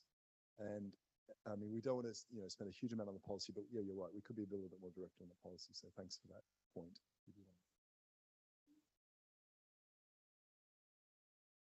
It's just a good reason to invest more in data in PNG, in my opinion. I actually have a question following up on this one. Do you think that the policies implemented by the PNG government for financial inclusion have been actually conclusive? Do you think they've been efficient so far? Yeah, so to be honest with you, and perhaps this is something I should know, but I'm not specifically aware of any policies that the government has undertaken to improve financial inclusion, apart from just looking at this issue. And I guess the thing is, we have talked to the banks. I have friends in banks in PNG. They are interested in this. So there are some active members of the banking community. Thomas actually mentioned one bank. I won't mention the name, but they are actually very actively seeking to improve financial inclusion, for their own profitability, but for their own reasons. So, yeah.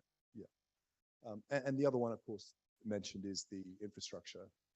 That has more general benefits, one of them which would be increased inclusion, because it increases the cost of becoming included. People are less far from banks, or it's less costly to get that distance. Thank you. That was a great question. Anyone else? Some questions in the audience? Yes.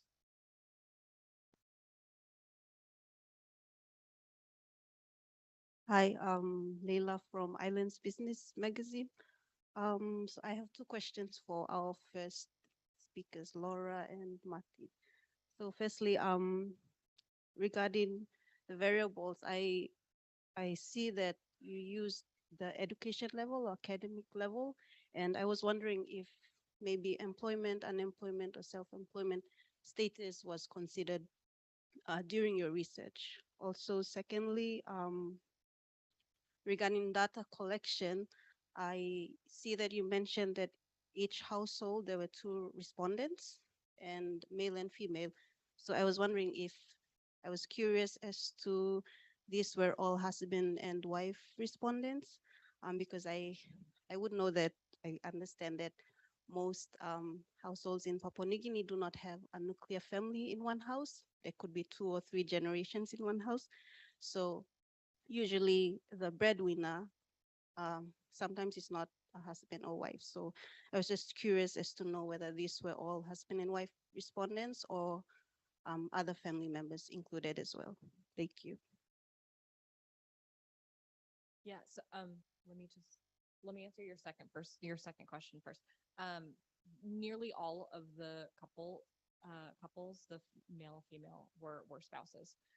There were, I want to say, maybe 3 or 4 pairs or singletons that did not have a secondary respondent.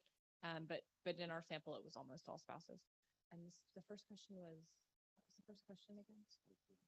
Oh yeah, this is something we've thought about. We don't have data on industry and occupation, and I think probably the biggest barrier to doing this is going to be the informality. But yeah, that's something we should look into. Thank you. But also, that wasn't included in the data set. That status was not included in the data set.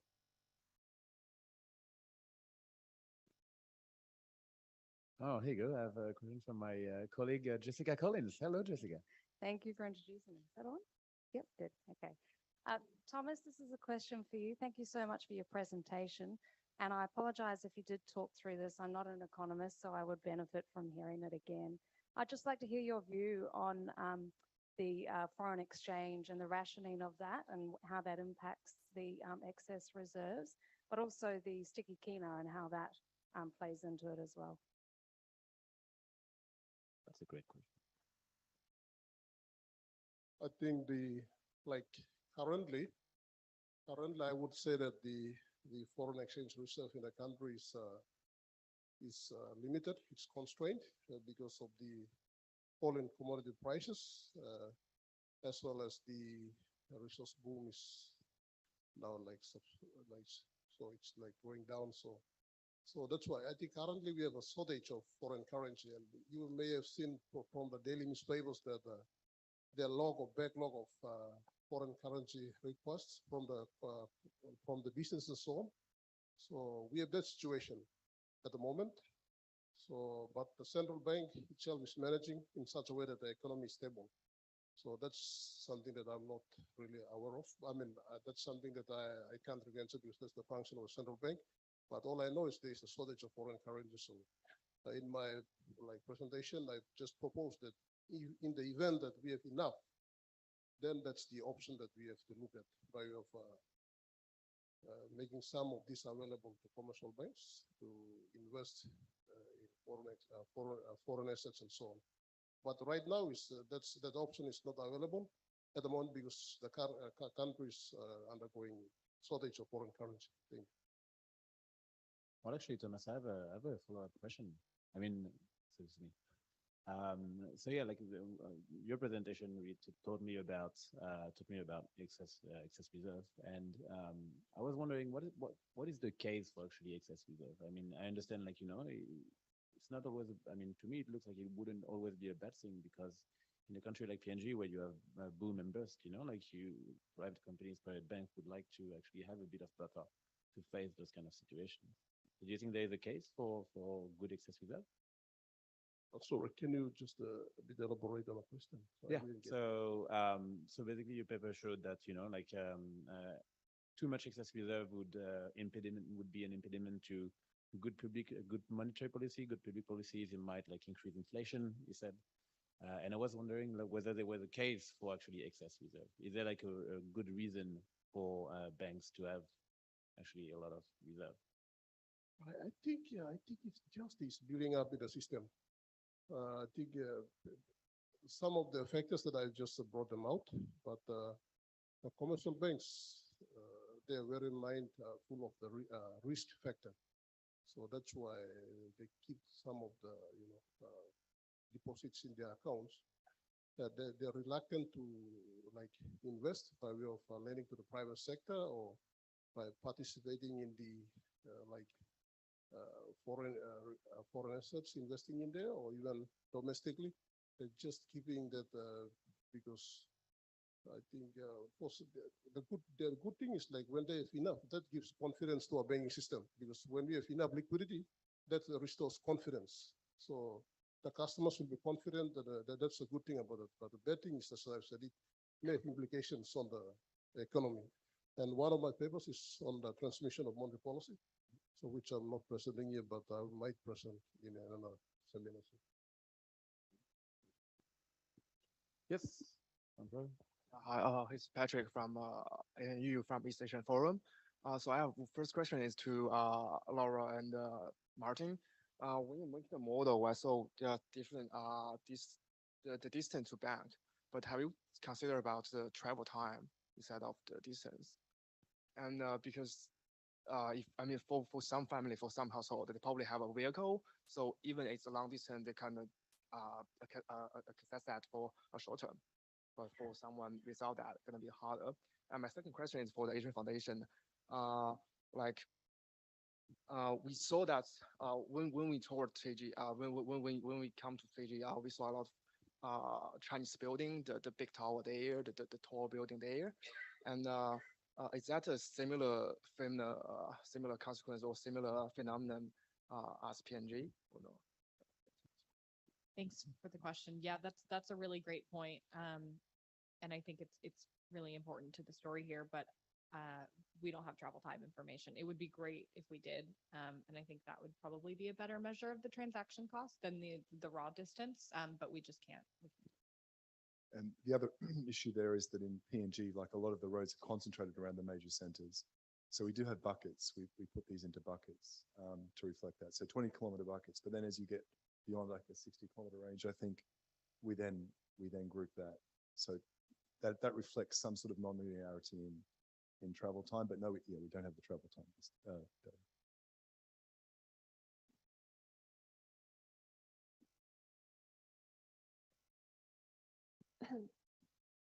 I've never been to PNG, I'm sorry.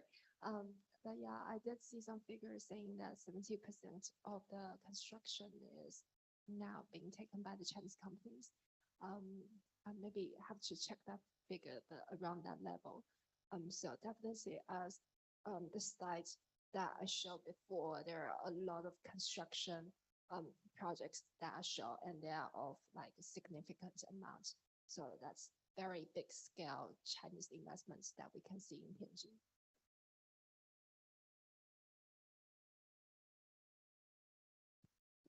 Oh, Stephen Howe has a question, but he doesn't have a microphone.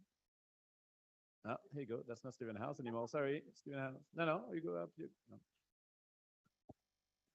Thank you. No, just to follow up, I wanted to ask Sandra and Sharon. I mean, that's very interesting research. I've never really seen that kind of research before, and I just wonder, that idea. Like, it sounds like the Chinese companies have been on a very steep learning curve, and things are a lot more difficult than they thought.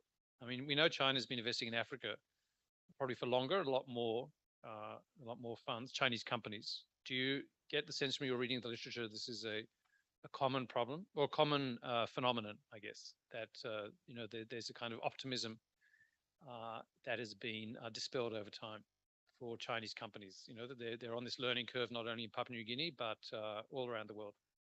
Thank you.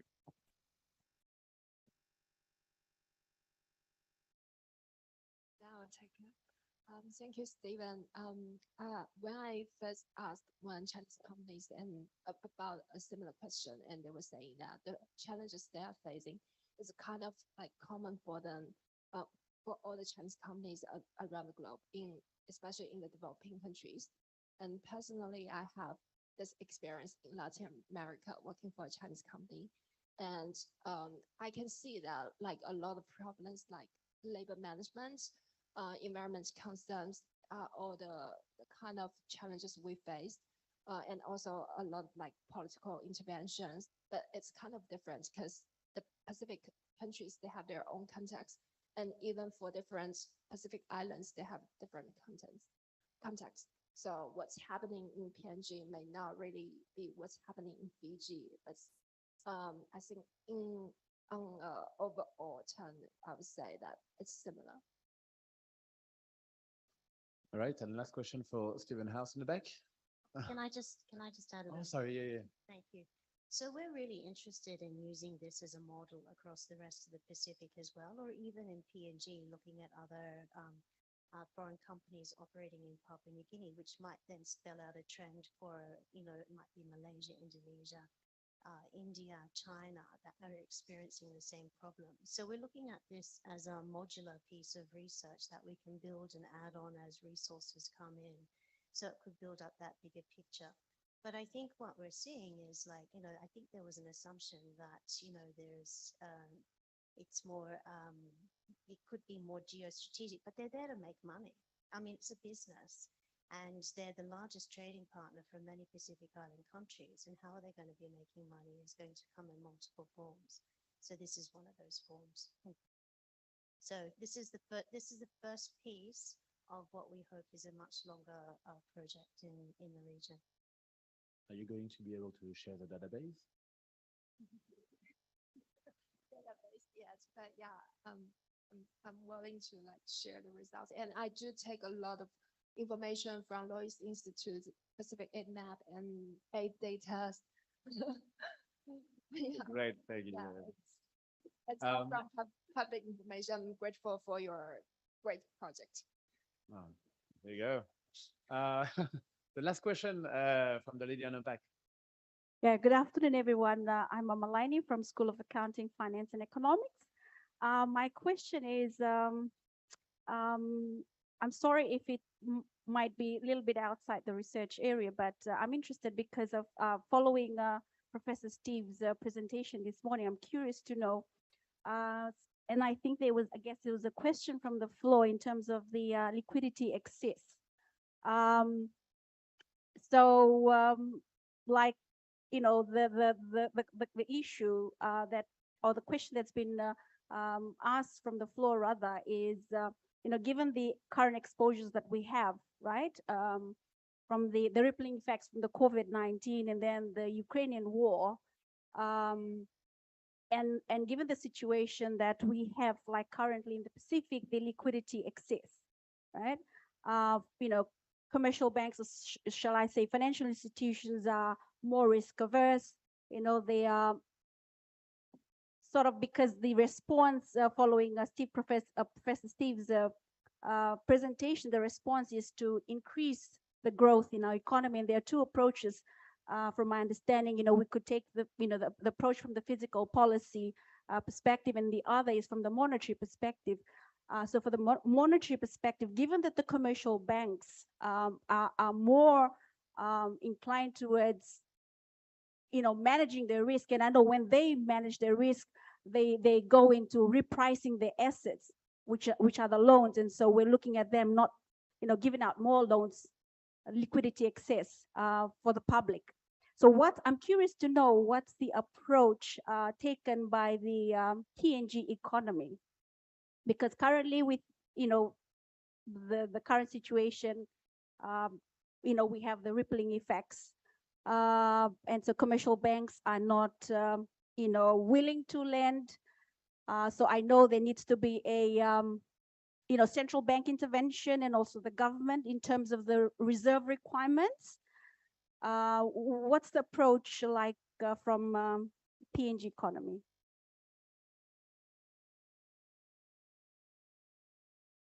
Probably I can answer part of that question. I think in terms of the reserve requirements, just to ensure that there's enough liquidity out there, I think the government of PNG, I think through the central bank, for the case of PNG, they actually reduced the reserve requirement.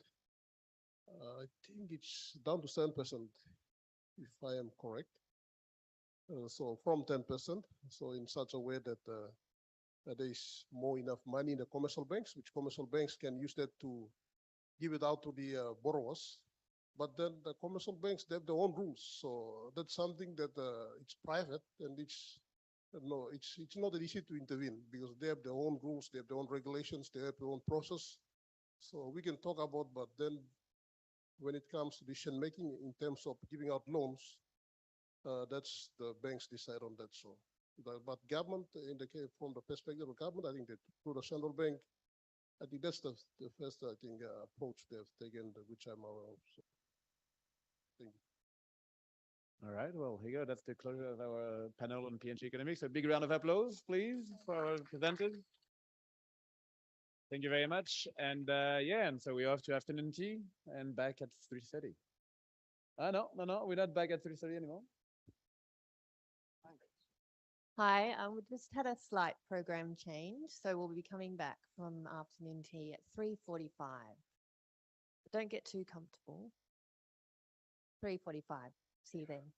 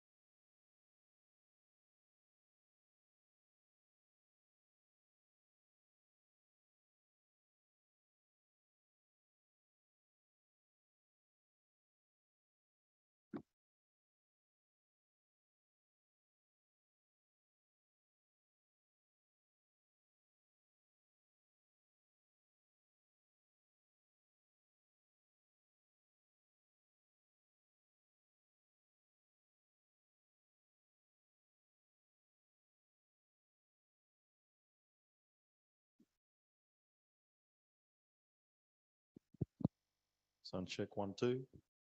Mic check 1, 2.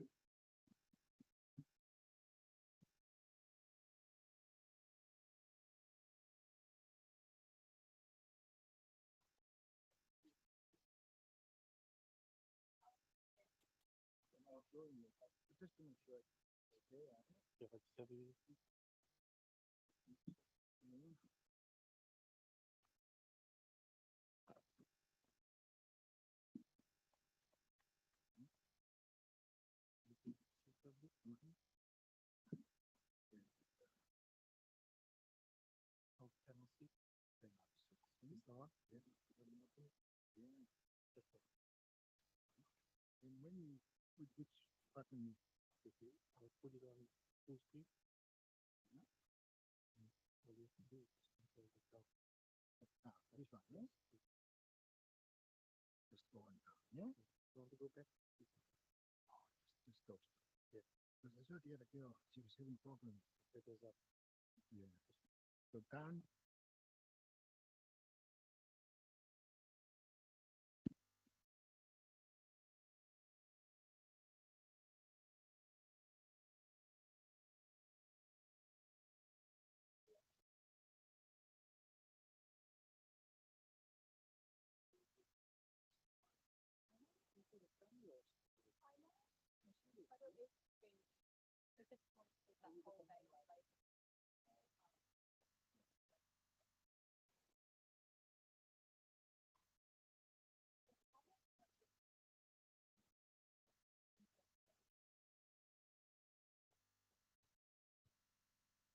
Test 1, 2. Testing 1, 2.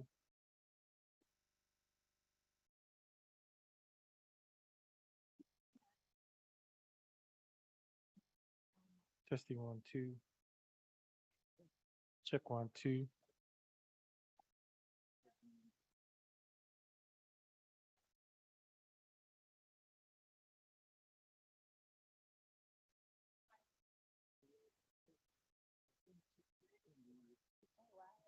Testing 1, 2. Sound check. Mic test. 1, 2, 3, 4, 5, 5, 4, 3, 2, 1. Clear.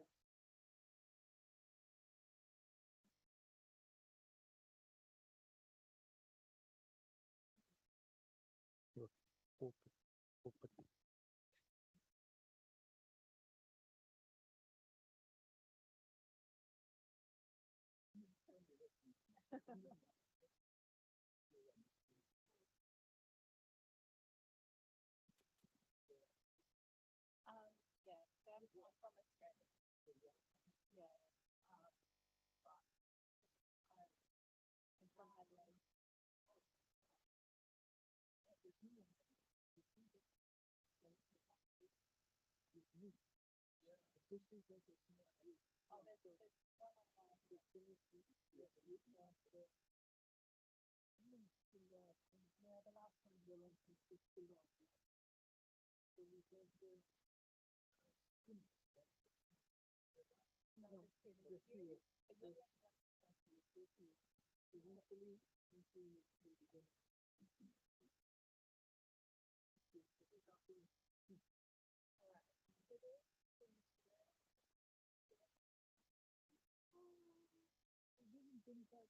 Yeah, we could see it. Not over it. I mean, I was high level to spell that over. But you know, okay. Yeah, yeah. Five, that's all, five.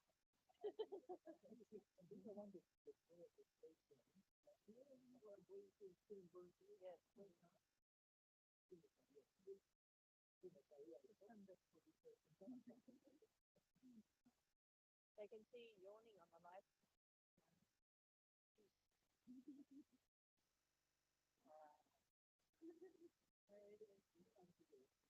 Yeah, yeah, five. Yeah.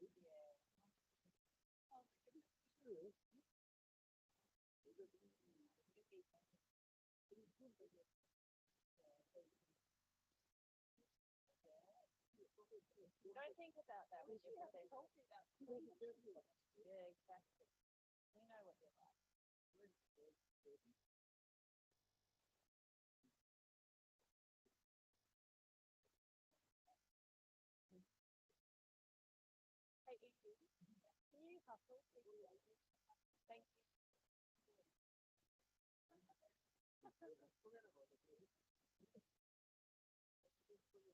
Sound check. Check 1, 2.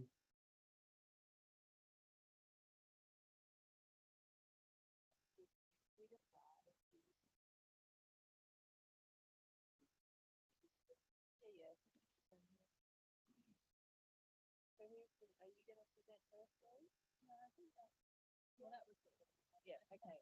Yeah, so, but when you present, you'll go and stand up there, yeah? Okay. Other people online. Okay. There's a lot of stuff in the too. A lot of people having problem there. Hello.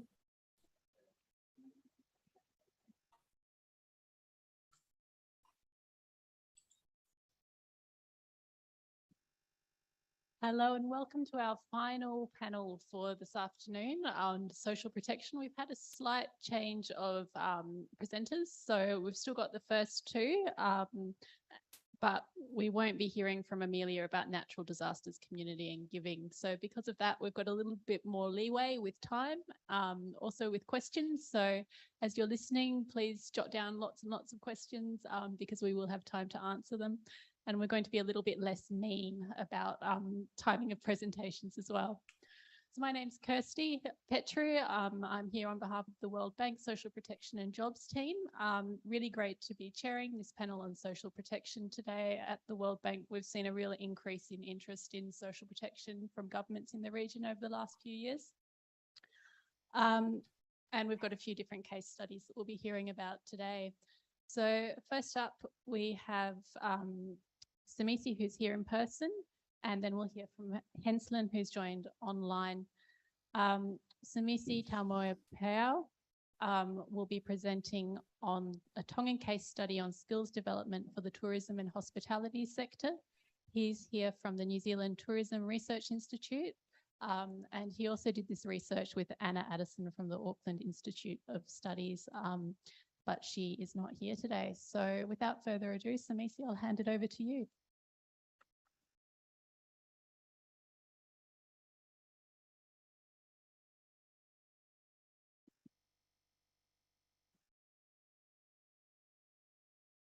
Tēnā koutou katoa, tēnā koutou katoa. Pula, talofa and malo lele. And yeah, it's good to be here and have this opportunity to talk to you about some of the work that I've been involved in the last few years. If you could, you notice from the slide, the project I'm talking about is on vocational training skills development. Common case study. The actual project itself started 2016, roughly with phased it out 2020. So this was sort of, the whole project was carried out pre-pandemic. We didn't know the COVID-19 exists at the time. So the thinking, the concept at the time was based on a normal Tongan government development plan, as well as the whole project itself was based on some previous work that myself and other colleagues from AUT that we have been doing in the wider Pacific region. We were doing some work at the time for the South Pacific Tourism Organization, and we were doing all sorts of surveys on training and skills requirement for the tourism and the hospitality industry of the South Pacific. And we've done that for about 8 years from now. We have done that with colleagues of mine from AUT. And it was very interesting. We covered about 8 countries. We traveled to 8 countries in the South Pacific, and we conducted surveys and interviews. We talked to the industry, we talked to government officials. We're trying to put together what are the training, the skills, development needs of the whole Pacific countries. And, mind you, this was well before the pandemic, and tourism at the time was just growing and growing and growing. A lot of investment in the Pacific. Airline got what we call air service agreement, bilateral air rights, multilateral air rights, and a lot of investment, a lot of governments in the South Pacific at the time. They were giving good, very generous incentives for tourism. So I just want to say that pay crown because what I may be saying about the project is would be different from reality at the moment. And especially when I talk about Tonga, it was Tonga 2016, Tonga 2019. And I'm also very conscious of the fact that I should say the right thing in this presentation because I got some really high profile people from Tonga here. And I make sure that I say the right thing because he may not be happy with me saying some wrong statistics, even though he's no longer in Tonga, but he's here as University of South Pacific. I'm a bit nervous when I see him sitting there, and I'm standing in front of him, So, Dr. Masasu Baranga, please excuse me if I say something that's not quite within your understanding of the Pacific or Tonga at this stage. But anyway, I'm just trying to give you a picture of what I'm talking about. And we are focusing on tourism and hospitality. About 8 years ago, myself, another team from AUD, we did a lot of surveys. And when we come to 2016, 17, Australian Aid decided to give some more money for educational training in Tonga. And high proportion of it was directed towards upskilling tourism and hospitality in Tonga. We found what is known now, or they're just facing out. We found Tonga skills with the budget, the money from Australian Aid. So if there's anyone here from Australian Aid, anyone here from Australian Aid? Oh, thank you very much, Australian Aid, for helping with this project. I do hope that in the very near future, we will continue our generous relationship.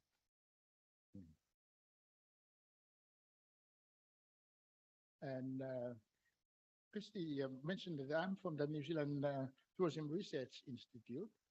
That's correct.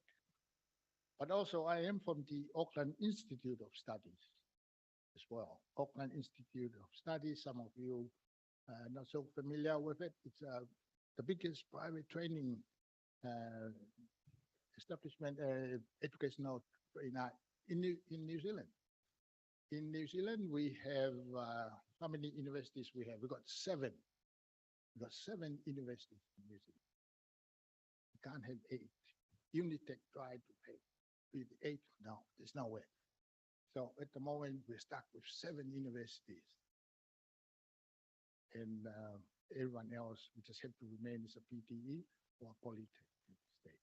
And we have 1 polytech in New Zealand at the moment. We used to have 13 polytechs or 14 polytechs. At this stage, we got 1 big super polytech. Yeah. Guess who was running it? Yeah.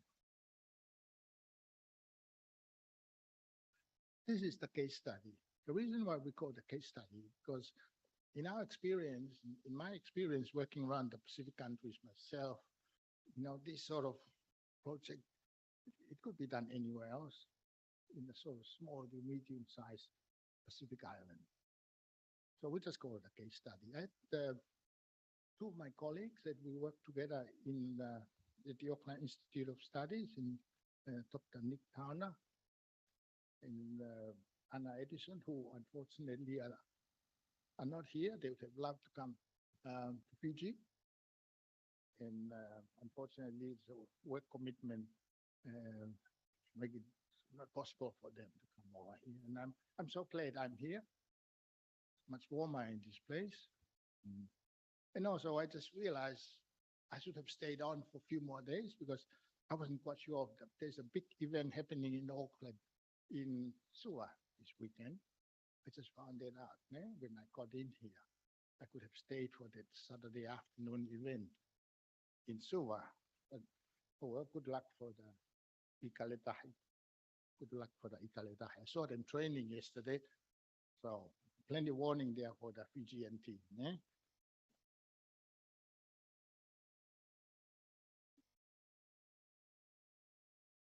A lot of you just sitting here for the last few days, a lot of you have done a lot of work about the Pacific. A lot of you know so much about the Pacific countries. Whatever field, sometimes I feel a bit embarrassed myself being a Pacific Islander, having to come and learn from others from here. You people knows a lot more than most of us, or some of us from the Pacific countries, and even right up today, the citizens today. And I need not emphasize the fact that in a country like Tonga, there's a whole lot of school leavers coming off from the secondary schools in Tonga. Once you get to Form 5, that's it. In most cases, what do you do? The Form 5, you don't go to Form 6, you don't go to Form 7, because for sure you can't be in the top 10 to get a scholarship to Australia, New Zealand, or Japan, or America. I'm not going to be in the top 10, I'll just leave school. So those years, there are thousands of young people in Tonga. Those of you who've been to Tonga knows Tonga. A lot of people hanging around in Tonga, and I need not say the social implication of it. And with the establishment of Tonga Skills, we've got a set agenda, and this is what we're going to do. Let's try to keep more opportunities for our school leavers in Tonga. And this morning there was a talk about the populations of Tongans in the globe. When you look at the whole global community there, you would find there's quite a few Tongan people that people knows about Tonga. My estimate, this is not the official estimate, is that roughly we're looking at about 400,000 Tongan. There's only 100,000 of them actually live in Tonga. It's about 300,000 of them abroad for various reasons. And again, visiting the rugby team yesterday, I realized 95% of those rugby players, they don't even live in Tonga. They live somewhere else. But we are addressing here opportunities for those Tongans that live in Tonga, those school leavers. We're talking a small population of 100,000. In a big proportion of those, the opportunities are fairly limited. There's a lot of reasons for that. And a lot of you knows the reasons for small Pacific country, typical businesses, public sector, not that many, no opportunities for vocational training, professional development is not there. It has been like that in Tonga for a while. Field developments have helped Tonga to really focus on employment opportunities and skills development. One of them was the establishment of a Tonga National Qualification Authority Board not so long ago. The equivalent of, for those of you familiar with the New Zealand system of the NZQA in New Zealand. And at the same time, there has been a concerted move in Tonga to try and upskill the youth of Tonga. At the same time, a lot of you, maybe tomorrow, will be talking about the RSE workers, we're talking about labor scheme workers. That sort of came about at the same time as well. And the implication for me to try to link this up with that, it will be very complicated. A lot of work needed to be done because we are not quite sure of the interactions of employment opportunities and social growth in Tonga when we start looking at financial benefit that comes from the RSE scheme. RSE scheme, remember, during COVID, was there, we stopped. This is as far as Tonga was concerned. Last 3 years, the RSE scheme came to a halt, almost a halt. It's now, they're starting it again as well. So there were other factors that played, that even make what I'm talking about now, make it redundant, really. I'm talking a situation of Tonga up to 2019. And then we have COVID-19, and you all know that. But some of you are quite lucky. It was only COVID-19 you had. we had something else in January as well. There was a disaster, really. So when we talk about employment skill, it's being put in the plate, put the back. We got some really age and problem that we got facing Tonga. Not only we trying to recover from COVID-19, we still got 5 days MIQ requirement in Tonga, and at the same time we got some other natural disasters that we need to recover. When on the January the 15th, when we hit that super huge eruption, within 24 hours, 40% of our accommodation stock in tourism in Tonga was completely destroyed on the 15th of January. How can you develop a tourism and hospitality industry when you got almost just under 50% of your accommodation stock being destroyed? Having accommodation, it's an incentive to get visitors. You can't go visit a place in the Pacific if there are no accommodation available. But anyway, I'm just saying that we've got one slide here, but I'm saying a lot of information concerning that slide. Yeah? Anyway, back to Tonga Skills, funded by the AUS 8. It's sort of looking at inclusive economic growth and trying to address some inequalities, trying to make people more productive in Tonga. Tonga, as most of you know, there's a complete lack of large, the economy at the moment is even worse. Large informal economy is inexistent, but it's very, very small. It's got a different shape, different nature at the moment. Entrepreneurial skill development in Tonga is not going on at the moment. We were hoping it would develop from this, but some of the natural disasters that happened lately, we put it on hold. We are looking at recovery, but at the same time, the outcome of this project, eventually we will put it into good use in the next year or so. We're also looking at the time when we started these Tonga Skills, we were looking at developing courses for women, youth school leavers, Form 5 school leavers, people out there in the rural and the remote islands of Tonga. You're familiar with Tonga. There's a lot of islands out there. We are only looking at about 40 islands are inhabited. And we've got more than 100 islands with absolutely remote. And some of them were affected by the volcanic eruption as well.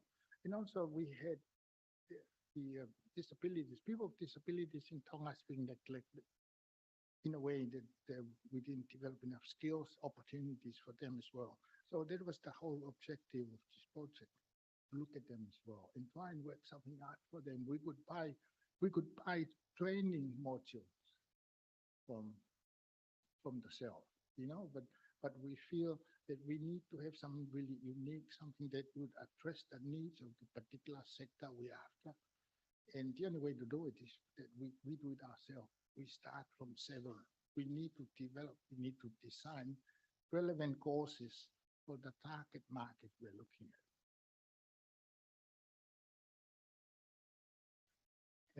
At the time when we were again looking at the development of Tonga Skills and sort of align with the Tonga government economic development, we're looking at the normal economic sectors in Tonga, the agriculture, the fisheries, a bit of forestry, handicraft, construction, and of course tourism being the main.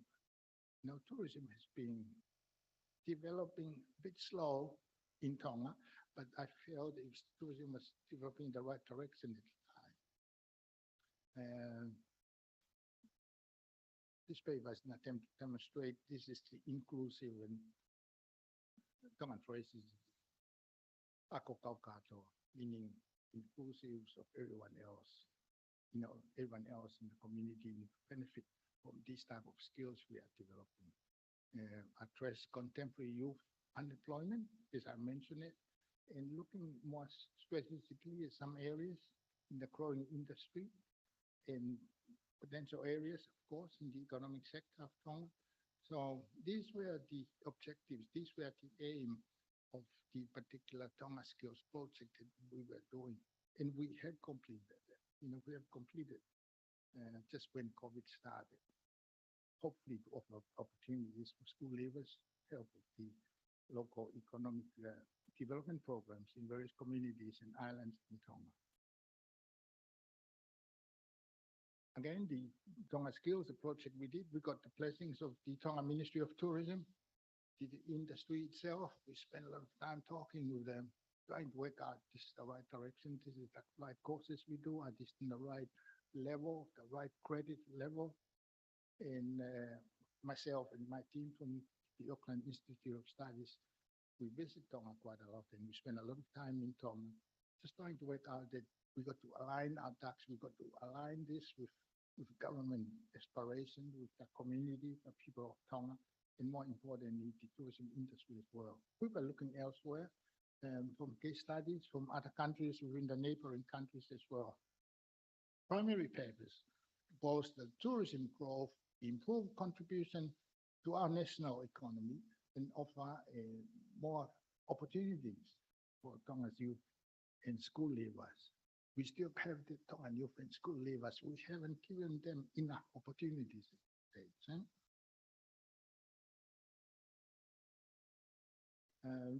I could talk about tourism in Tonga with this law up to 2019. I haven't got the data for 2020, 2021, but I know it's non-existent. But this is tourism in Tonga as you look at it. You could see it's still very small. The cruise ship market still very small, but there was some growth. We witnessed there's a tendency for some growth, just fit in with the period that we were actually doing the project. The number of air visitors growing slowly. Excursion is about the same. And the overall diaspora, all the visiting VFR market, Tongans all over the world, seems to be growing fairly smartly at the time. And our estimate during the time we're doing the project is that tourism itself, we're talking about 150 million, 300 million a year. That's the expenditures for tourists visiting Tonga, whether you come on a yacht, you come on a cruise ship, or you visit by air. And economic multiplier, we work it out because in the previous project, the average economic for the tourism sector, the income multiplier was about 1.6. I noticed this morning was about 1.5 in some islands, but I used 1.6, and we sort of figure out the economic impact benefit that we get from tourism. As you could see, around about 2019, it's more than 200 million. It's a bit more, could be a bit more, 2019. And this is now much smaller than the remittance we get from overseas workers and from Tongans sending money back to Tonga. We're talking just under 400 million. So there was good economic implication of our project and economic implication from the labor scheme as well as the Tongan diaspora. It helps to keep the country going.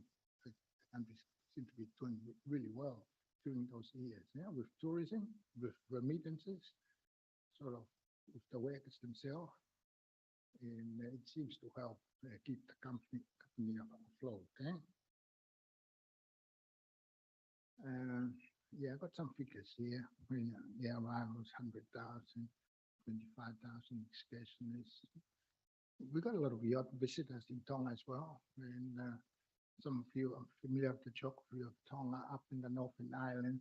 It's good haven for yachts, and we can get 300 or 400 yachts visiting Tonga in those years, but not so much the last couple of years. But yacht visitors is another interesting area to base your whole tourism activities on yacht visitors, because their needs are it's good for the land, good for the country, because they consume a lot, they spend a lot of money there. So we should give a bit of training for the Tongans themselves that are involved in working in marinas as well.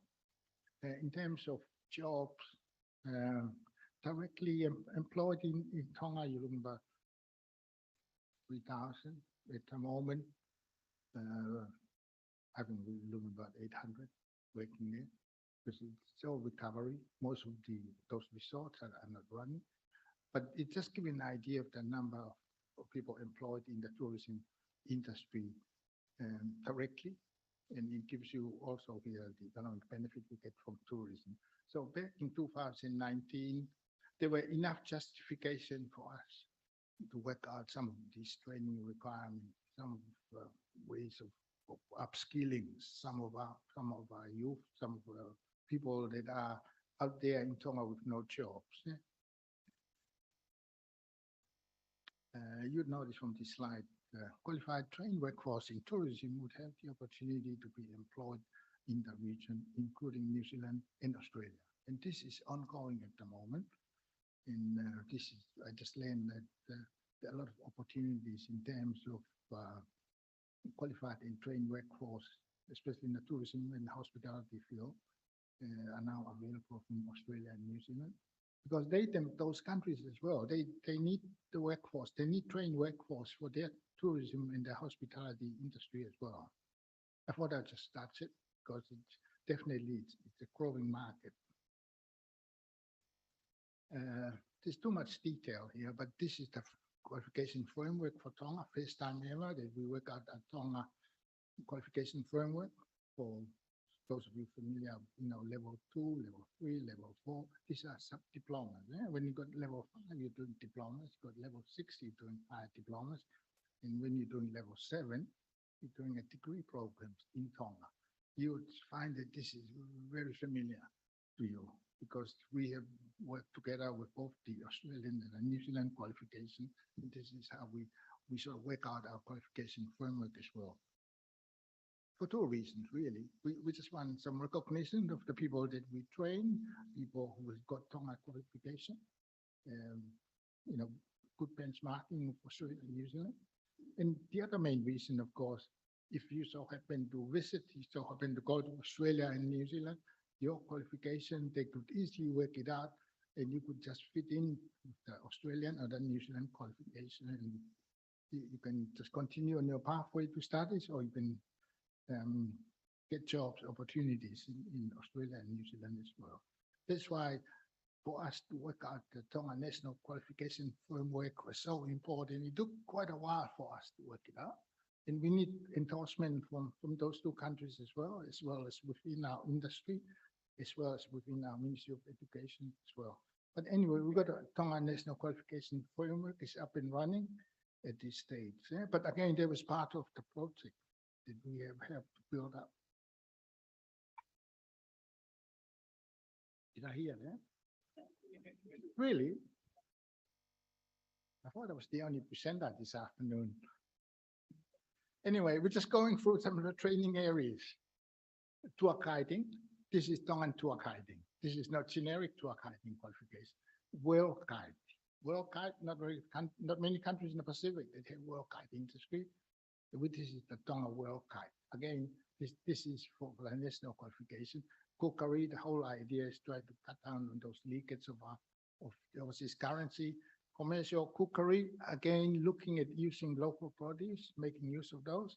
Customer service, Tongan style. Customer service, Tongan style. Front office management, Tongan style.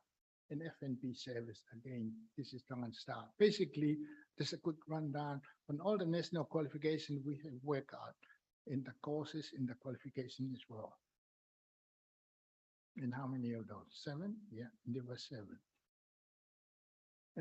This bit more detail here, going through the mechanism of how we design it, why we pick on a particular level, particular contents. For those of you familiar with national qualification design, if you got credits, let's say if you're on level 3, level 4, you got a course that's worth about 5 credits. We are talking about 50 hours learning. Yeah? 1 credit, 10-hour learning.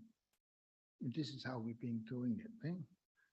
This is sort taken from while we were in Tonga, where we're running the project, some teaching, some cultural aspect of the project. The World Watch up in Walao, and we have to put social media in as well as part of the course we did. And then we go for all the 7 qualifications. There's no qualification in Tonga. We give them, award them with credits that we have to make sure that these are in line with not only the needs of Tonga, but also that sort of ties in nicely with Australia and New Zealand as well. World Guide was something was an issue there, a bit of challenging there. But at the end, we managed to get some qualification on World Guide. We seek the help of people from SPREP and from the University of Auckland as well to develop some of the World Guide qualification there up in Vava'o. Now, World Guide is really important because the livelihood and the actual conservation principles, the World Guide themselves, they need to understand it. They need to understand global warming, the ocean, the oxidations, and everything else that have happened out in the marine area. Cookery, this whole idea of cookery is to make use of local produce, absolutely local produce. Some of the consolidation theme we've been using. Commercial cookery, again, make use of local produce and Tongan customs and Tongan hospitality as well. Customer service, yeah, we're looking at Fiji. If you were to study, learn about customer service in tourism and hospitality, learn them from the Fijians, Front office again, we did our own. We got our own national qualification as well. In my opinion, we got to refine them. And again, we got to learn from our neighbors as well. F&B, we got, Tonga got fertile soil. And the soil is getting more fertile now after the tears from the volcano. But we got to make use of it. During free times or just to, Anyway, career pathway, there is pathway within Tonga, there's pathway to the Pacific countries, and there's pathway to Australia and New Zealand in what we have designed and developed. And we endorse the help from our National Qualification Authority and from our tourism industry. And we believe that what we have designed and developed is being recognized by other neighboring Pacific countries. Next stage, well, this thing about graduations and getting qualifications is a big thing in Tonga. This is how you promote skills development. This is how you promote professional development. But at the end of it, the final time of it, you see your sons, your kids, your grandkids, everyone else being graduated. It really sells the program. Sorry about that. We don't want you, but yeah. Thank you. Sorry, Christy. Yeah, Renata.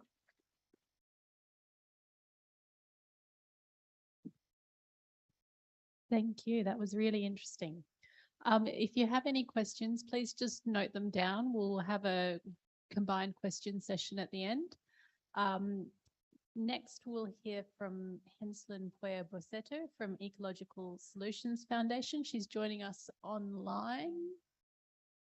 And she's going to be presenting on exploring the impacts of climate change, experiences of the vulnerable populations in Solomon Islands. Do we have her up?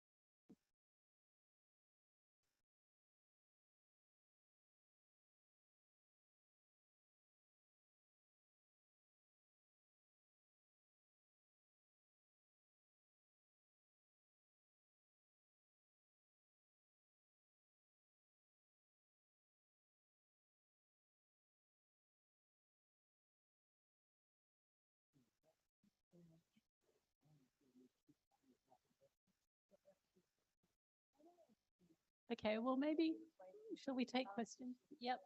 So we'll see if she manages to join again. So while we're waiting, if anyone has any questions about Samisi's presentation, we'll send the mic runners around. So please just raise your hand and someone will come over to you.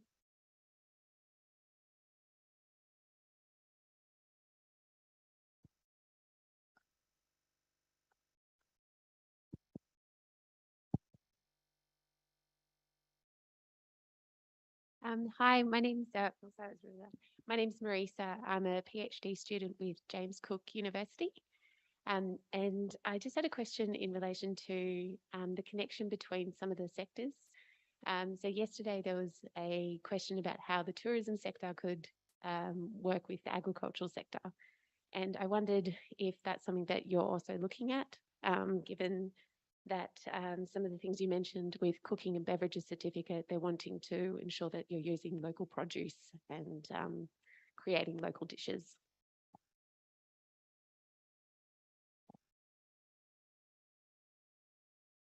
Take it questions on the cookery qualification. Is it? Sorry. I didn't quite follow. Oh, sorry, I've got a cold, so I just want to make sure I'm wearing my mask. Yeah, my question is how some of your graduates in the cooking and beverages certificates are connecting, if they are, to farmers and fishers as well.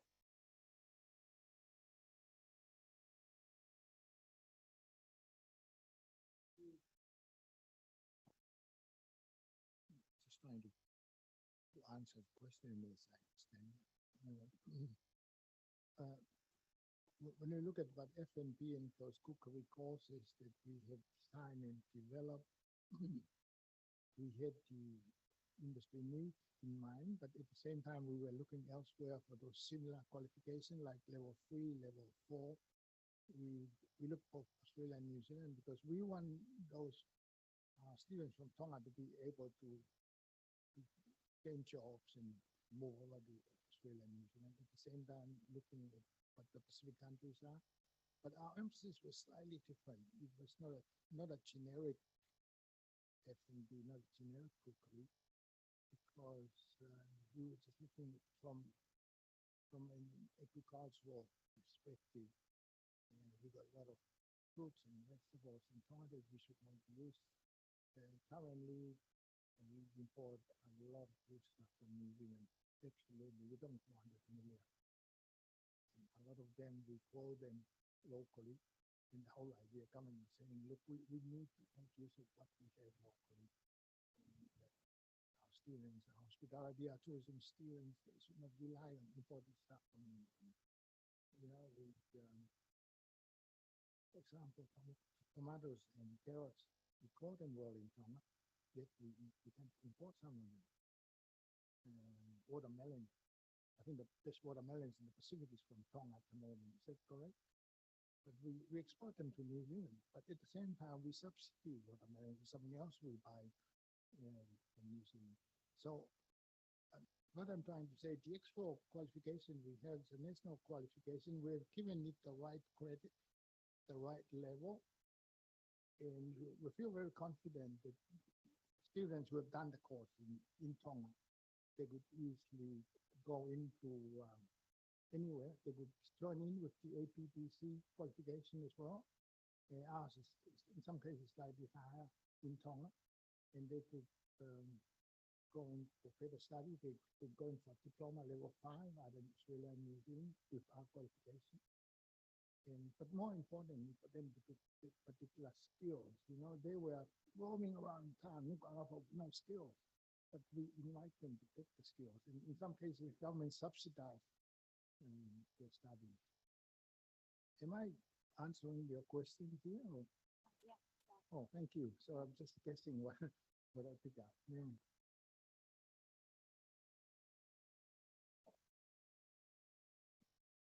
Anyone else?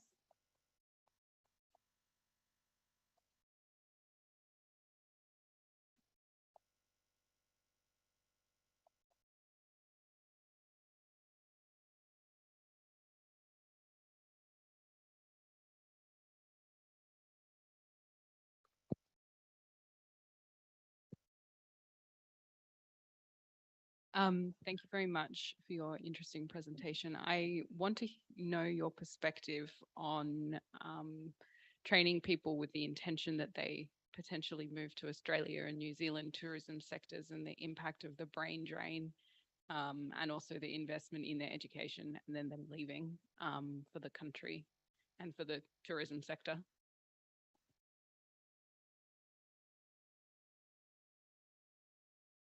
Yeah, brain drain is ongoing. Yeah? It's ongoing from Tonga all the time. It's been going on for years. Yeah, and one of them disappeared.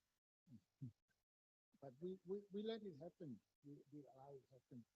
And there, physically, when you look at the size of Tonga, and volcanic eruption didn't help, huh? Because we have 3 islands that are not inhabited. But there was no question asked from the official line of communication as well. With the overall community in Tonga, no one's really against, all these kids. You got these tourism hospitality, they work, they take off. We don't want them to go. We want them to stay on. Yet at the same time, if you are in Nuku'alofa, if you are in Tongatapu, you could feel that we are a bit congested there. There are no jobs. So, given this particular situation, we are living, and we wish you all the best, Australia and New Zealand. But we have to train everyone else to come up as a skill leader. It's never really an issue. If you qualify, you got some qualification in Tonga and you wish to apply for a job anywhere else in the world, in the Pacific and in Australia, really there's no official profit. No one will stop you leaving Tonga. Even though some of you think on scholarship, some of our students think on scholarship, but AMU, other places, when they decide to leave, I don't know what, government's not stopping them. They want 2 or 3 years when you return with your PhD, with your master's degree to Tonga, or your diploma degree. I think they give you 2 years. They work for Tonga, not just but they also work on the fact that, I quoted, remittance are just guesswork here. I got no idea of the level of remittance in the last few years, not as high as 2018. But I know when you get back to normal, the remittance from in other countries is huge, absolutely huge. And I'm sorry to keep on talking about this sports people. He was looking at the professional rugby players in Tonga yesterday. But all power one day. The contract they get lost in. You can still got Chinese in Tonga. Yeah. I hope I'm successful in trying to answer in the roundabout way your question. Thanks. Okay, it looks like we've got Henslin back online, so we might get started on her presentation and we'll have time for some more questions at the end. So Henslin Puerseto is from the Ecological Solutions Foundation, and she'll be presenting on exploring the impacts of climate change experiences of the vulnerable populations in Solomon Islands. Henslin, you can start whenever you're ready. Thanks.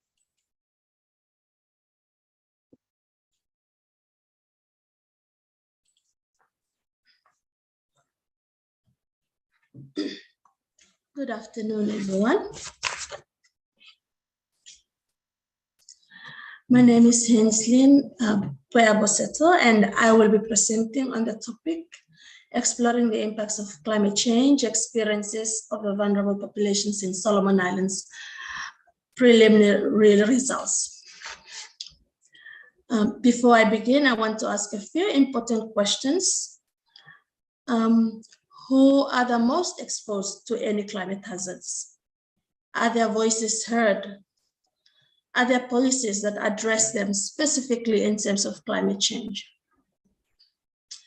First, I will talk about the rationale of the study, and then the climate change issue globally and in the Solomon Islands, study methods and sites, themes, implications, and conclusion and acknowledgements. Now, why do we study the vulnerable groups? Why did we explore experiences of climate change on vulnerable groups? The Intergovernmental Panel on Climate Change in 2014 stated that people who are socially, economically, culturally, politically, and institutionally or otherwise marginalized are especially more vulnerable to climate change. The United Nations Framework Convention on Climate Change 2018 states that the rural, urban, poor, and remote groups and communities have limited adaptive capacity due to their economic status, thereby making them more vulnerable than other members of the society. The young and older, in most cases, more exposed to climate change risks other than members of the population. In 2021, he had emphasized the fact stands that although a lot of attention have recently focused on the vulnerabilities of people with disabilities to climate change, the perspectives of people with disabilities and their needs have been excluded from climate adaptation and mitigation efforts. Most of the time, voices of women, the youths, the elderly people, and people with disabilities are still forgotten when it comes to disaster response. This is a statement by a representative from People with Disabilities, Solomon Islands. This study aims to explore and present the experiences of women, youth, people with disabilities, and the older persons as impacted by climate change in order to amplify their unheard voices at the national or the regional and the international level. The objectives of this study are to describe the experiences and perception of women and girls, youth, people with disabilities, and older persons in Solomon Islands. Secondly, to investigate possible recommendations to advocate for the inclusion of target population in climate action planning. And lastly, to raise awareness about climate change hazards and the practical adaptations. In most least developed countries and the developing nations of Africa and Asia and the South Pacific, including Solomon Islands, women are more vulnerable to the effects of climate change than men because of poverty, conflict, lack of gender and social equality, environmental degradation, and lack of food, global perpetuation of discrimination, inequality, patriarchal structures and systematic barriers, including different views and experiences and needs of women and men, all of which contributes to an overall higher risk of women experiencing harmful effects of climate change. Being responsible for 70% of the world's work, women's livelihoods are threatened by climate change. A predominant factor that increases vulnerability and exposure to climate change is also disability. The IPPC in 2014 states that persons with disabilities are already culturally, economically, institutionally, politically, socially, and otherwise marginalized, are highly vulnerable to climate change. Many older people have felt the effects of climate change daily in their lives and have witnessed real changes in their lifetime on Earth. A combination of factors such as chronic health issues, social isolation, limited access to services, reduce older people's capacity to cope with climate impacts. Youths are taking a bold stand recently in the fight to address climate change. For instance, the regional youth-led organization, Pacific Island Students Fighting Climate Change, or PIS FCC, take action and also increase awareness to prevent and fight against climate change. Methods and sites. Phenomenology methodology was chosen to explore the lived experiences of climate change impacts on women, youth, people with disabilities, and the older persons. Phenomenology used to study experiences and what it means to a particular group of people, and the situations in the everyday world from the viewpoint of the experiencing person. The method relies on in-depth interviews, language, facial expression, and gestures as noted by the researcher during the interview.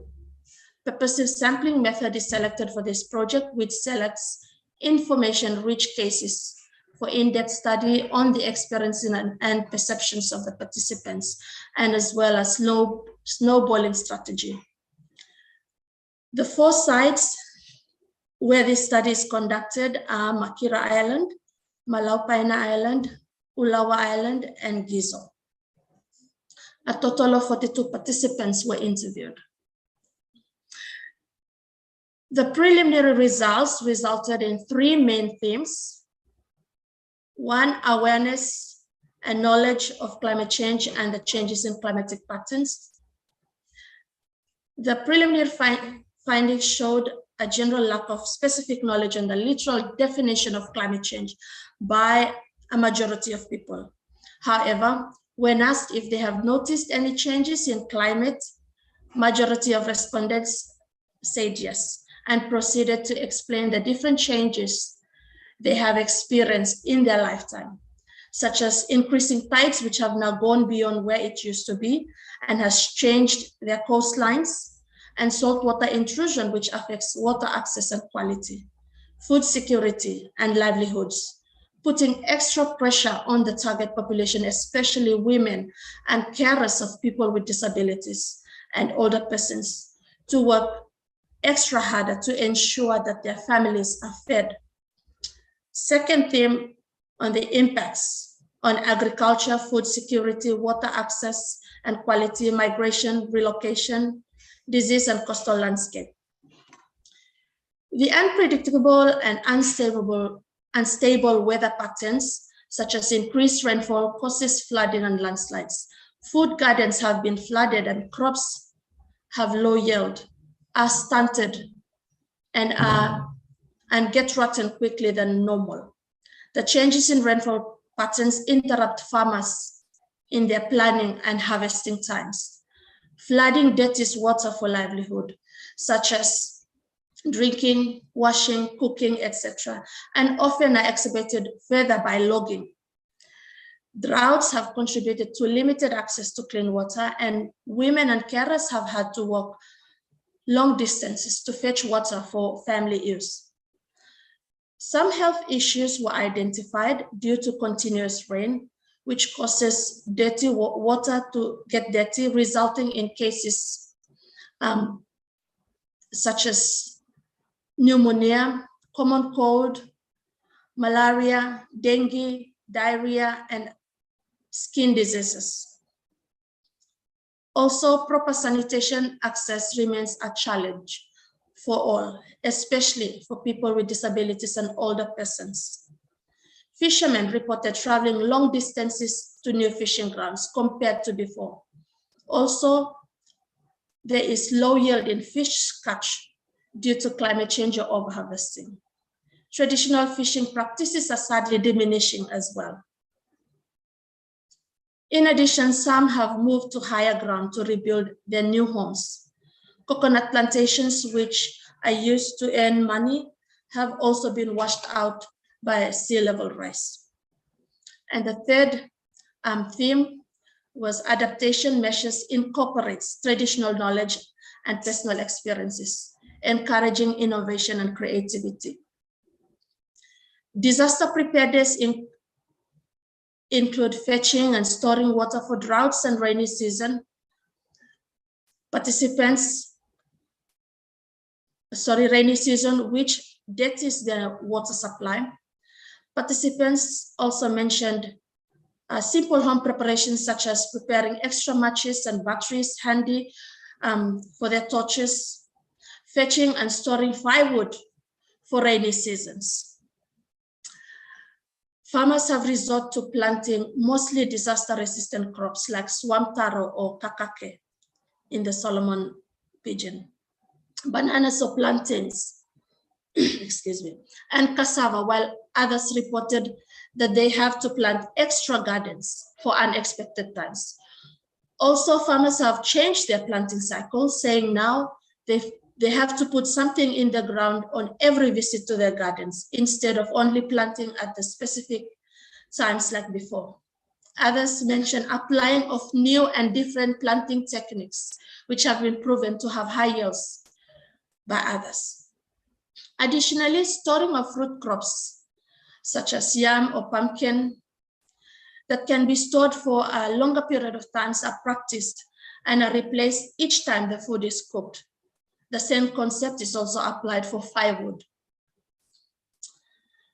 Lastly, fishermen mentioned or uploaded the installation of IFAD, which helps with the distance traveled to fishing grounds. Other fishermen have resorted to smoking fish when faced with the difficulty in accessing markets during bad weather, which adds value to their products. What are the recommendations from the study? First, there is more awareness on climate change and its impacts that are required, especially to the rural and the remote areas. Secondly, there is a need for inclusion of women, youth, older persons, and people with disabilities in any climate action planning at the local or ward level, provincial, and the national level. Also, there is a need for inclusion of women, youth, older persons, and persons with disability in policy discussions. Fourth, there is a need to adapt current relevant government policies to include these vulnerable groups in terms of climate change adaptation measures. And lastly, sharing of information on traditional knowledge is important where applicable in different settings as part of disaster preparation and planning. To conclude, climate change is a threat to livelihood, food security, agriculture, land tenure, and ecosystems. The impacts of climate change are worsening than before. Therefore, it is very important to explore integrated and collaborative approaches from local, provincial, and the national level to ensure approaches and policies are inclusive. I would like to acknowledge the Unitarian Universalist Service Committee, or UUSC, for the financial support towards this study. Also, stakeholders for their support, the Makira and the Western Provincial Health Directors, the Climate Change Division of the Ministry of Environment, the Ministry of Women, Youth, Children and Family Affairs, Ministry of Health and Medical Services, as well as People with Disabilities, Solomon Islands Association. Also, I would like to acknowledge my research assistants, as well as the participants and their respective communities at each project sites. Thank you, one and all, for your attention.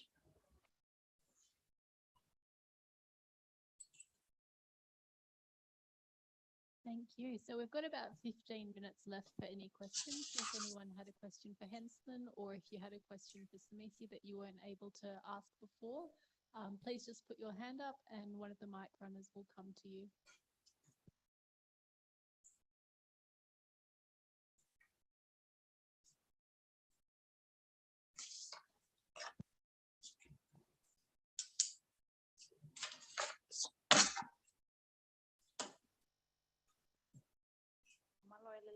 Dr. Senisi.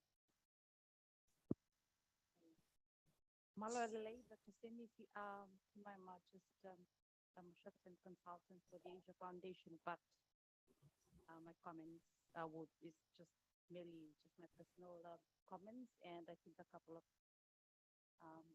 questions as well. Following your comments that you mentioned earlier on regarding APTC courses. This is with regards, okay, following your presentation, I noticed the passion that you have for your fellow Tongans. Following your comments regarding the APTC courses, which I understand is also offered to Tongans youth. My question is, has there been any further collaboration or consultation with the APTC in terms of upskilling, offering of skills for work program for the youth of Tonga? Because I understand those are the areas that the APTC was also offering for Fiji. I think there's also areas of there's a capacity which you might have to look further into with the APTC in terms of upskilling. There's always that area where you can lead, possibly draw from the previous offers that they have offered the Tongan community. I think one area that you might have to pick on as well is, or to find out as well, that's a bit that I'm curious about in terms of the government or the TVET sector in Tonga. What has their response been following your findings in terms of unemployment, the youth unemployment? How have they responded to that? Has it just been come to a halt and then, nothing further from there? Has there been anything else drawn from that stage thereon? Thank you. APTC were not quite in Tonga at the time. We used to send tourism hospitality level 2, level 3 to Apia, to Samoa. Towards the end, APTC made available some of the courses, in-country courses as well. Slightly different level. Remember, APTC in terms of tourism and hospitality were basically at the time at level 2, was level 3. And I think they got level 4 courses as well. And we could interchange. There's course credit available, and some of our courses are very common to each other. And yes, APTC is in Tonga. They're welcome into Tonga.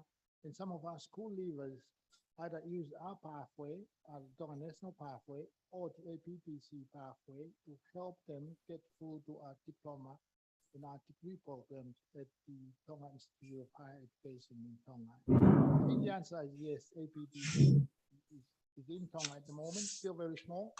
The emphasis on APTC was the technical subject as well, which Tonga some of the carpentry, a bit of engineering, a bit of electrical, I'm not quite sure, a bit of plumbing, which are welcome in Tonga, and some of our school leavers are taking advantage of that as well.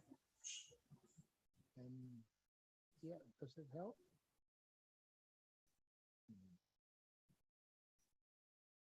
APTC, those who are not so familiar, Australia Pacific Technical, what C stands for? Right.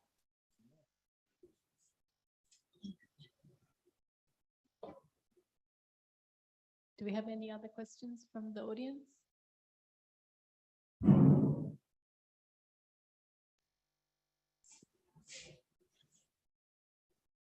Thank you.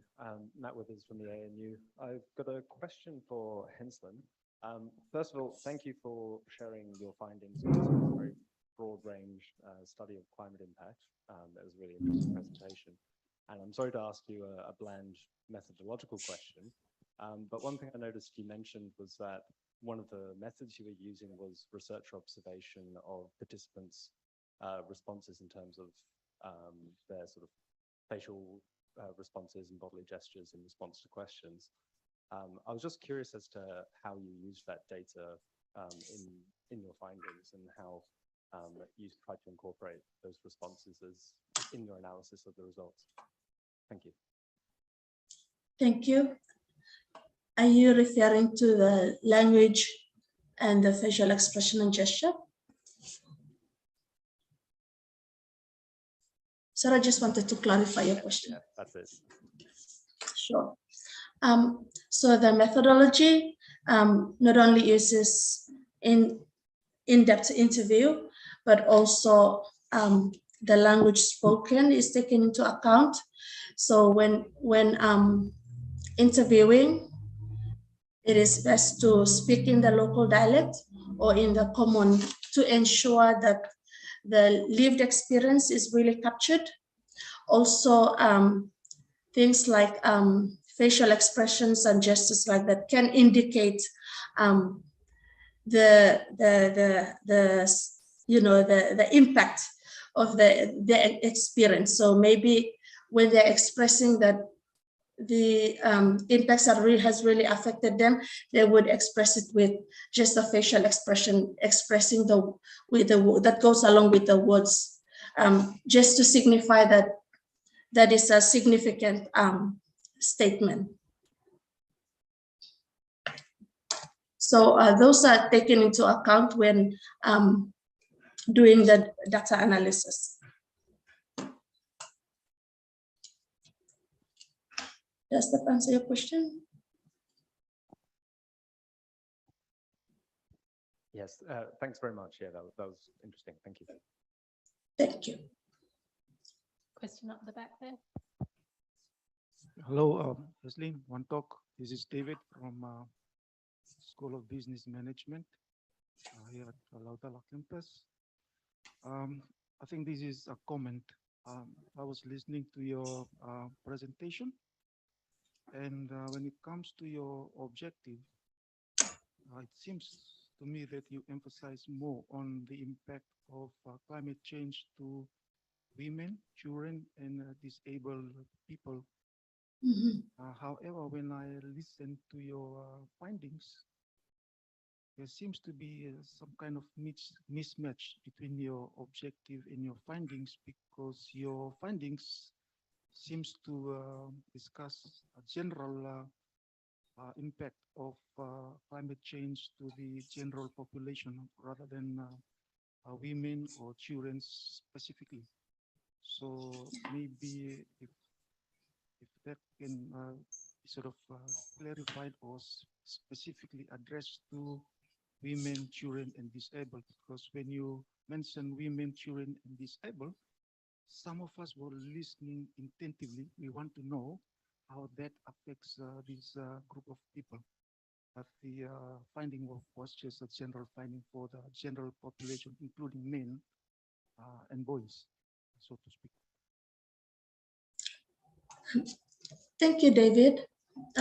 So yes, generally the questions are asked to women and to the 4 different groups of people.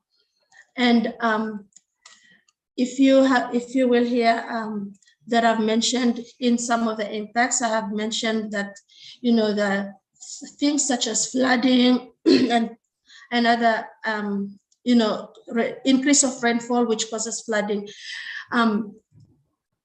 gets women to work extra harder, especially to walk further distances to collect water for their families. Also, the results will come up more general as well, because there are older people who are also interviewed, who are men, and so they shared similar experiences to other groups as well, in terms of what the impacts are on their gardens and stuff like that.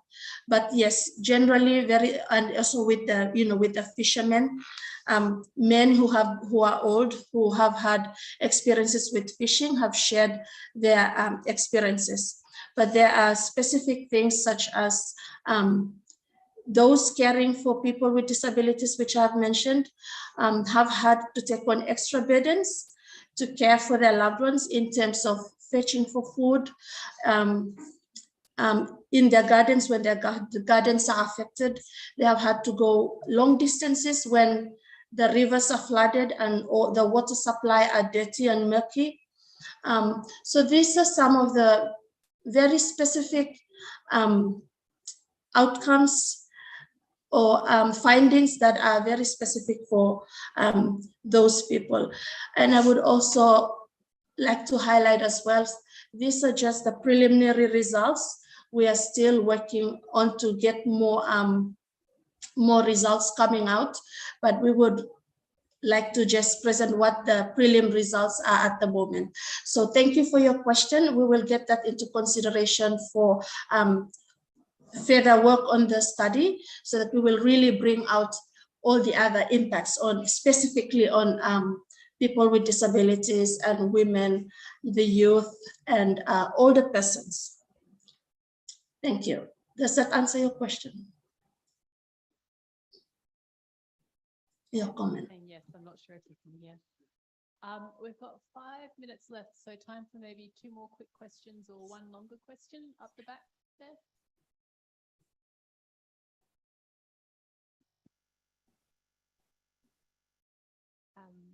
Thank you very much. My question is for Hansen as well. I'm Morgana Ozier from the University of Ottawa.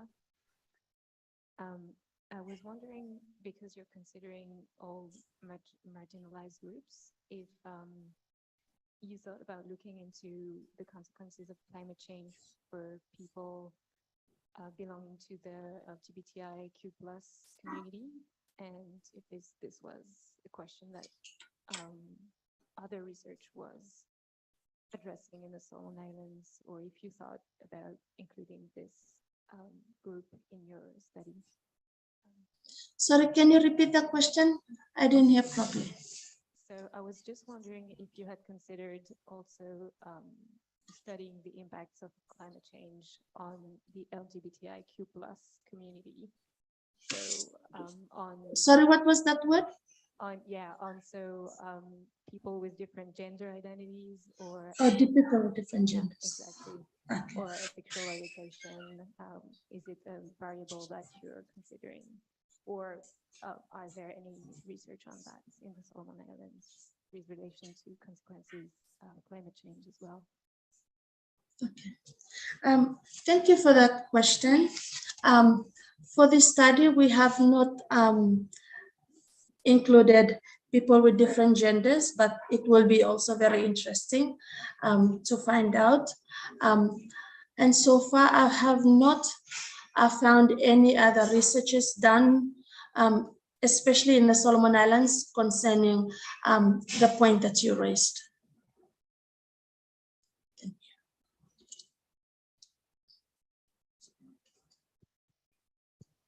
Okay, thank you. I think we're just about out of time, so if we could thank both of our presenters again for 2 really interesting presentations. Thank you everyone for hanging around for I know the end of the day can be quite tiring. Beth, did you have any? Okay. I was just going to ask if you had anything to add about today or upcoming. Yes. Oh, we're finished. Okay, great. I was just wondering if I cut you in the middle of the sentence. Yeah. Thank you. So thank you very much for sharing this session. So the next session, after this we have the cover session and the dinner, which is by invitation. So we'll start at 5:30 in the Marquee Shed, just behind the lecture theatre. So I'll see you there at 5:30. And tomorrow we're starting at 9 a.m. So there's another day, and the whole day is dedicated to labor mobility. So we look forward to seeing all of you here tomorrow morning. Thank you.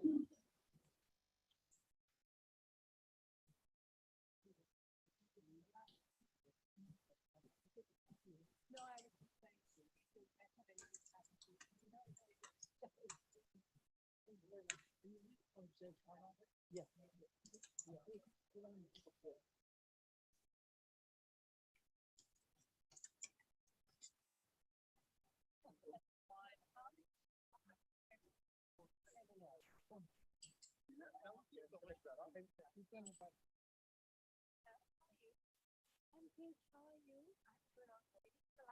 Yes, I worked there this morning.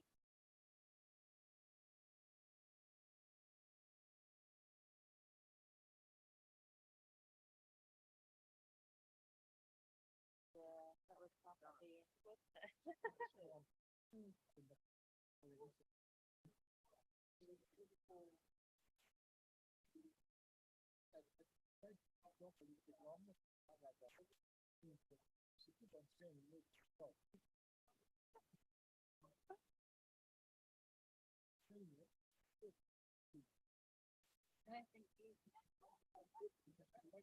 No, tomorrow, I'm coming tomorrow. Thank you so much. No,